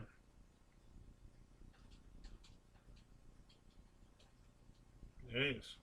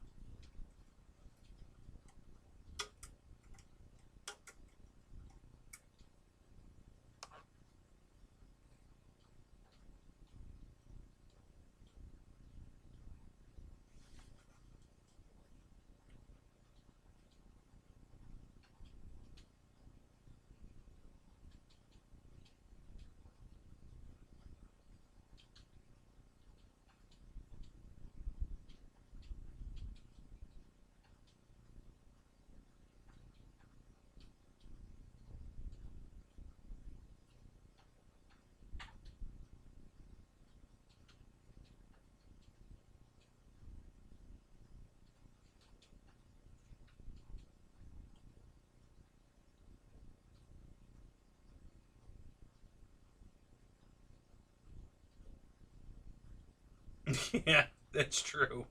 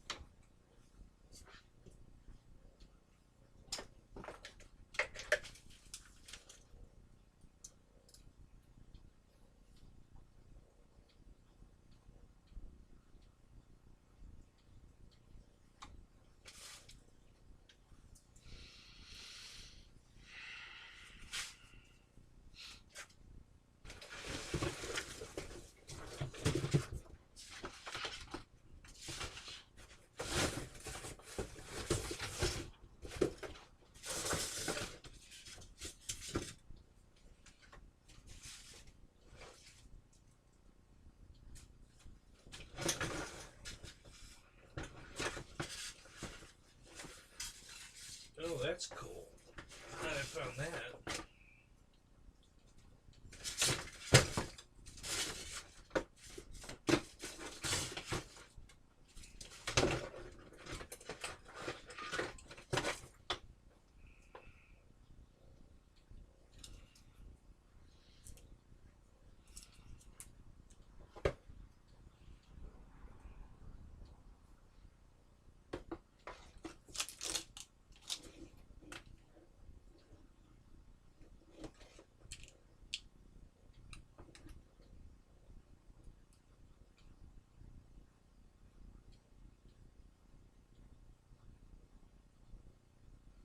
No kidding. Are you really, Matt?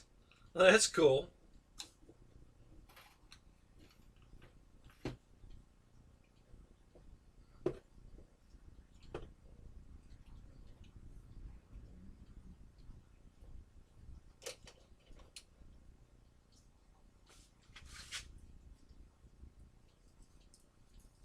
I wonder if this works.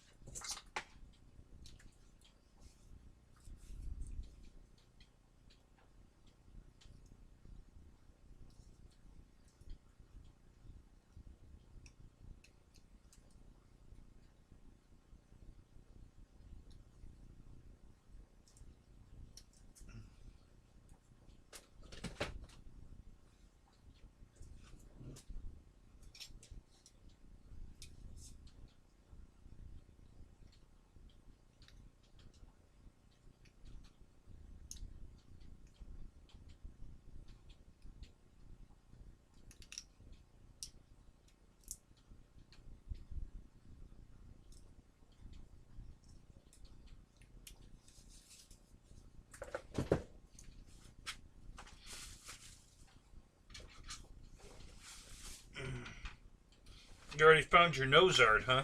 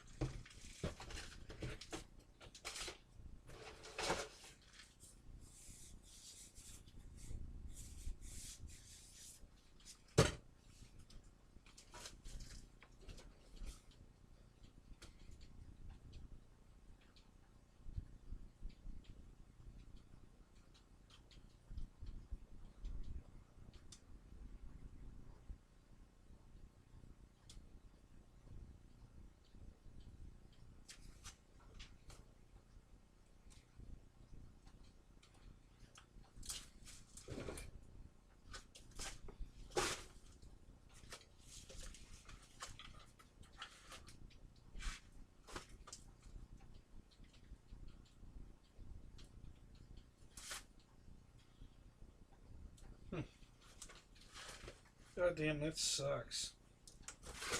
Where the fuck that went?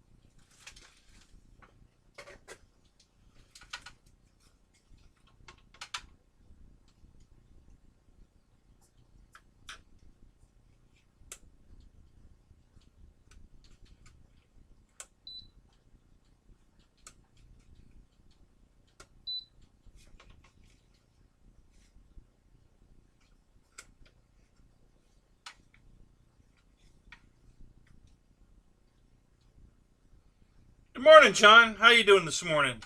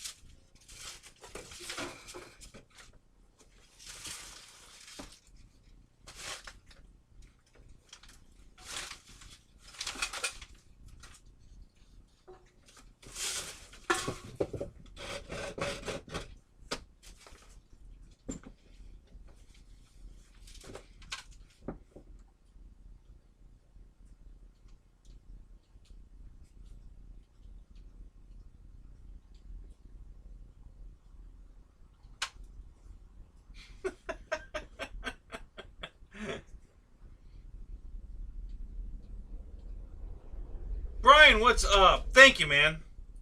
Yeah, I'm very happy with the trailer, man. It worked out great. I took it to the field. No problem. Got there. Everything was fine. I took my my FMS Pitts, which is a big airplane, out of the trailer, and I literally just carried it out of the trailer, set it on the ground, put a battery in it, and flew it. Flew it a couple times, and then just took the battery out of it, flipped it upside down, and put it right back in the trailer. And it was mere seconds to load it. It was amazing. Really, really enjoyed that.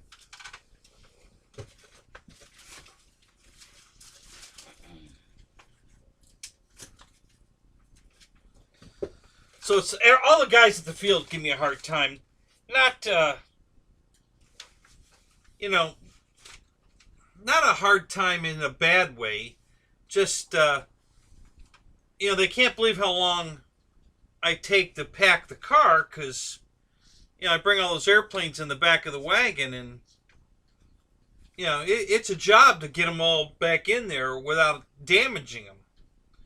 And I'm not in a hurry to go home, so, it usually takes me an hour, sometimes an hour and a half, depending on how many planes I took out and, have to take them apart, put them back in the car. But, they all kept saying, you need to get a trailer. I says, I have a trailer. Well, why aren't you using it? I said, well, because right now it's full of furniture from the move. But I'm going to be getting it cleaned out. So I got it cleaned out, and now it's great. I'm so happy with the trailer. The new rack worked out wonderful.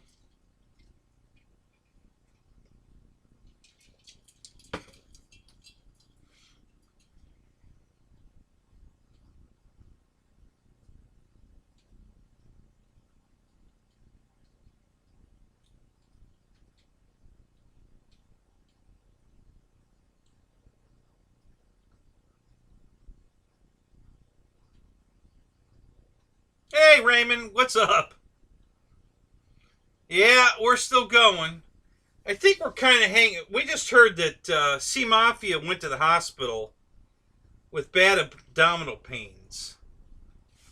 So now we're kind of waiting to hear how he's doing. Spencer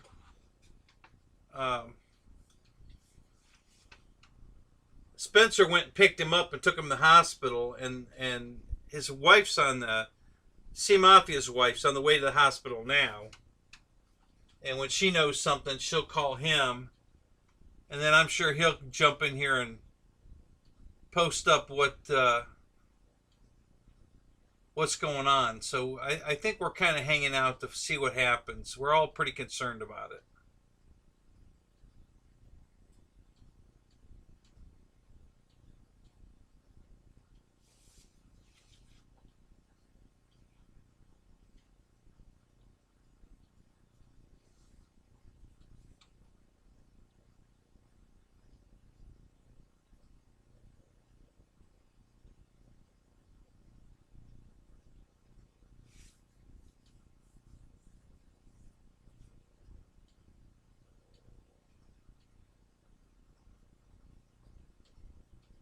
Yeah, Raymond, we're hoping so too. Hey, Airbex, what's up, man? Yeah, so we're just kind of worried. Um, you know, Spencer said he looked horrible. Um, and I think he even said he was passed out when he got there. So when C Mafia's wife gets to the hospital and gets an update, I'm sure she'll call Spencer, and then Spencer will probably pop back in here and let us know what's going on.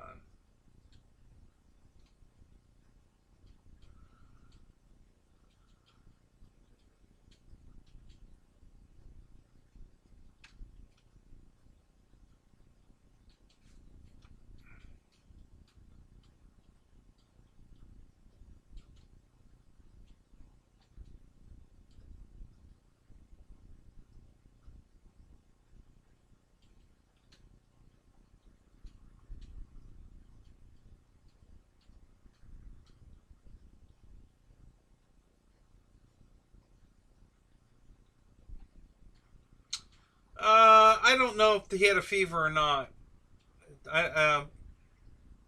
They just when he got him to the hospital, they took him back immediately. Um, so Spencer just left the hospital, and now he's waiting for a call from C Mafia's wife. So when he gets updated, I'm sure he'll update us. So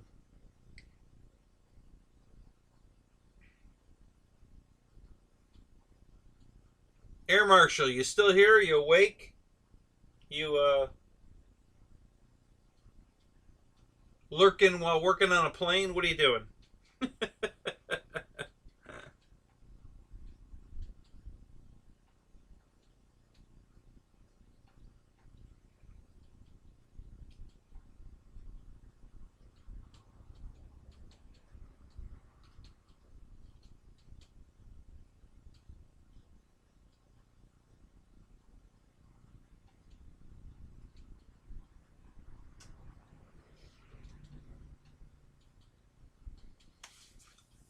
Yeah, so that I got my first taste of the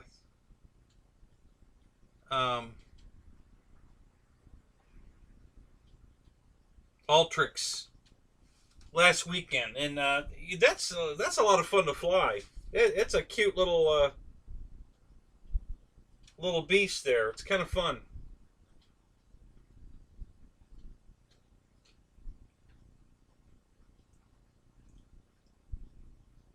Yeah, super high winds, and it just handled it like a boss. It was great. No problem at all.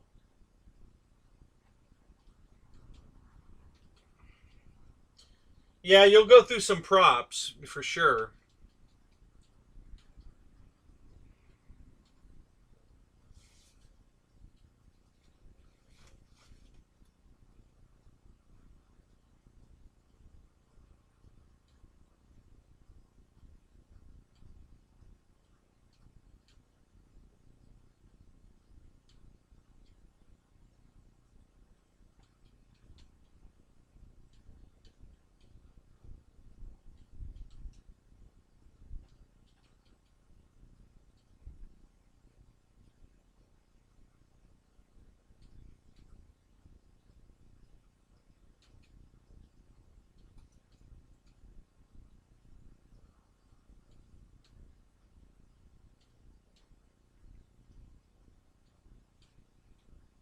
Yeah, exactly, man. It flies backwards.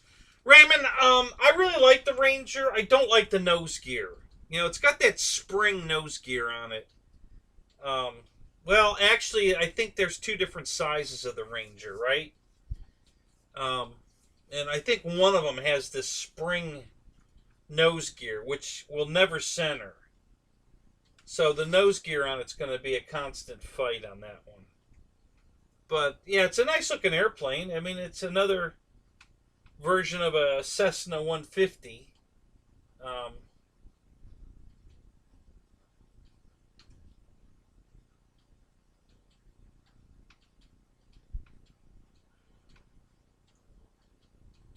which one were you thinking of, Raymond? I think it comes in a, what is it, an 1800 millimeter and then a 1500? Is that right? I don't know. Let me look it up. I'm curious now. You got me thinking. I know that's a stretch, but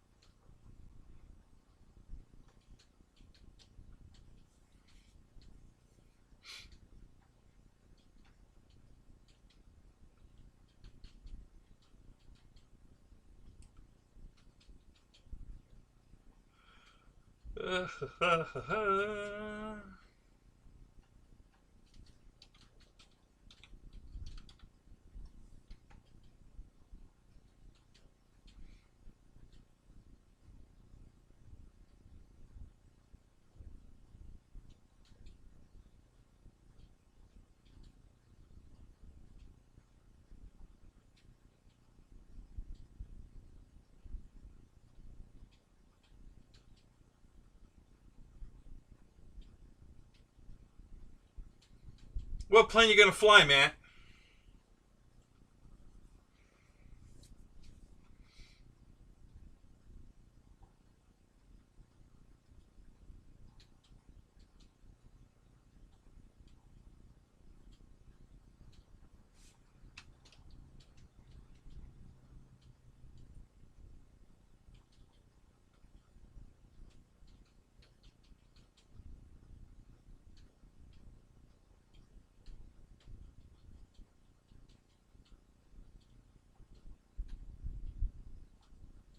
Okay, so yeah, it's a 1800 plug and play or a 1220. And then there's the UMX one, which is, well, it's 850 millimeters, so that's close enough to a UMX. But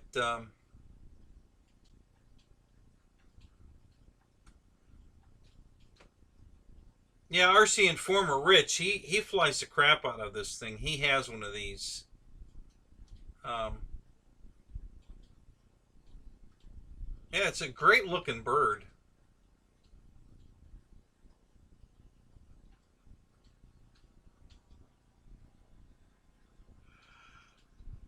But I'm pretty sure it's got a spring as a nose gear strut. There's no like steel strut, it's a spring. And of course, the tension on the spring, when you twist it, it doesn't always return to, well, it doesn't ever return to center. So you're always going to be chasing that spring on the nose wheel because the friction of the spring is going to keep stopping it from returning exact. So it's constantly going to be off just a little bit, one way or the other. And that was a complaint that Rich had about it too.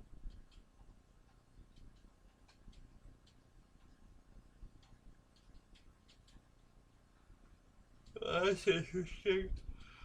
I don't have any pictures. Just the one picture. No scroll of pictures to look at, and I can't see that well enough to tell if it's actually got the spring or not. Let me try this.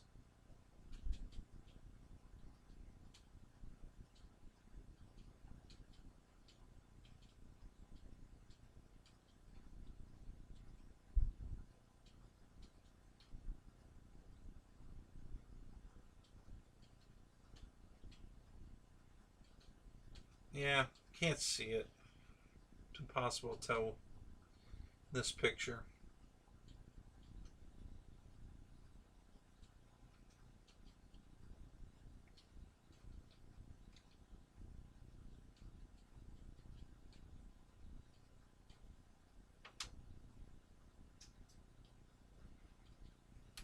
How did I do with the BA Hawk? I love it. It's a great airplane. Very happy with it. It's got the fastest acceleration from a dead stop of any of the other jets. Oh my God, that thing's a rocket ship. If you hammer the throttle, which I don't almost never do, but I mean it just goes. Holy crap.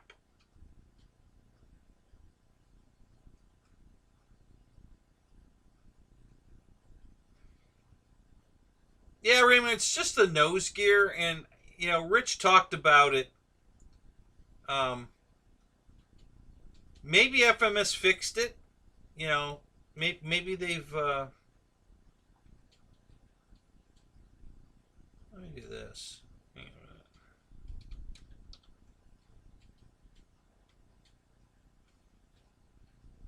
Because Rich didn't like it either. He was pretty.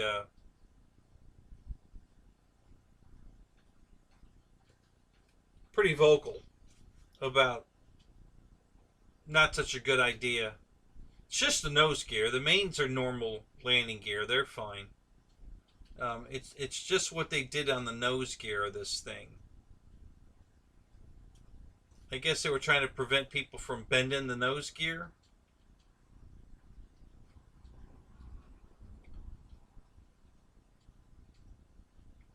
Okay, so the 1220 has that spring gear on it. Let me see if the 1800 does.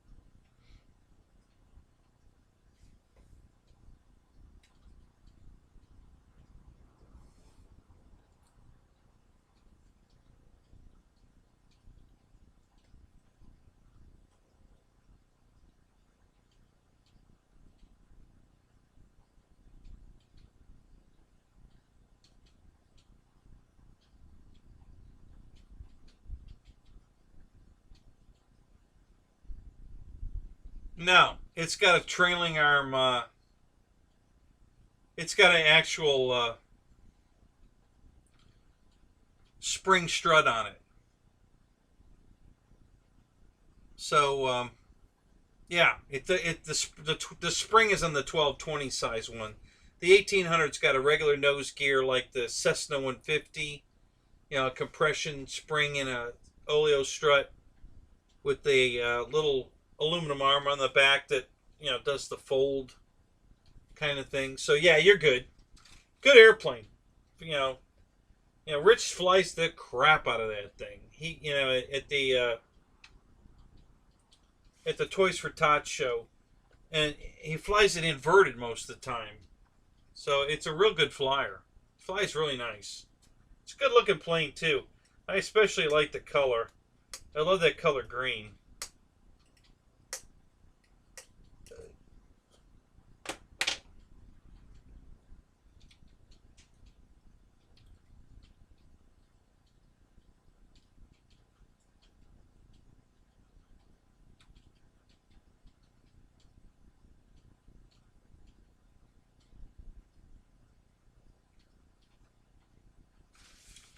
So yeah, this is how you can tell I love that color green. Yeah, because the Ranger's, you know, white with this pretty close to this color green on it. So yeah, it's so there you go.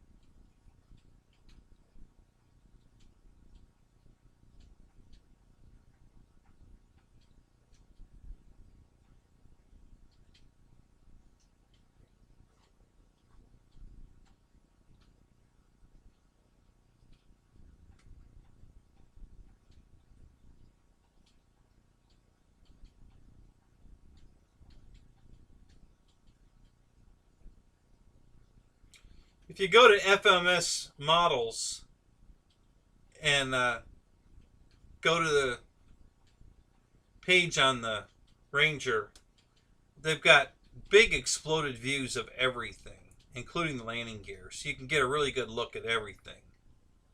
You know, it's a nice airplane.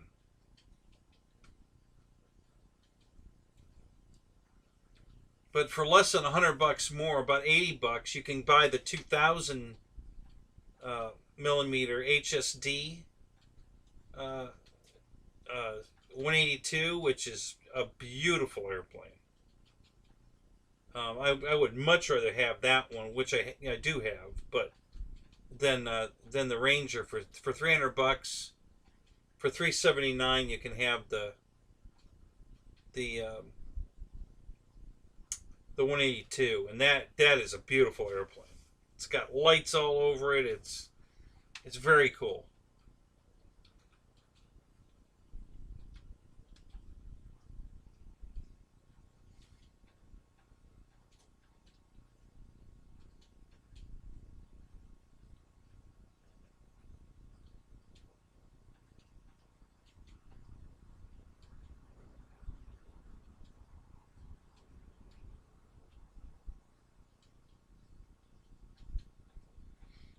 Well,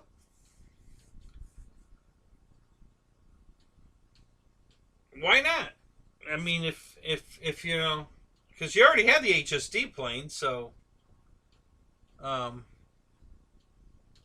why? Just curious, but why would you want another Cessna? I mean, it's basically the, you know, down version, a slightly smaller, downgraded version of your HSD model. So, um, just curious what's motivating you to want the Ranger.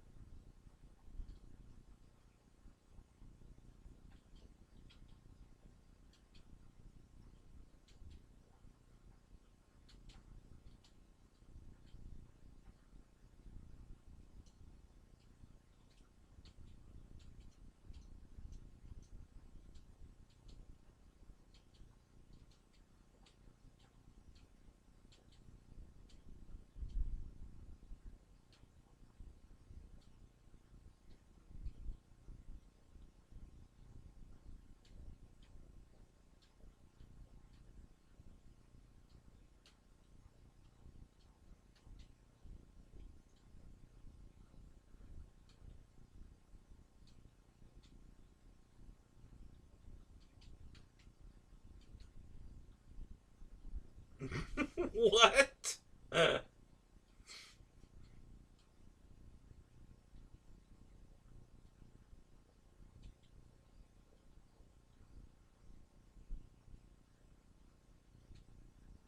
What the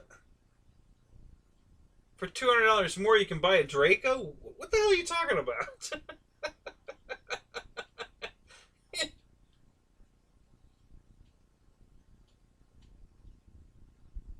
Well, it's on 4S. I don't think I've been looking at.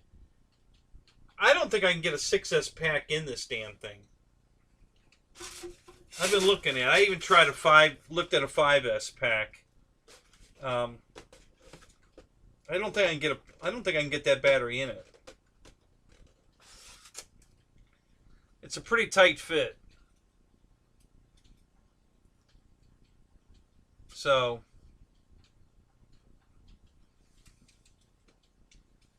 yeah, for now I'm going to go with the 4S.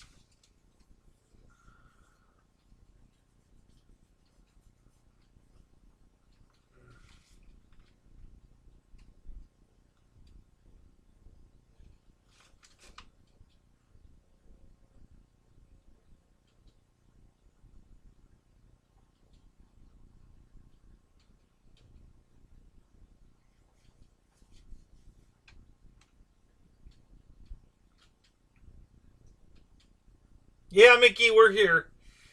Yeah, so I don't know if you guys noticed this, but they lowered the price on the 182. It's not on sale. They lowered the suggested price. It was $399. Now it's $379. So they knocked $20 off of it. That's the everyday price now. So I don't know if you paid the new price or not, Raymond, but yeah, the new list price on it's $379.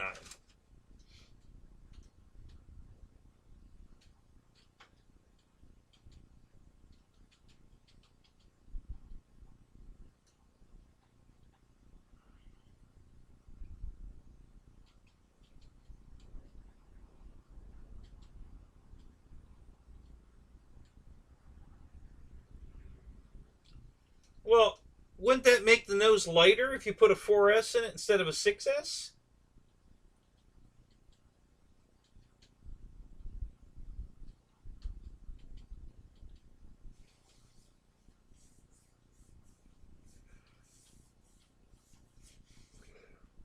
Unless, oh well, that's right. You said you got the battery all the way in the back, right?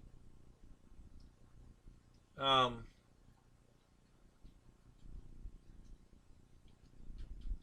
huh.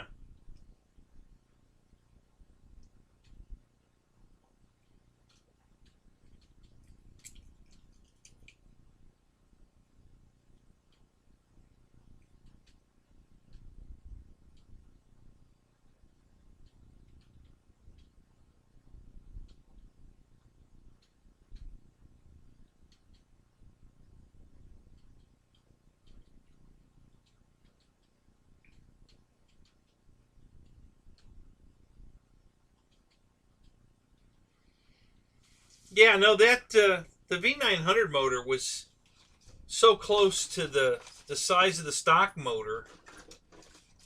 I mean, it's damn close to this size. You know, it was slightly longer, um, but that could just be the adapter.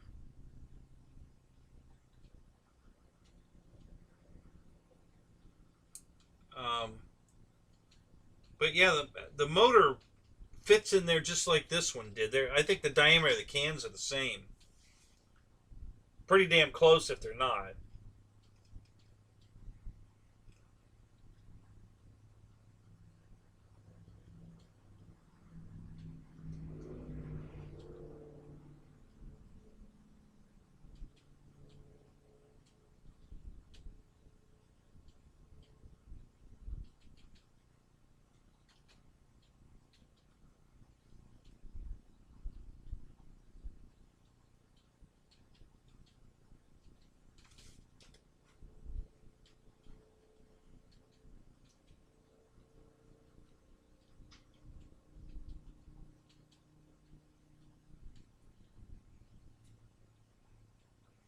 Yeah, this plane was actually tail heavy. I had to put lead in the nose. And but now with this big spinner on it, I can probably take the lead out. I'm going to take a look at that right now, as a matter of fact.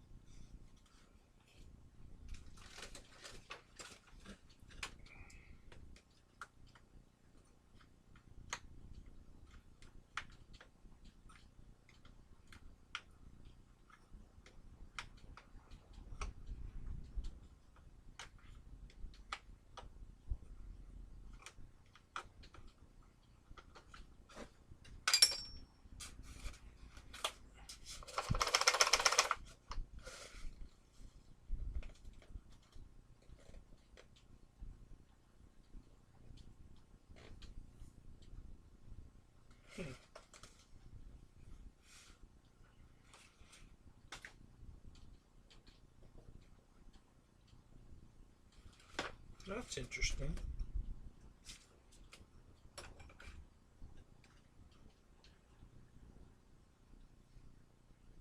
Thanks, Dave. Yeah, I'm pretty happy with it. It came out pretty cool.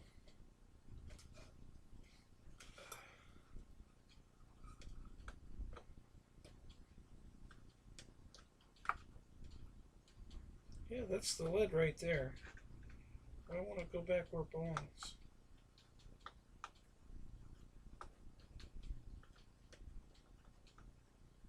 Strange.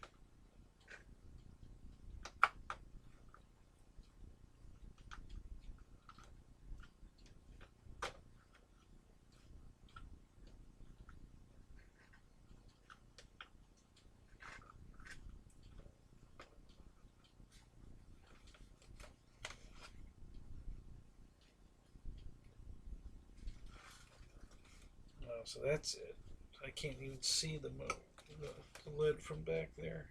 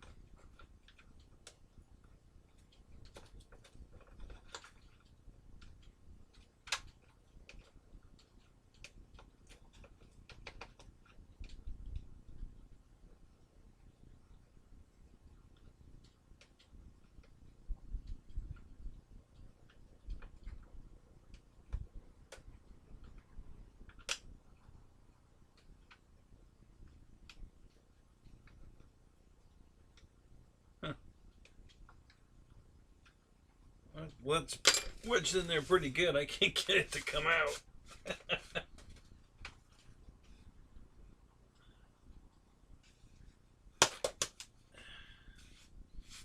Maybe if I take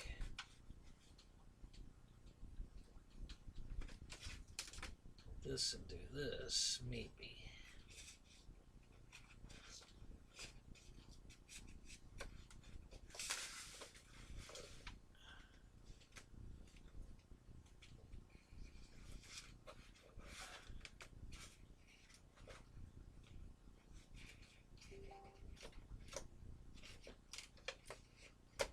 Come on.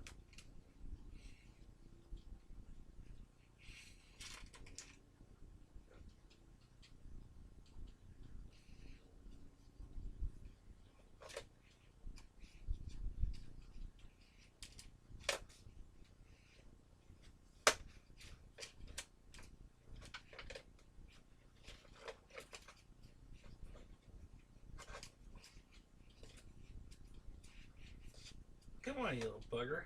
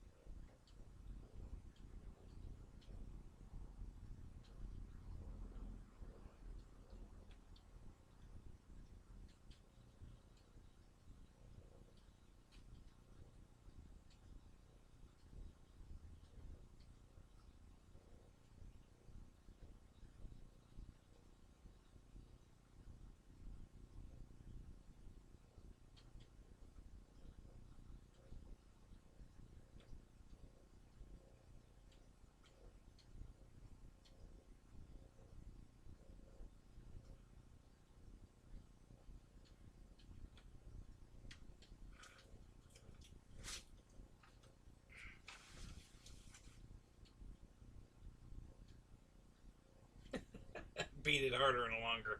Yeah, that's what I need to do. Shake it faster. I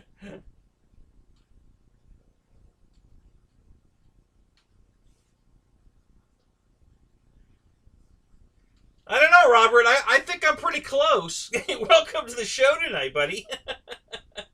I think I can get in there. Just give me a minute.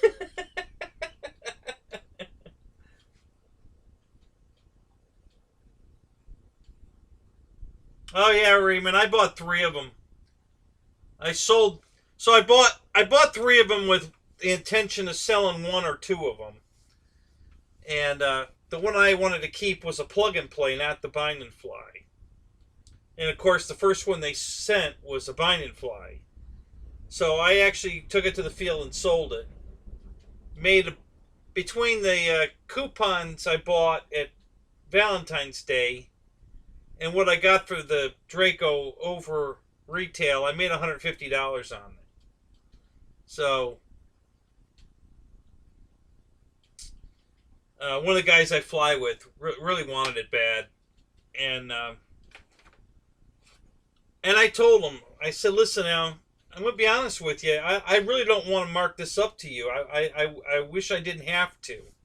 I said, but I'm not working. I only bought it to resell it and make money on it. So I instead of putting it on eBay and letting people bid it up, I just told him, listen, I want you to have it. So he offered me 700 without even batting an eye, and I said, if you go 725, it's yours. And he came right out to the field right then. I mean, he was at the field in 7 minutes with 725 bucks. So now I'm waiting for my 2 plug-and plays to show up. Yeah, I'm a huge fan of the Draco. Not because I think it's going to be the spectacular flying RC airplane. It's because of the history of it. Mike Patey, the whole Patey family, the whole thing about Draco, and what he did to build it and everything else.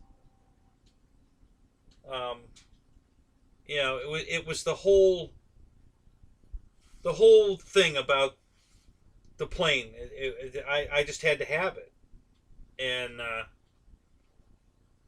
then Marshall was the one that said, if you guys buy coupons at Valentine's Day, there's no limit, and you could buy, end up paying a lot less for the plane if you buy the gift certificates. And I thought, well, that's a great idea. And then after I only bought enough to buy 1 Draco, Mafia says, oh yeah, I'm going to buy like 3 of them and sell them.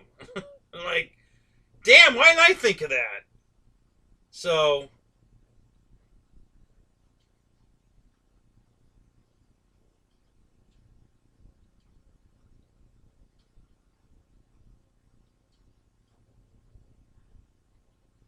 yeah, that's what you were saying with all the carbon fiber reinforcement in it to the motor mount and everything. Yeah, it sounds awesome, man.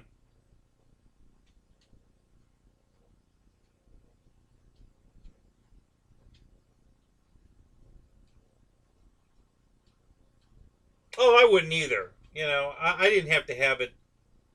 You know, um, I really don't mind so much waiting for like they shipped one. They better not. It looks like what they're going to do is put receivers in all of the plug and plays that are coming in and send them out as bind and fly planes because of the big backlog of bind and flies. And if they do that, I'm going to be pissed. Um, because it went 3 days ago. It went from the plug and plays coming in April and the bind and flies coming in May to now the plug and plays are coming in May and the bind and flies are coming in April. So the only possible way that could happen is if they're gonna, when they get here, they're gonna open up the plug and plays and add a receiver to them.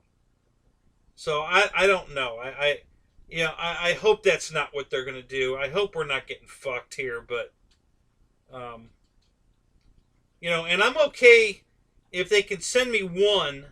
I can wait for the other one. I don't mind that. I got them, so I know they're coming. I won't have to wait till Christmas to get one. But I'd at least like to get the one I want so that I can fly the damn thing. And so anyway, that's where I'm at. But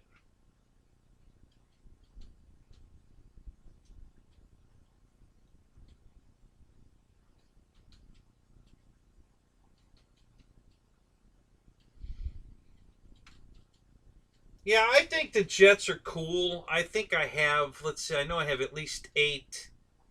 And then there's 2 more. That's 10, 11.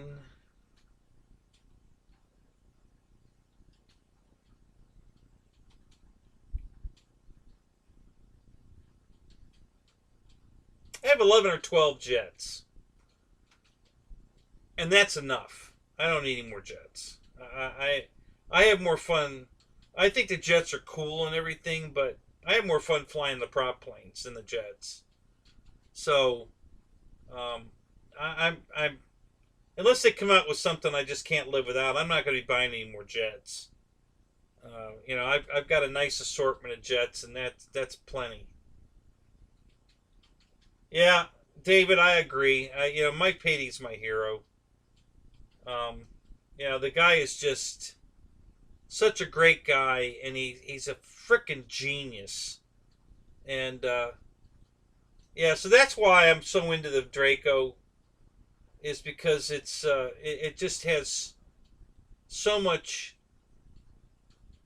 I don't know, history and the documentaries that Mike has done from start to finish, how he built the damn thing. And it's just a plane that I am, and Air Marshal and I agree on this. We had to have it. There was no doubt, because of its lineage. We just had to have it. So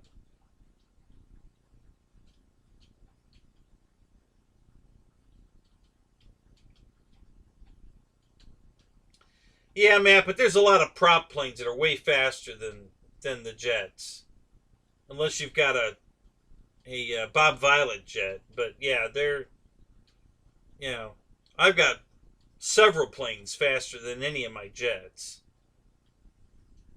This could be one of them, but I have a V900, and that's definitely faster than my jets.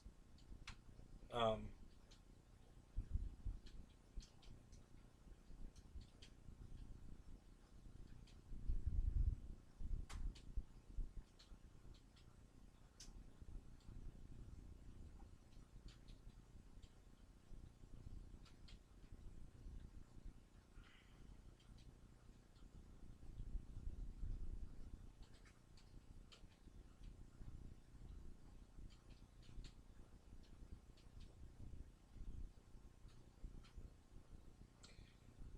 yeah, Dave, that Mustang should definitely be faster than any EDF you own, for sure. I mean, the V900, or I'm sorry, the V1200 went 140 miles an hour. I'm sure people have gotten it to way faster than that, because there's guys that have recorded 160 or 165 with the V900. I don't know what they did to get it there. They said the plane's stock, but maybe they've got some battery in there that's just, taking it over the top. I don't know. One guy said it was on 6S. Maybe that's what it was. I don't know. But anyway, yeah, none of my jets go that fast. I think my Avanti went 100. Actually, which one was it? It wasn't the Avanti. I think the Futura went 112, and I think the BAE Hawk, yeah, FMS BAE Hawk, was faster than that. I think it was like 118. Um, so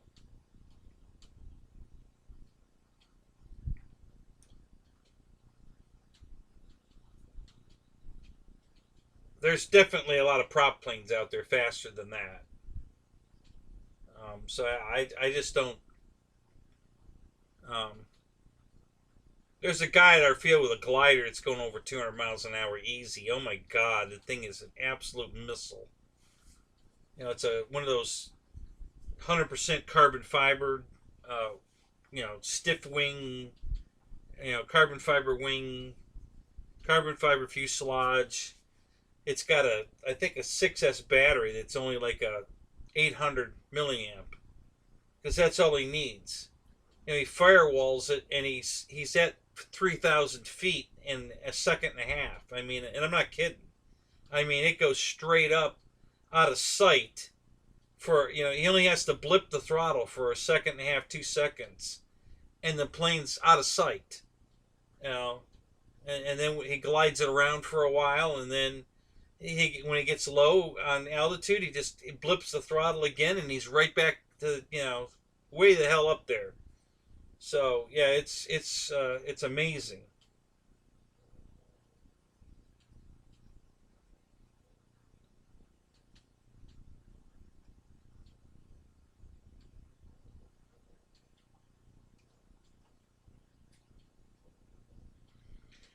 Yeah, the F5 looks pretty fast, Matt. I got to tell you, that jet might be faster than, but I don't own one of those. The jets I own, they're none of them, are 100 and like I said, about 118. I think is the fastest one I have, and I don't fly them that way anyway. I just cruise them.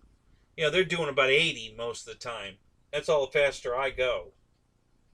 Just to conserve the battery for a longer flight and to not burn a battery out in 10 flights like Tony does. The guy out the field, Tony, him and I fly pattern or formation together really well, and but he likes to firewall it, man, and just fly the crap out of them when we're not in formation, and he goes through batteries fast. He gives me all his hand-me-down batteries, and I keep flying them, especially in my prop planes. If they're too weak to fly the jet, Christ, I flew one of the packs he gave me for 20 minutes in my RV8. Just, just cruising around real slow. And I kept the plane in the air for 20 minutes. So, yeah, it's just... I don't want a 3-minute airplane. It's not my cup of tea. I want to fly longer than that. It's not worth charging a battery and packing it in the airplane and hooking up the telemetry and everything I do before I put the plane in the air for 3 minutes. Screw that. So, but yeah, it's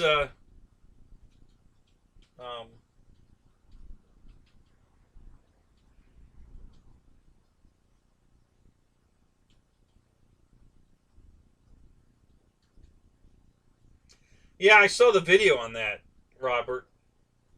And I made that comment to a guy that was razzing the fuck out of me over my, another one of these YouTube guys that are going to tell you how wrong you are about how you're doing your show, who have no content at all, but they're going to criticize how I'm doing mine.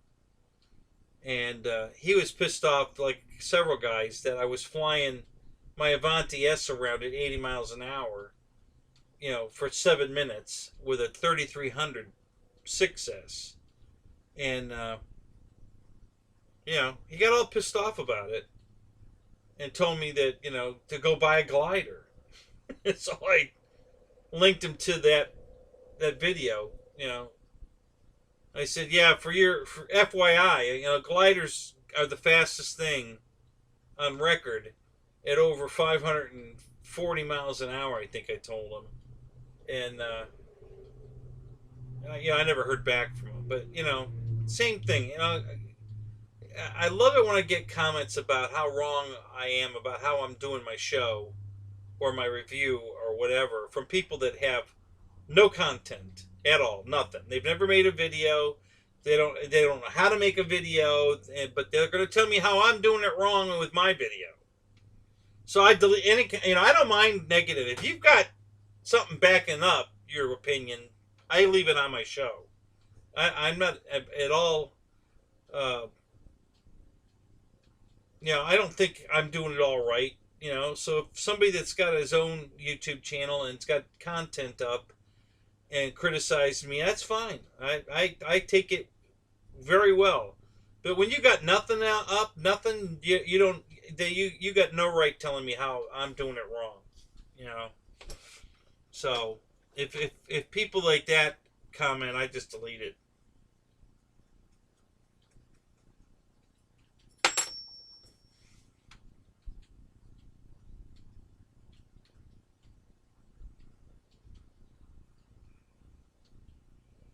Yeah, Matt. It'll glide for high rate of speed too. It's not like it's just gonna loaf around. That sumbitch is hauling ass while it's gliding. So yeah.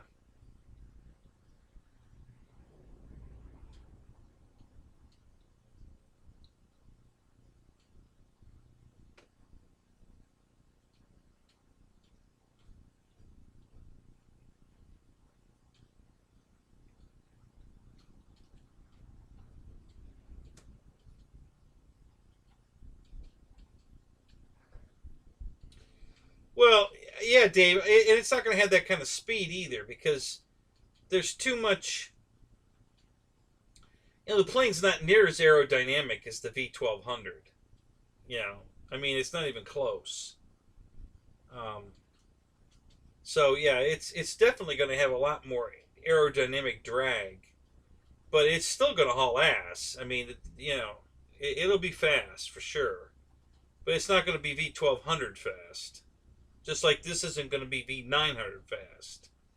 Although it's not bad, but it won't. The 900 smaller, more aerodynamic. Even though I've made this as a lot more aerodynamic than the way it comes out of the box, I'm nowhere near V900 aerodynamic. So,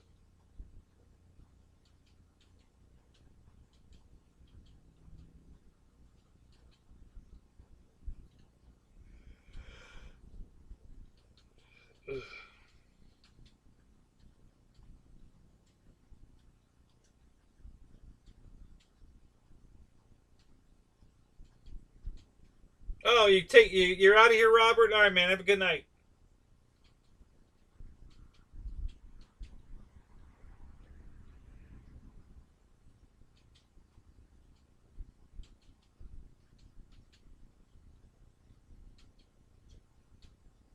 Well, that's good news.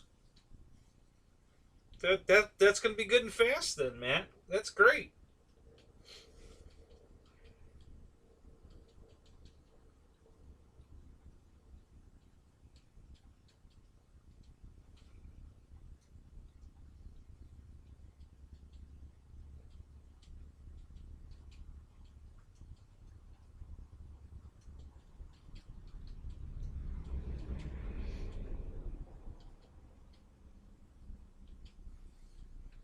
Yeah, I was only 20 grams over.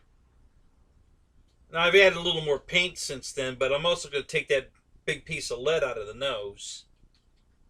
Um, the spinner's less weight than the lead, but it's also farther forward. So I think that bigger spinner is going to be enough weight that far forward to do the same job that the lead was doing, plus the bigger batteries that I'm going to put in it. I think will more than compensate for the slight tail heaviness I had. So yeah, I think it's going to be fine. So we'll lighten it up about, oh, I don't know. That's probably an ounce of weight, I think, in there. It was yeah,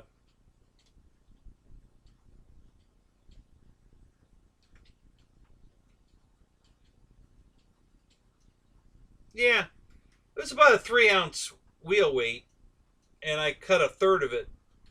So yeah, it's probably about an ounce of weight. So that spinner probably only weighs about a half an ounce, and but it's so much farther forward than where the lead is. I think it'll be enough. And if not, well, we can either put if the battery isn't enough, then we'll put the lead back in. Not a big deal. But I think I can take the lead out and it'll be all right.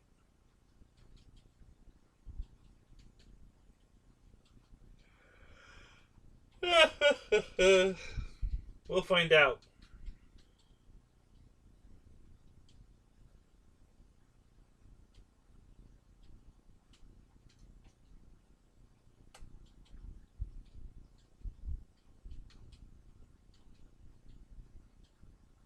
All right, Raymond. Have a good night.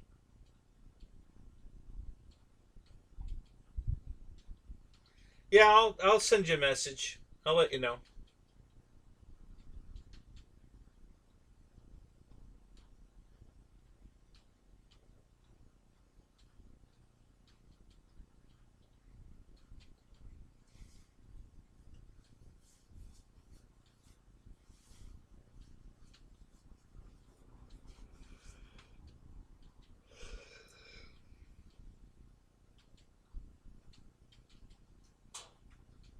Yeah, that's going to be the moment of truth for sure. Yeah, that the maintenance already over on mine. It's been flown several times, so um, it trimmed out wonderful. I think I had just a touch down elevator with the I think it was a 2200 four cell, and I'm going to be probably running a 4000 four cell in the race because it didn't go very long on a 2200. Not long enough to make 10 laps. Close, but it wasn't going to make 10 laps. So I figured between needing the nose weight and getting extra run time, that I'd go with the 4000. I went with I checked all these different brands to see which one had the size I needed that would fit in here. So and then I bought those, and it worked out good. They fit they're real snug, so they ain't going anywhere.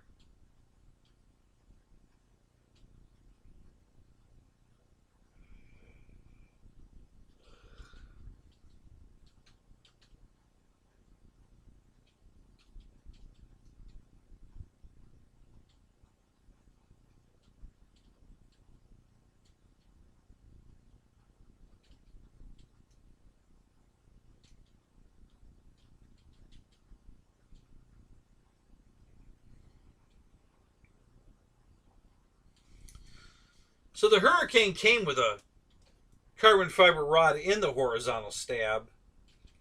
It was molded into it because it was a one-piece stab. It wasn't two pieces put together. It was one piece, and it's got a carbon fiber rod in it. And I added a carbon fiber flat, strip to the elevator because it had that bent wire connecting the two halves, past the rudder. And I didn't like that. I didn't think that would hold up. Those are always a pain in the butt. I had a Crescendo. Loved that glider. It was a great, great glider. Fun to fly. Thermaled really well. It's a great glider. So I just took a knife and slit the top of the elevator, or was it the bottom? I think it was on top. Yeah, because the wire was on the bottom. I couldn't put it in the bottom, so I put it in the top. So I just put a slit in the elevator, slid it down in there, epoxied it in, and then feather filled and sanded the top. And I didn't go as far to make it perfect. It's not even noticeable. I mean, if I showed you, hey, I put this carbon fiber, I could kind of see it, yeah. But other than that, you wouldn't notice. It's not in any way standing out, noticeable at all. The filler and sanding and painting did wonders to hide it. So, and that's really the only thing I reinforced. Everything else, it's all stock. I had to change the hinges on this one flap because I broke it.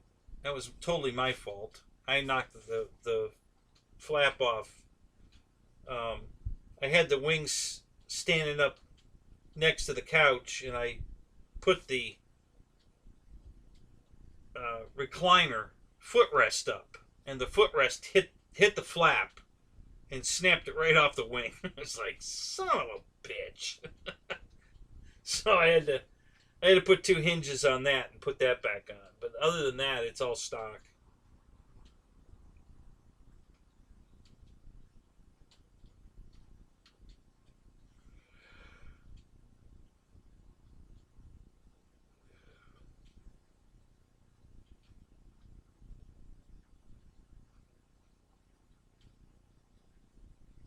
Well, Matt, I've been made the contest director for the pylon race, so I'm just planning on having a pilots meeting probably every day, for 5 minutes, just to talk about what we're going to do and how many days we're going to do it, and see what the consensus is, and then we'll go from there. Jerry's given us an hour every day to have our fun with the pylon race.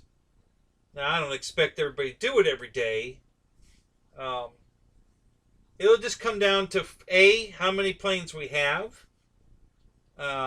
B, how many survived the first flight. You know, we're going to do 4 plane heats. We're not going to do any more than that unless there's only 5 planes there. So we'll do 4 plane heats and racehorse start. I think there's only going to be 2 pylons. I'm not even sure what they're going to be yet. We'll see. And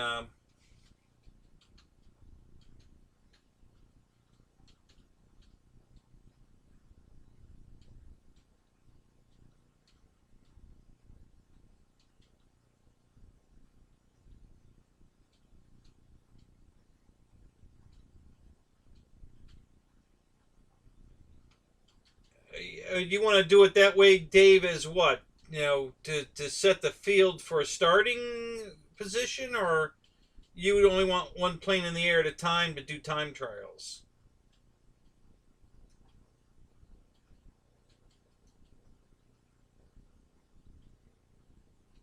Yeah, I'm probably going to get there Tuesday night, Matt, so that I can set the tent up and everything Wednesday morning. So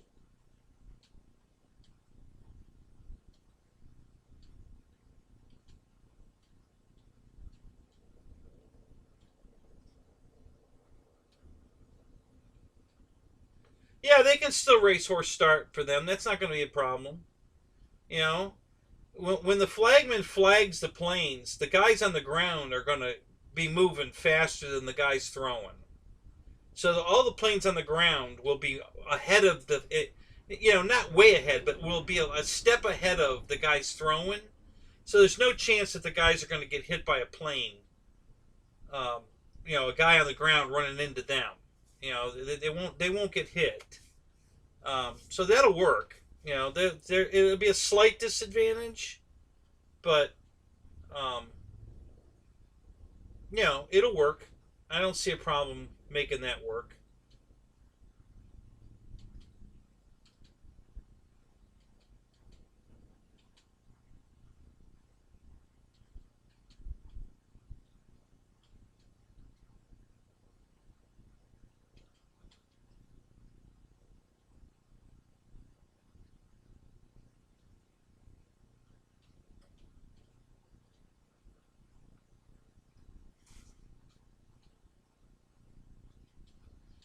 Dave, in all the years I was pylon racing, we never had a collision on takeoff, ever. It just never happened. Everybody's, each plane is like 20 feet apart. Maybe more than that. I'm trying to remember exactly how far apart we were, but we're pretty spread out.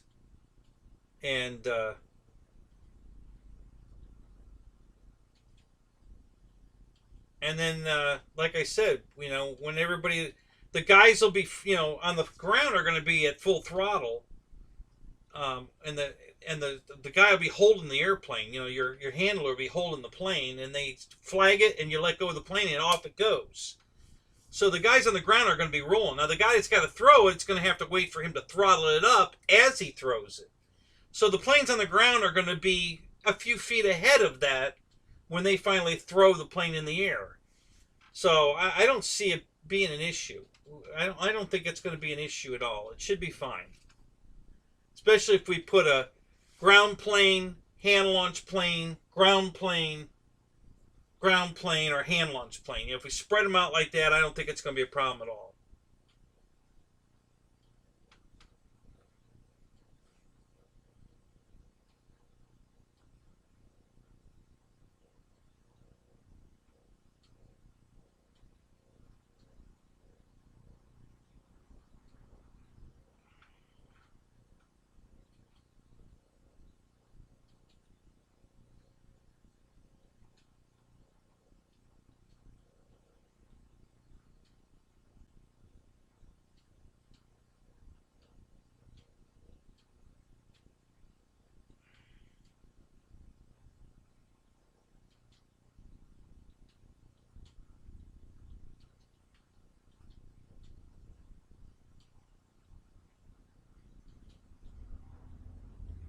No, Dave, if wide open throttle, you're going to be the air in a foot and a half, okay?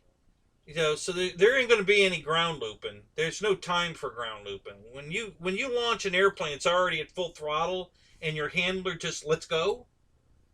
You know, it's in the air. I mean, it's a foot and a half. It's in the air. You know, there's no time for it to ground loop. It's going to be just in the air instantly. So,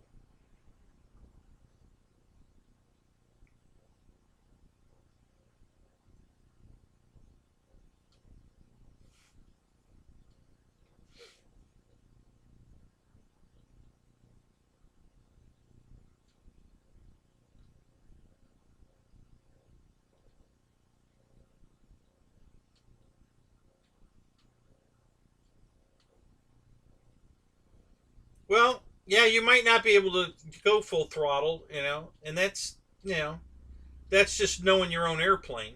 You know, you guys might have to throttle back a little bit until you're airborne, but I don't have that kind of torque in this plane, so I don't see it being a problem. It took off fine.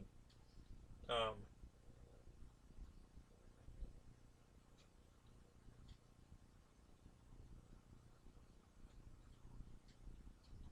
Go on YouTube and watch it, Dave. There's plenty of footage for pylon racing out there. Go watch it.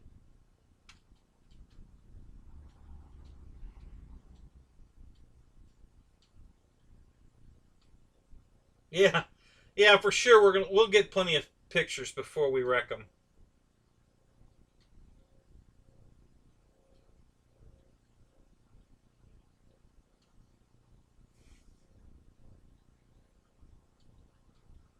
Well, you'll have time to practice with it before you actually race it, Dave. So don't worry. You know, just practice a couple of different techniques and find out what you like, and then go with that.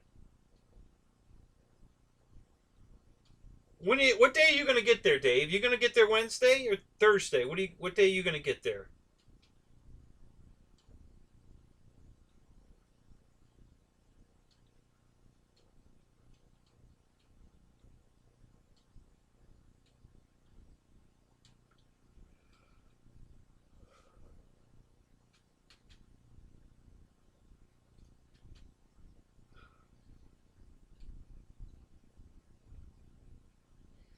Oh, you're going to come down Friday. Okay.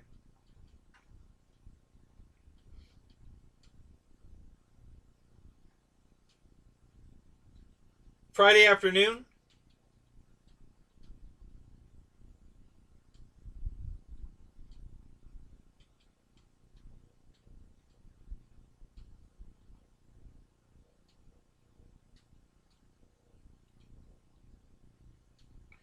Yeah, it's another uh, airplane event. Where's that one at?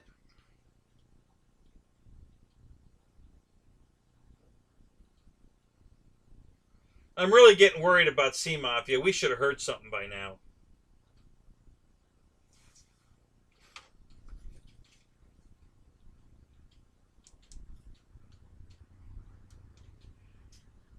Oh, my phone's dead again. I forgot. Shit.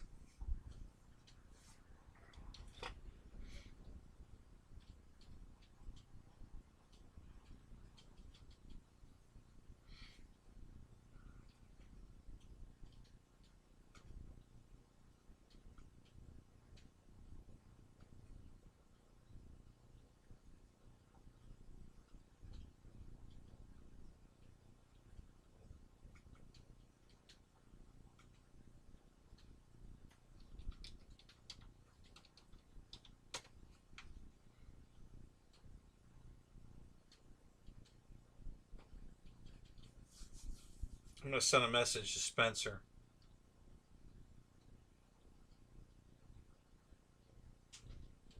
Oh, no kidding.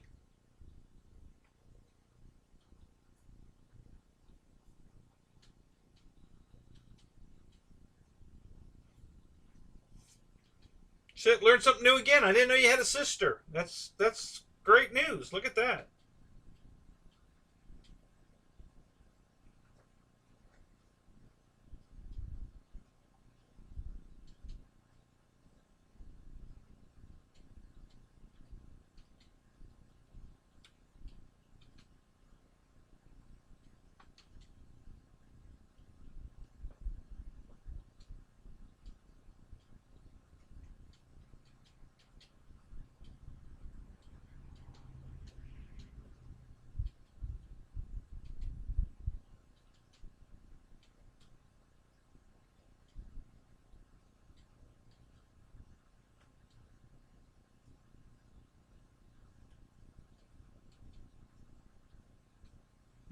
Interesting.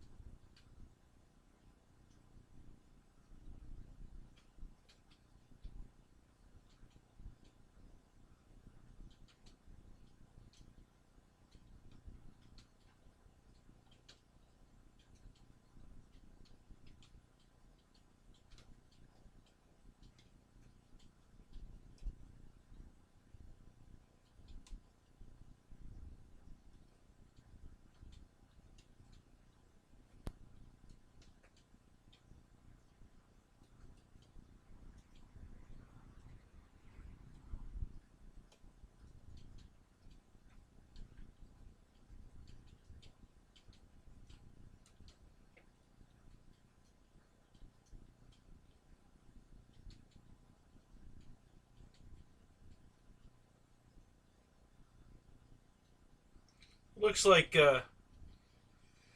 maybe Spencer fell asleep. He's not answering my message.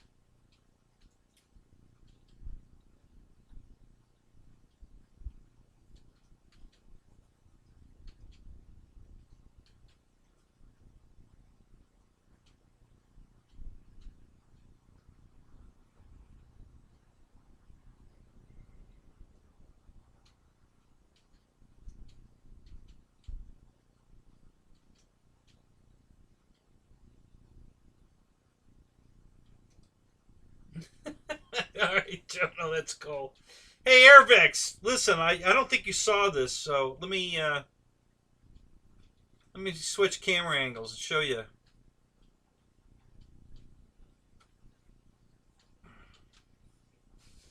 So this is the top, which you kind of saw from the front. Oh, wait a minute, let me put the canopy back on it.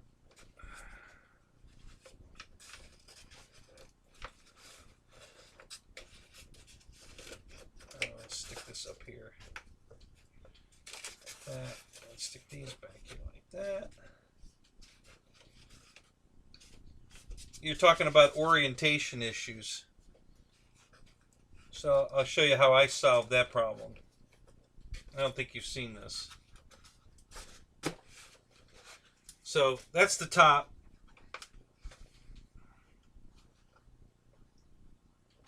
I'm particularly proud of the bottom. I think the bottom looks really cool. So this is what the bottom looks like.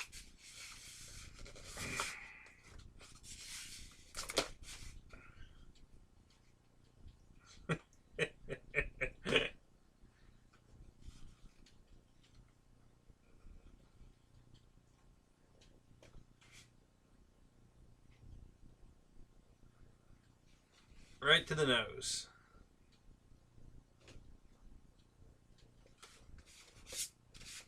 So I think there's some good contrast there.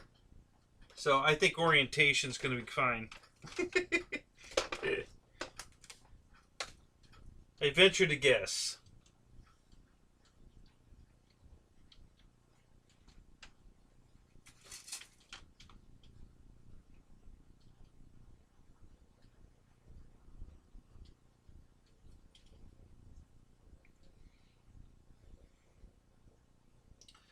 I have not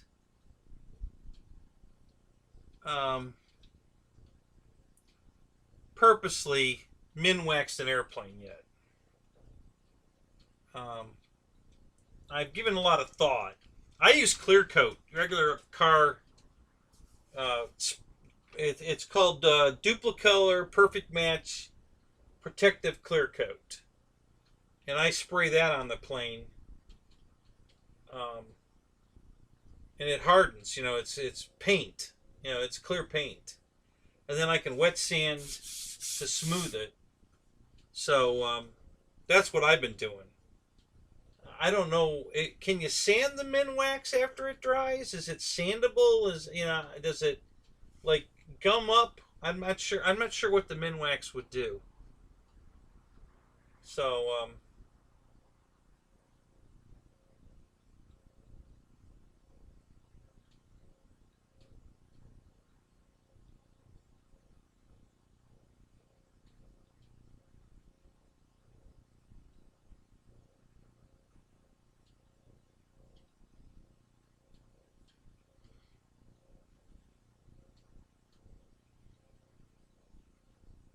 so Airvex, you still here?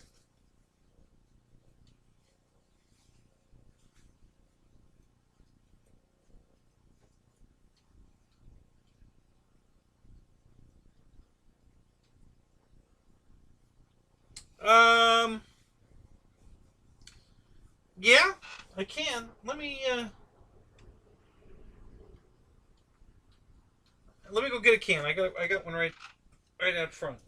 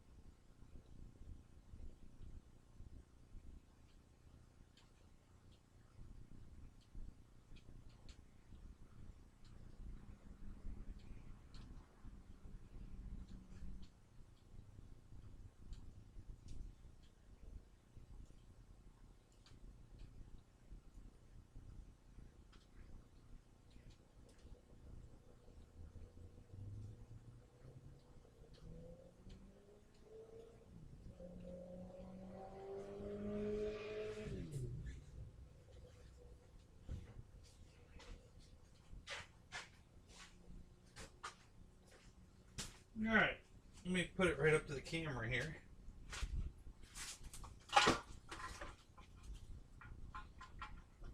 So that's, you can get it at any of the auto parts stores. I usually go to AutoZone. But yeah, no rattle ball in the can. So it doesn't need any mixing. And it's a regular clear coat. So after after it dries, you can wet sand it and then polish it like a car.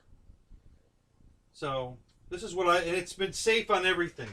Bare foam, every kind of paint I've used. It's been safe on. The only thing it wasn't safe on was I believe it was an EPP foam. I think I painted an EPP plane.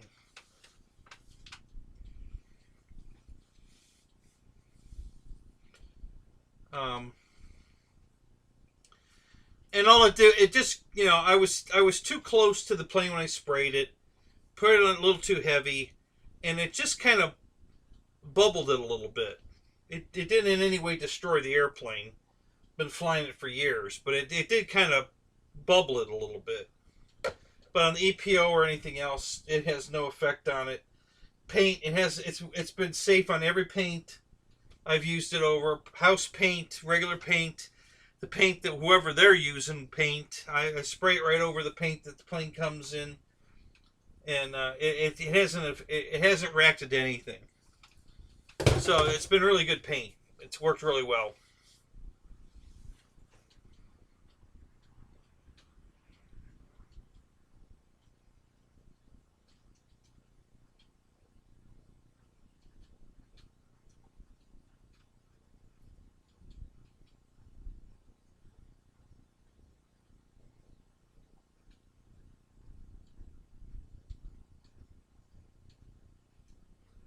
So Airvex, did you see my plane top and bottom? What'd you think?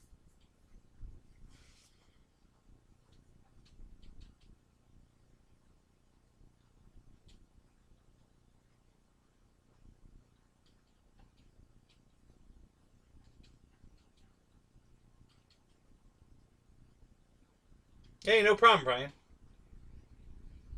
Usually I clear any plane that's foam, bare foam. I usually clear, and the reason I do that is to keep the dirt. The foam cells are porous, so if you're going to handle the plane a lot, the dirt from your hands is going to get into the foam, not on it, in it, and you'll never be able to get the plane clean again. It'll get down in between the little foam cells, and the plane will just look dirty all the time. So I pretty much always clear my bare foam planes, and then painted planes. It just depends. If I'm trying to get more durability out of the paint, then I'll clear it. If I just want a shiny finish, I'll clear it. But I don't clear all my painted planes, but I try to clear all my foam planes, just to keep the dirt out of them. Now, my Valiant, I didn't clear coat, and boy, it looks terrible. I didn't take my own advice on that one. The bare foam is just full of dirt. So now I'm going to try something. I'm going to try steaming it and see if I can get the dirt out of the foam cells with a steamer. And see if I can clean it that way. Or I might even try a water pick. But I want to try to clean it. But if I'd have cleared it like I always do on my other planes, I wouldn't have this problem.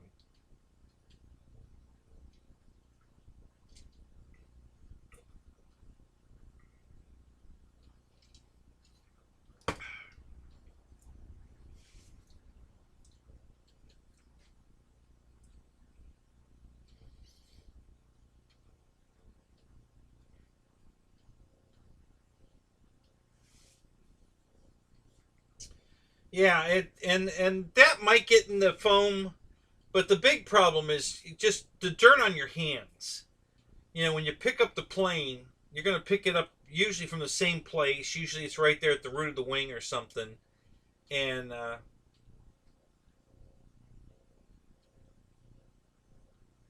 you know, the dirt just comes off your fingers into the foam. And after you pick up the same plane in the same spot every time, you're going to have a brown spot where you pick the plane up. It's just, you know, it's going to happen. Just the sweat, the dirt and the sweat over your hands will get in the foam. So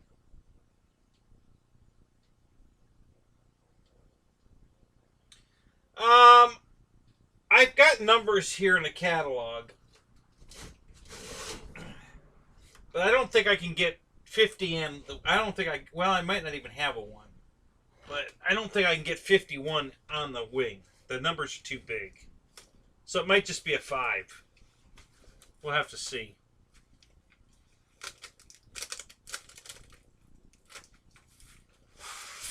I think this is the book that's got the numbers in it.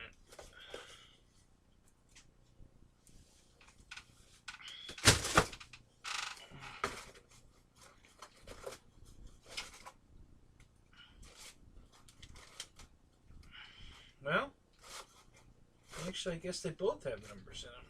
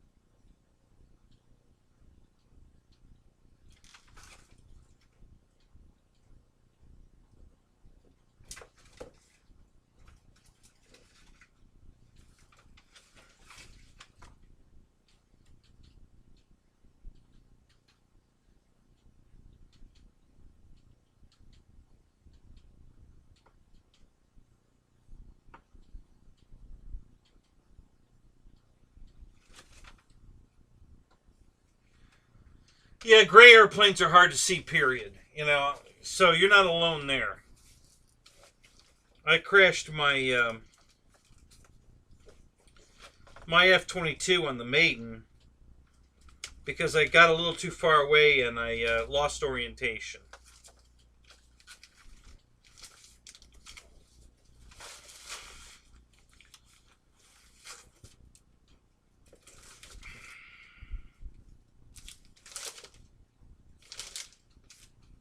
Holy shit, I don't have any 5s?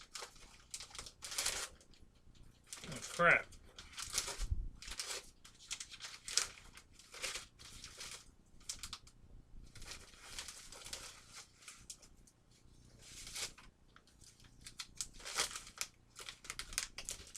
I didn't know I didn't have 5s. That's interesting.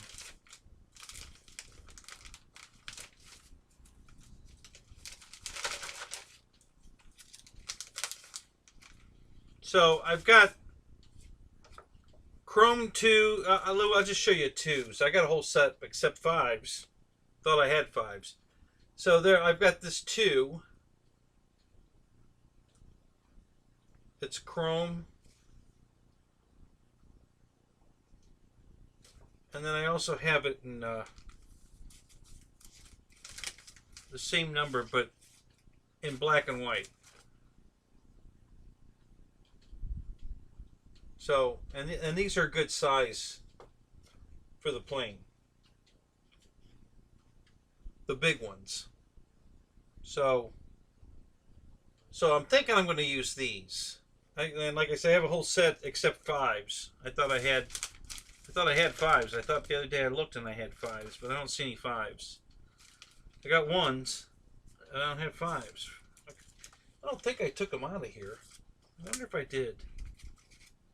I don't remember taking them out of here.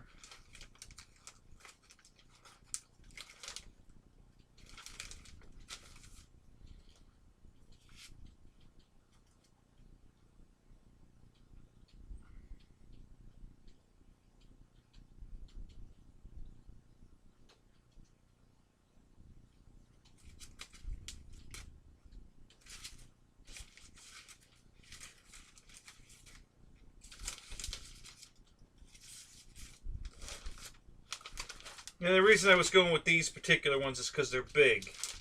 I have some smaller numbers in 51, but I think they're too small. I like the looks of these big numbers. So maybe 7s. Maybe I'll go with 7.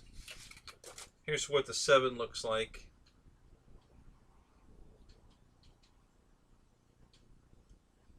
So I don't know.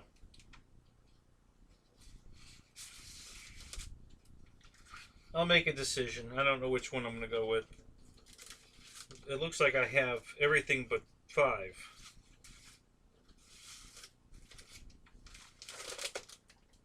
Yep.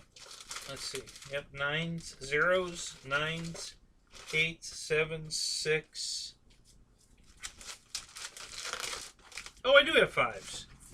Oh, cool. I could have sworn I did. So same thing. I've got the black and white 5s or chrome 5s.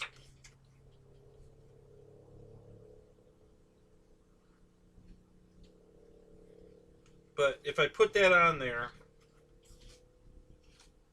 I really don't have to, especially if I go with the big one.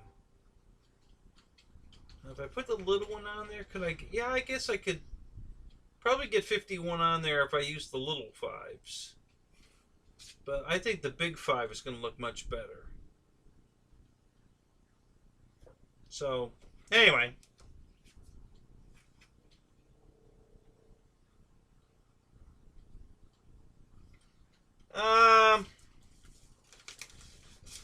Yeah, I don't think I want to.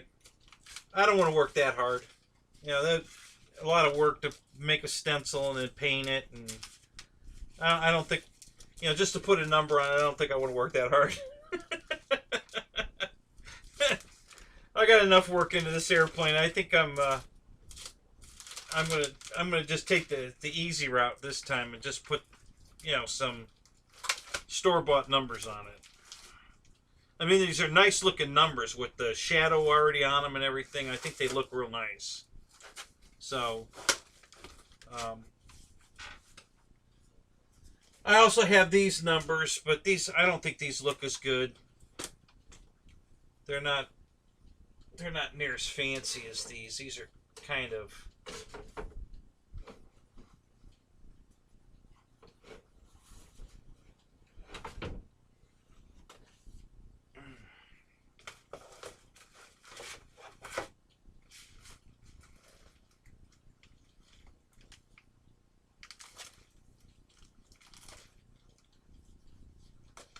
so I think I have, see, these are pretty small. It's like, see, these 5s are pretty little. And they're no shading. They're black with a white trim around them, which I don't need because the plane where this is going to go is white, so I don't really need the white trim around it. And then I have these kind too that are just solid, just black, no shadowing, no. But these are smaller and you know, they don't look as good as the other ones. I like the way the other ones have the shadowing on them and stuff. They just look cool. So that's why I was going to go with those.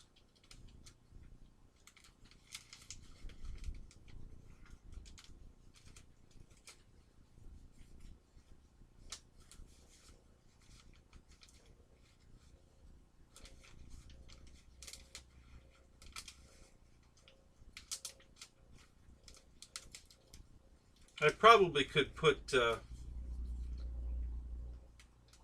well, see, at that end, yeah, that's true. The one could go on the aileron because it'll be on the left wing. So I guess I could put 51 on it and put the 1 on the aileron and the 5 on the wing. So maybe I'll do that.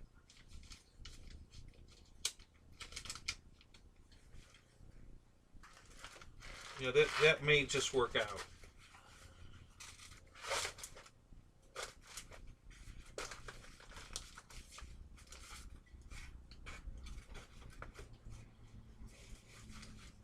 Something else I could do too here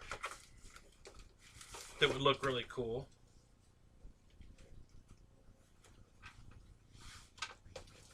So this is what you get when you used to own a hobby shop.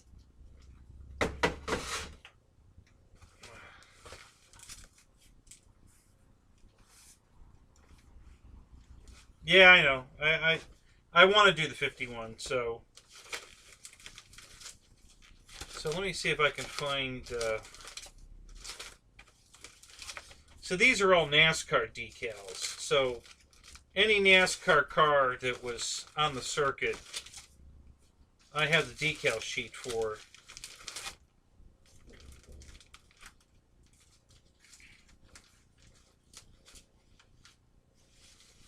So you guys thought creamsicle. How about Otter Pops? We could make it an Otter Pop plane, huh?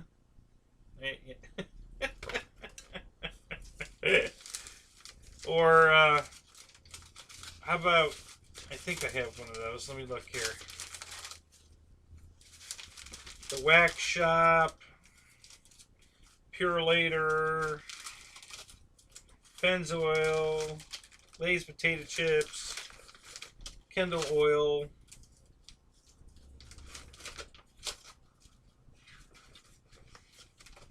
Folgers coffee. I don't have the whole sheet. Damn it.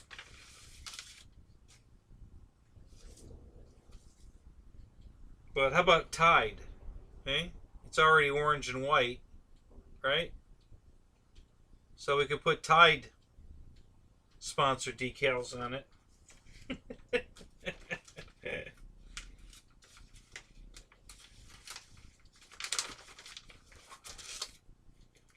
Levi's, Hardee's. Ooh, Hardee's. This is orange and white. How about this? We make it a Hardee's airplane.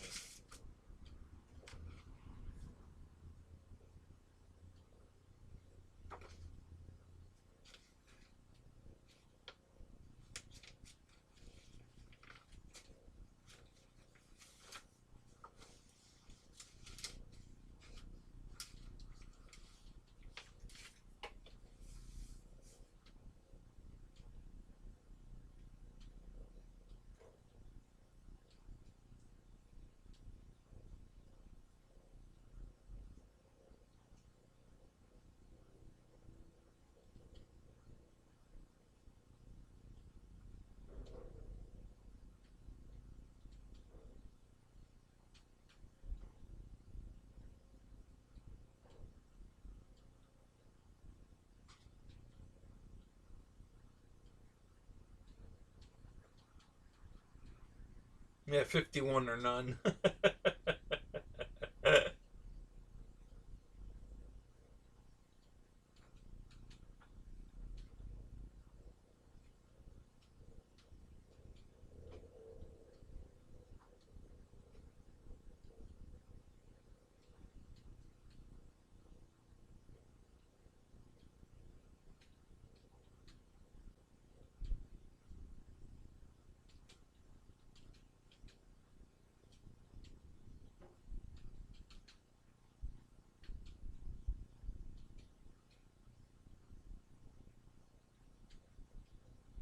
Frosted Flakes. Yeah, I don't think I have any Frosted Flakes. I got RC Cola.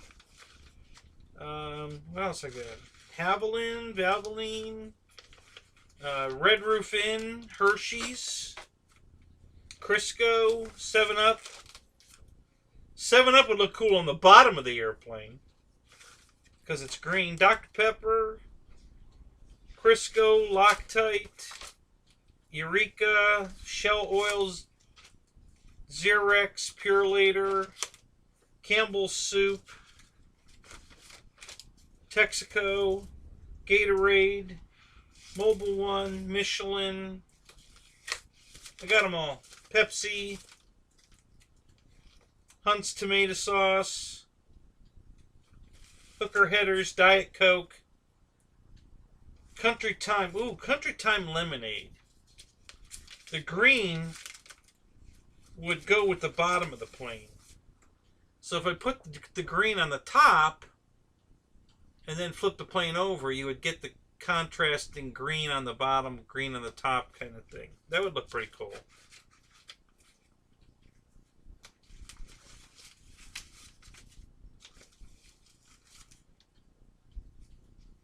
Diet Pepsi, Motorcraft. Avoid the Noid. Hey, you red airplane guys. Hey, this is what Marshall needs.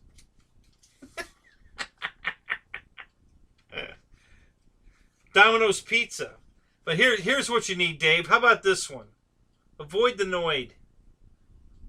It's red. You know, a little red guy.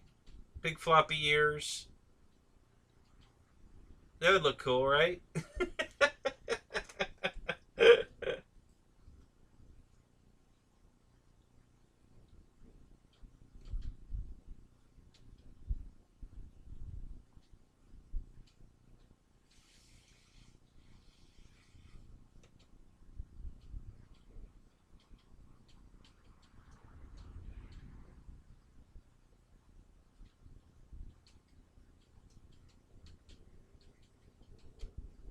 Orange Crush. Hey, I think I have Orange Crush.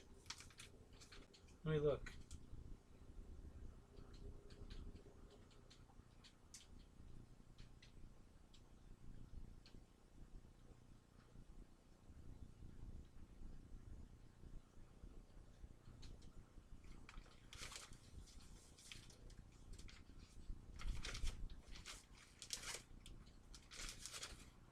I think I had an Orange Crush.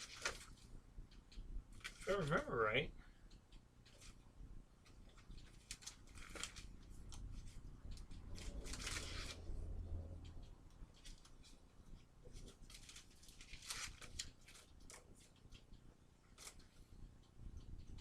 I got California Raisins.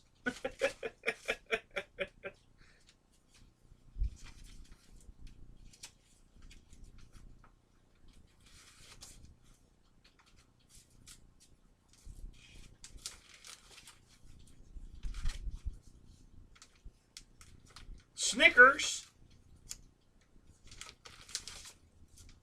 That's Snickers. We can do that.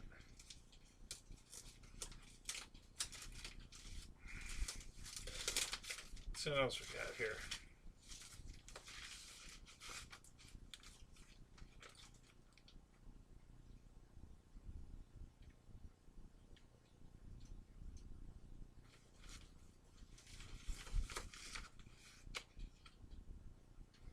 Hawaiian Punch.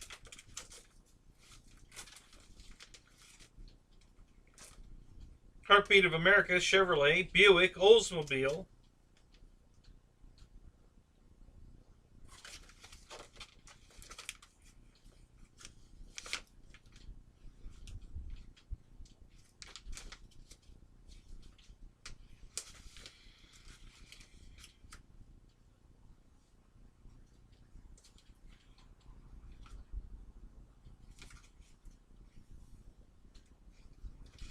Pontiac.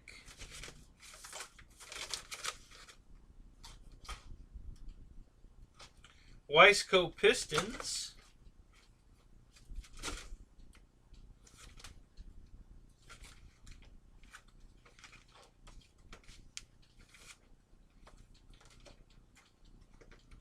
Winds air filters. I always like their logo. It's in purple. I love purple. Here's the Red Roof Inn.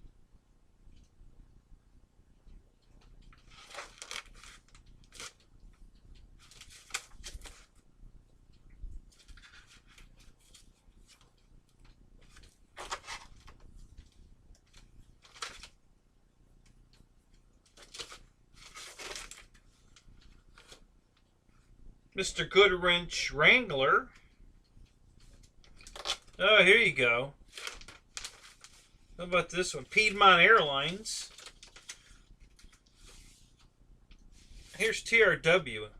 It's orange and black. Look at that. That's pretty cool. So you think if I show up in Hardee's with my with this plane with Hardee's all over it, I'd get a free meal out of them?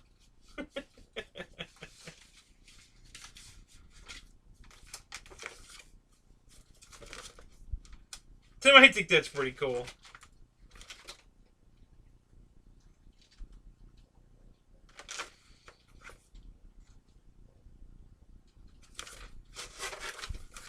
What else I got? Let's see.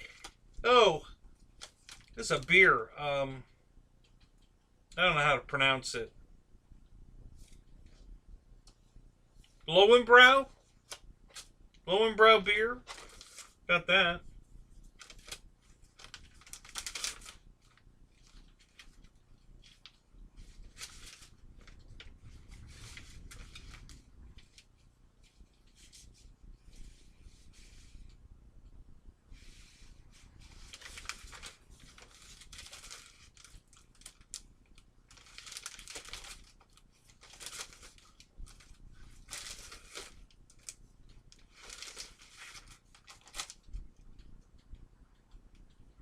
Schaefer beer.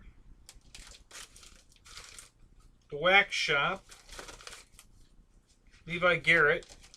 Hooker Headers. That's red.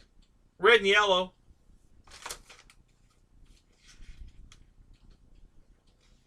Stroh's Light.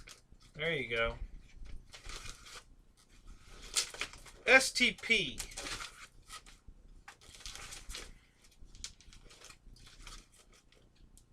Quaker State. Valvoline. More Pennzoil. 7-Eleven. There you go. Miller High Life. Old Milwaukee.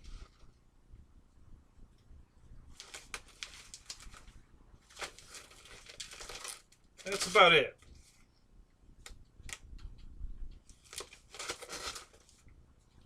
So yeah, I think I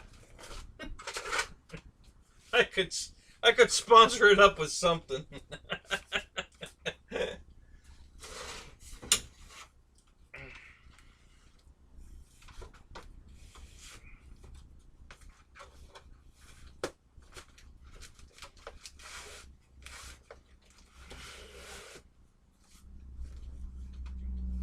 Actually, this other book has a whole nother set of sponsor sheets too, I think. Let me look in here a second.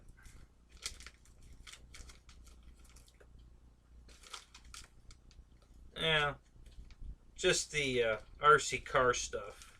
Parma, Bolink, that kind of stuff, and then the other numbers. Yeah.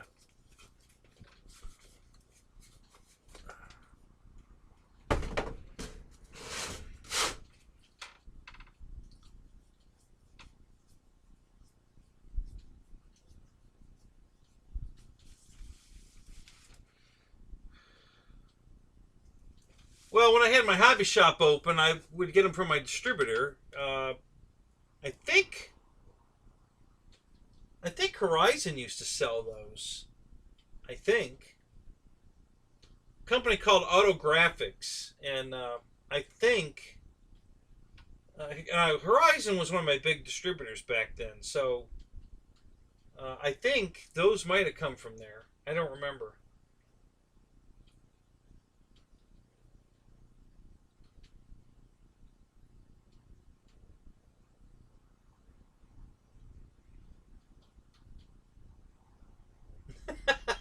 Brian. TRW and Hardee's, and then tied if I wreck the plane and clean my pants. That was a good one.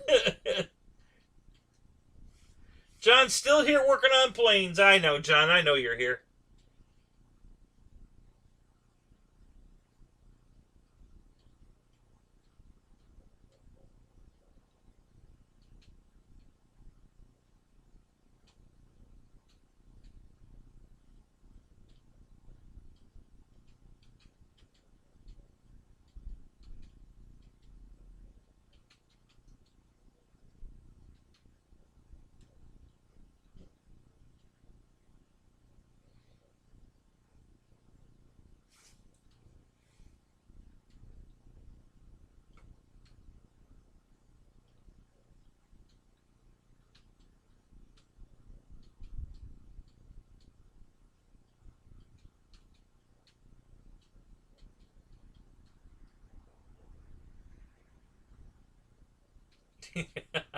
Cheetos. Yeah.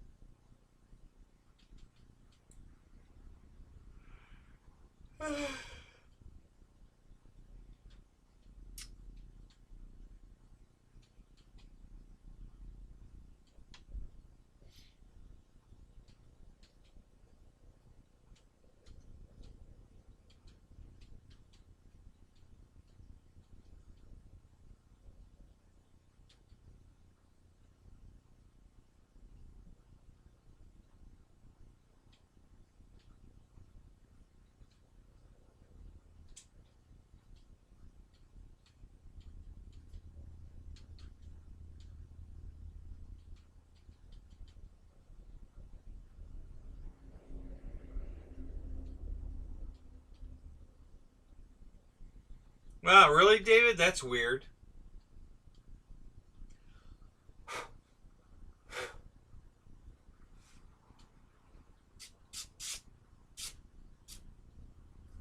So my hands are filthy right now, so I can't touch this airplane. Because that stuff's old, dusty, dirty.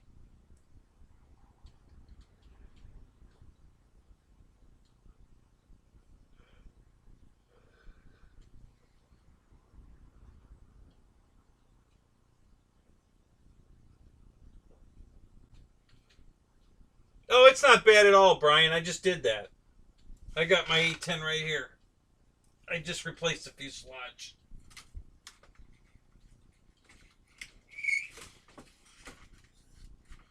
I haven't taped it together yet, but yeah, here it is.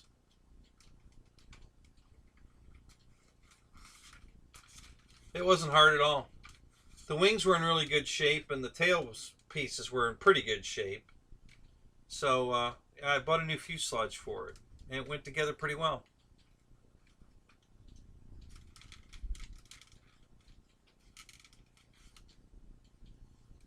The only problem I had was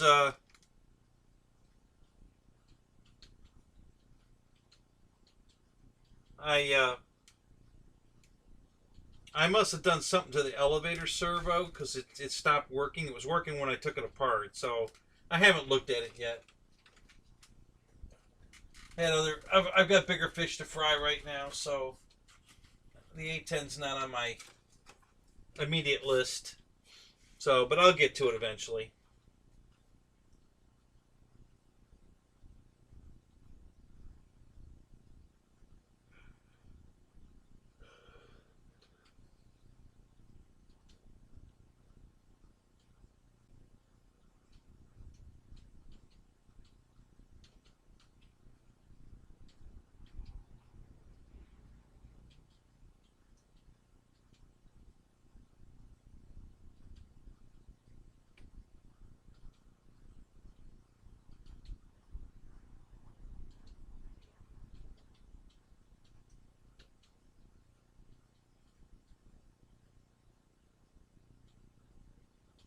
No, Brian, it's just tape. There's no glue. It's taped together.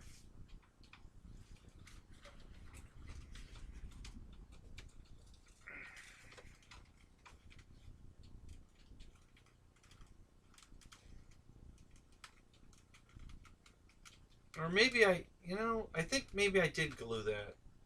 Just a couple dabs of contact cement. But I think originally it was taped. There's on the sides of the fuselage, the wing has an area that goes up.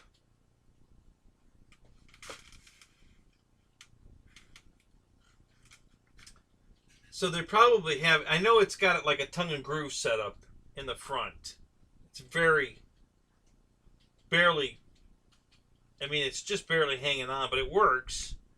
I mean, I just slid it in there, and I just picked up the airplane, and it stayed on. The wing stayed on. I didn't tape it or anything. So it's kind of interesting. But yeah, I think I did glue the wing to the bottom fuselage. Contact cement.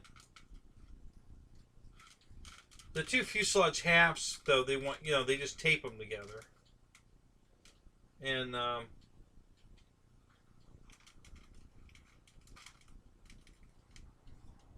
yeah, so I think that's what I did.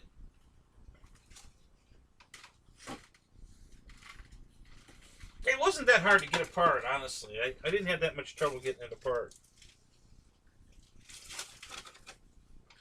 So my nose cone just fell off, and it probably went in the trash can, like everything else.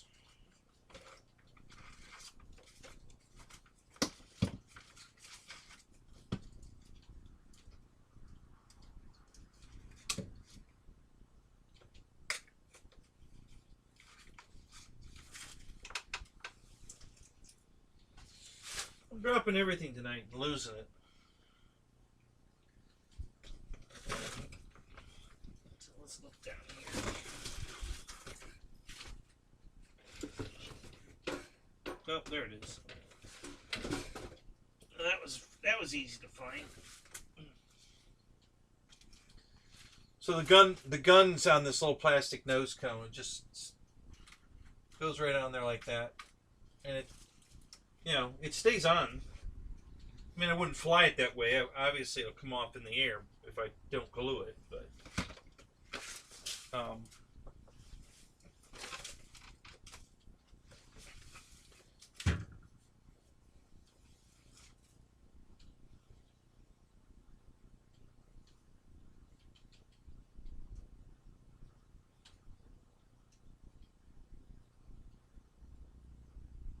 God, I have no idea, Juno. You just have to look them up on, Horizon Hobby's website. They should list it.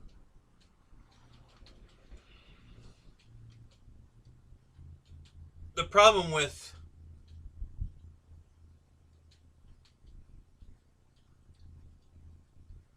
like on the 810, I'm pretty sure the elevator and the rudder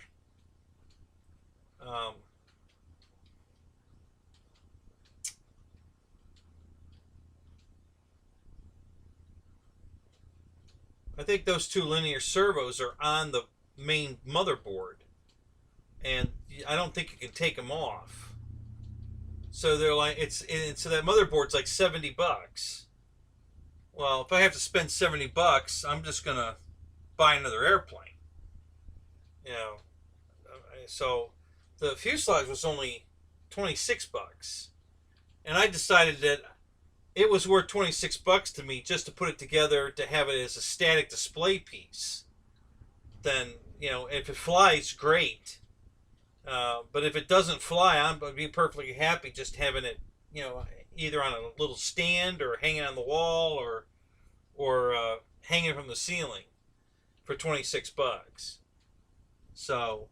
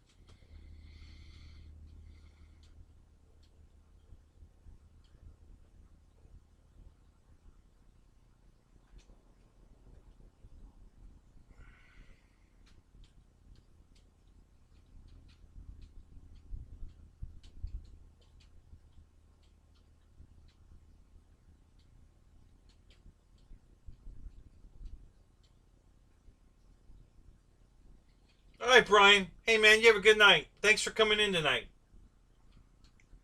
It's always fun hanging out, man. So thanks for coming.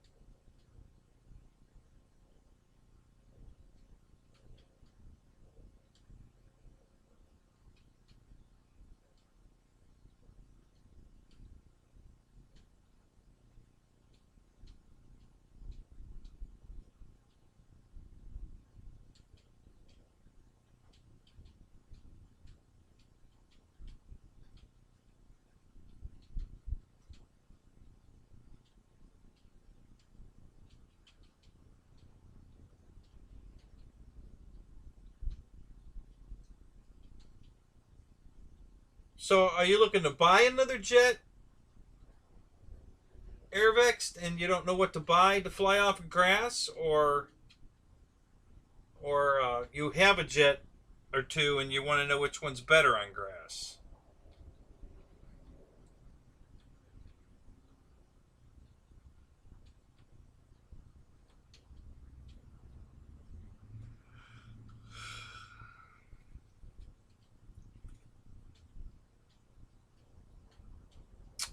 Damn this thing.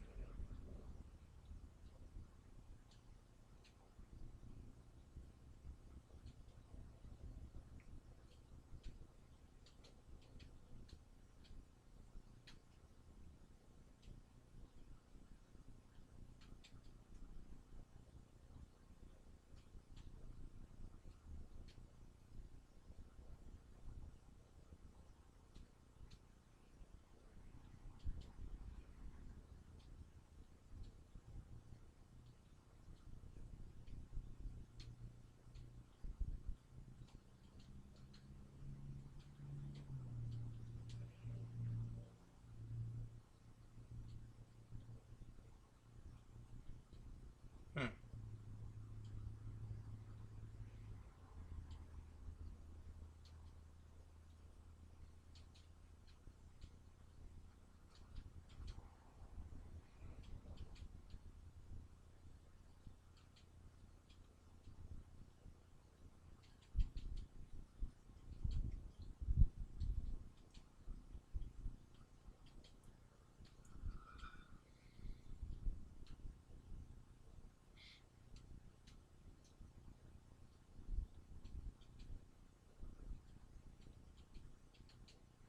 Hmm.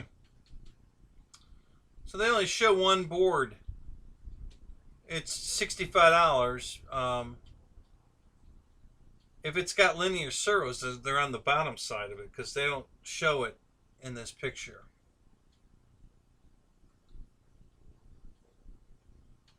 I can't remember. Oh, the aileron servos are on the wing. That's right. They're separate, and they don't show them. So apparently you can't buy the aileron servos.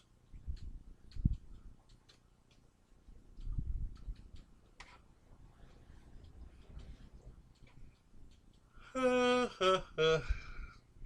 let's take a look here.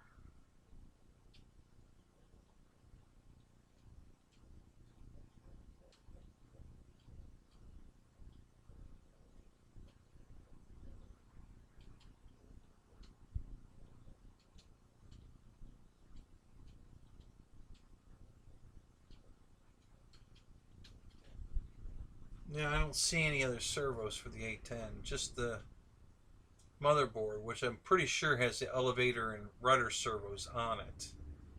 It might be on the back side of it. So, yeah, the on my Timber, UMX Timber, the elevator servo was screwed, and I was gonna buy a replacement one, and it was, when I saw it was like $70, I said screw that. I just bought a turbo Timber. Now the Timber's still flyable, but it has its limitations. If you're just going to cruise around with it, it's fine. If you're going to try to high alpha it or do loops and rolls and stuff, not so much. Because if the AS3X overextends the elevator, it jams, and then you're screwed. You got no control over it. You know, it does the stall porpoising thing until it hits the ground, and if it hits the ground in just the wrong way, it's going to break.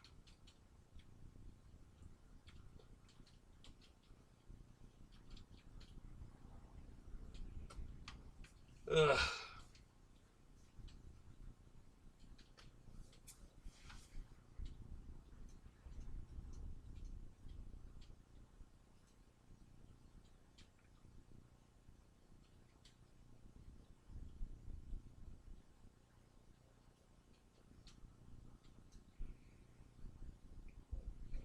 I think the Avanti S, other than the big Yak 130, not the small one, but the 90mm Yak 130, have the best landing gear for grass. The Avanti S from Freewing is awesome off grass.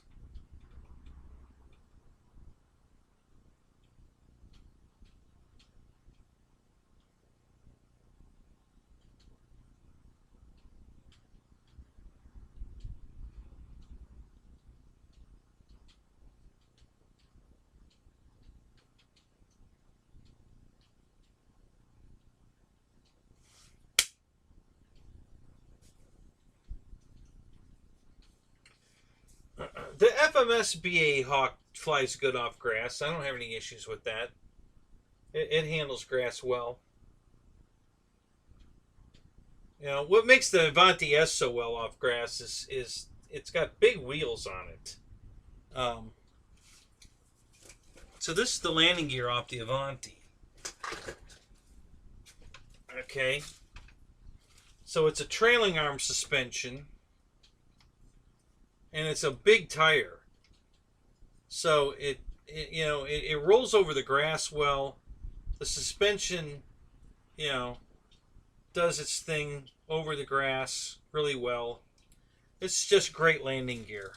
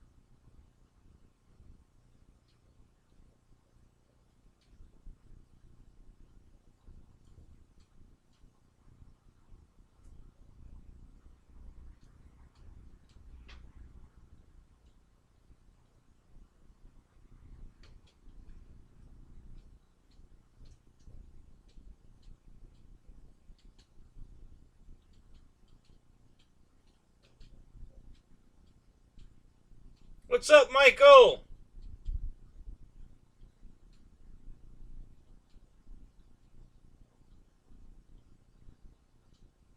Yeah, like I said, I use this Duplicolor paint on a lot of my planes, not all of them. But I've been clear coating this one as I go.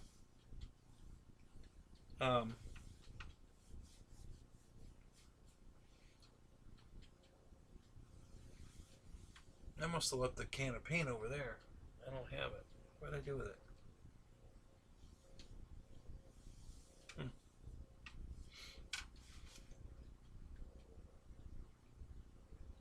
Yeah, if you want to makes them a lot easier to clean them. uh, you can make the plane a lot slipperier by putting a couple of coats of clear on it and then wet sanding it smooth. I mean smooth as glass, smooth.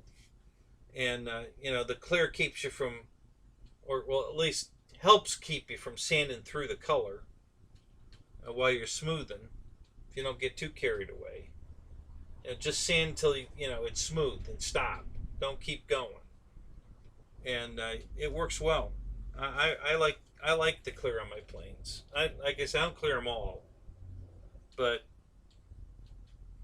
some of them, mostly the bare foam ones for sure, and then just whatever one, depending on if I feel I need to clear coat it or not.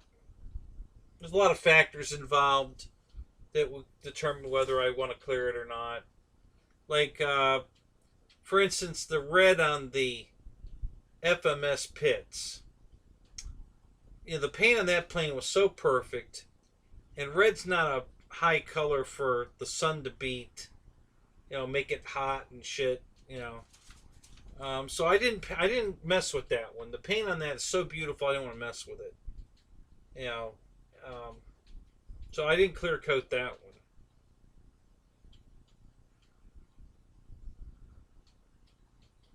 I think at one point I was planning on clear coating them all, but I just got,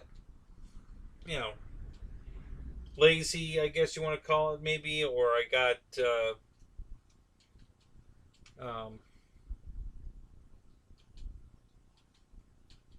maybe it got to the point where, I don't fly this plane enough to bother clear coating it. I don't know. It doesn't add that much weight. And, like I said, if you wet sand it smooth, man, the plane will be so smooth. The air will just roll off of it. So,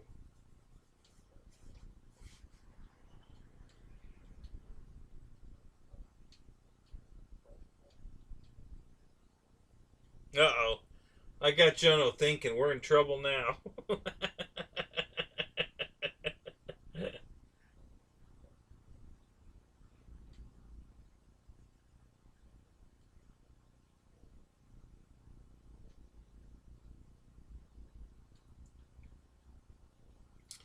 Yeah, I'm really looking forward to my Draco coming in. I mean, I already got one, but that was the one I had every intention of selling, and I did. I sold it. It was the bind and fly one. I don't want the bind and fly one to fly. I want the plug and play. So, so I'm waiting for 2 more Dracos, plug and play Dracos, to show up. And no word yet.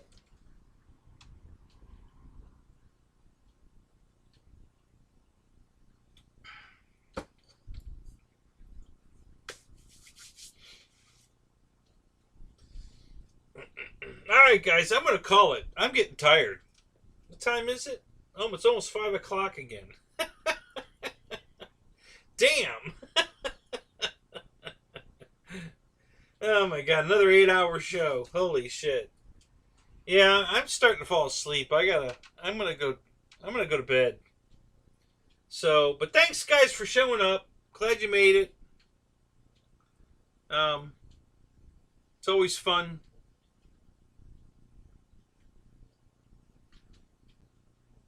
Any last questions before I bug out?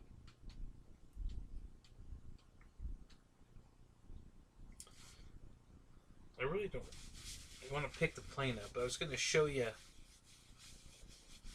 The bottom of this plane is green, but on this camera, it looks chrome. Watch this. This is pretty wild.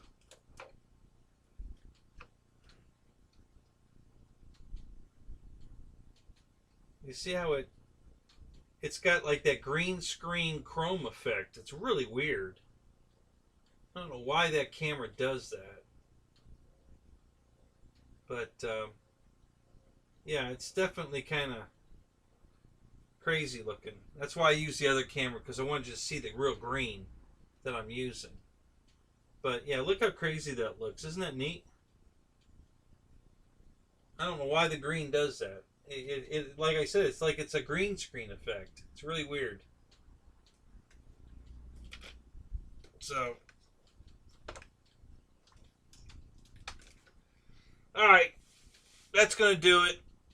John, you have a good morning, sir. Enjoy your coffee. Get those planes ready to fly.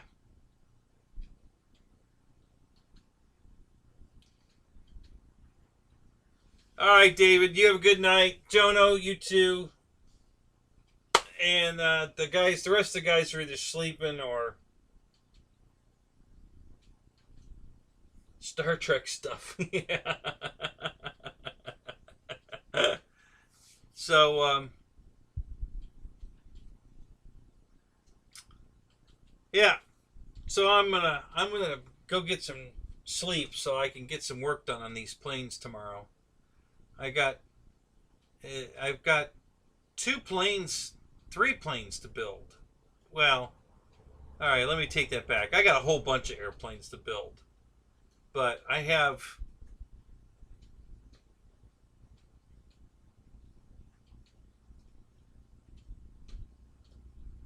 I have 3 planes I want to build um,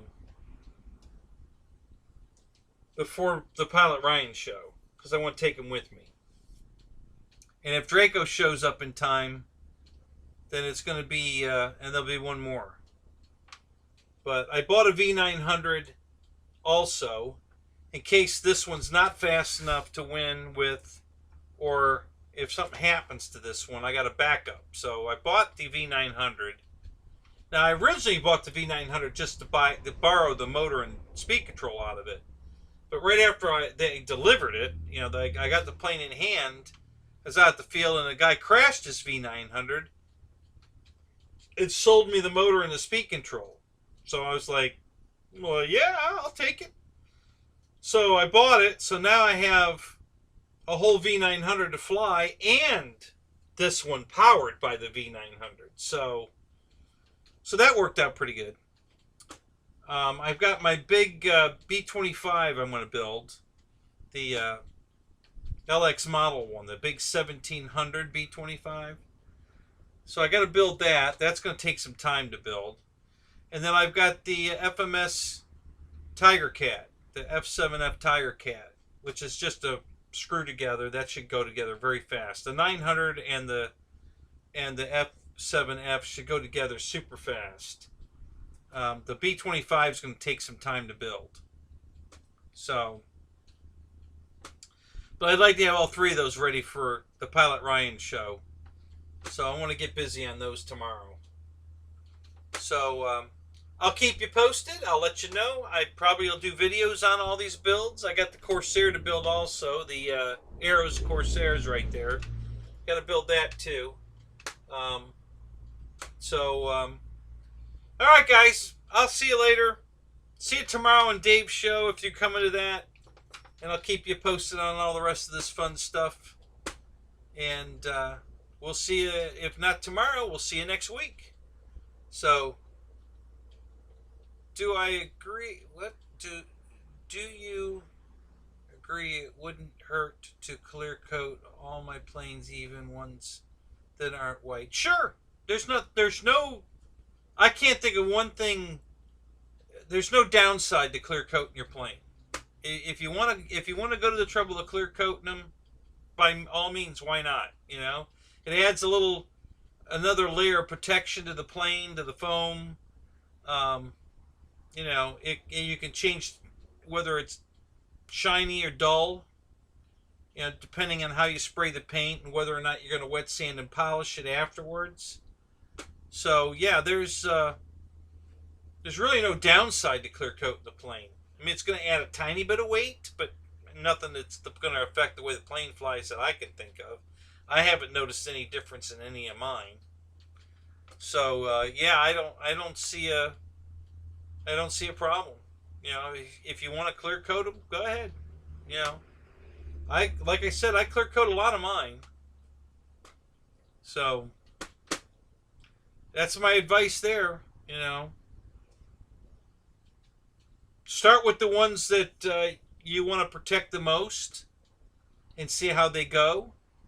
And then you can make a decision after you've got the majority of the ones you really want to protect done to whether or not you really want to do them all.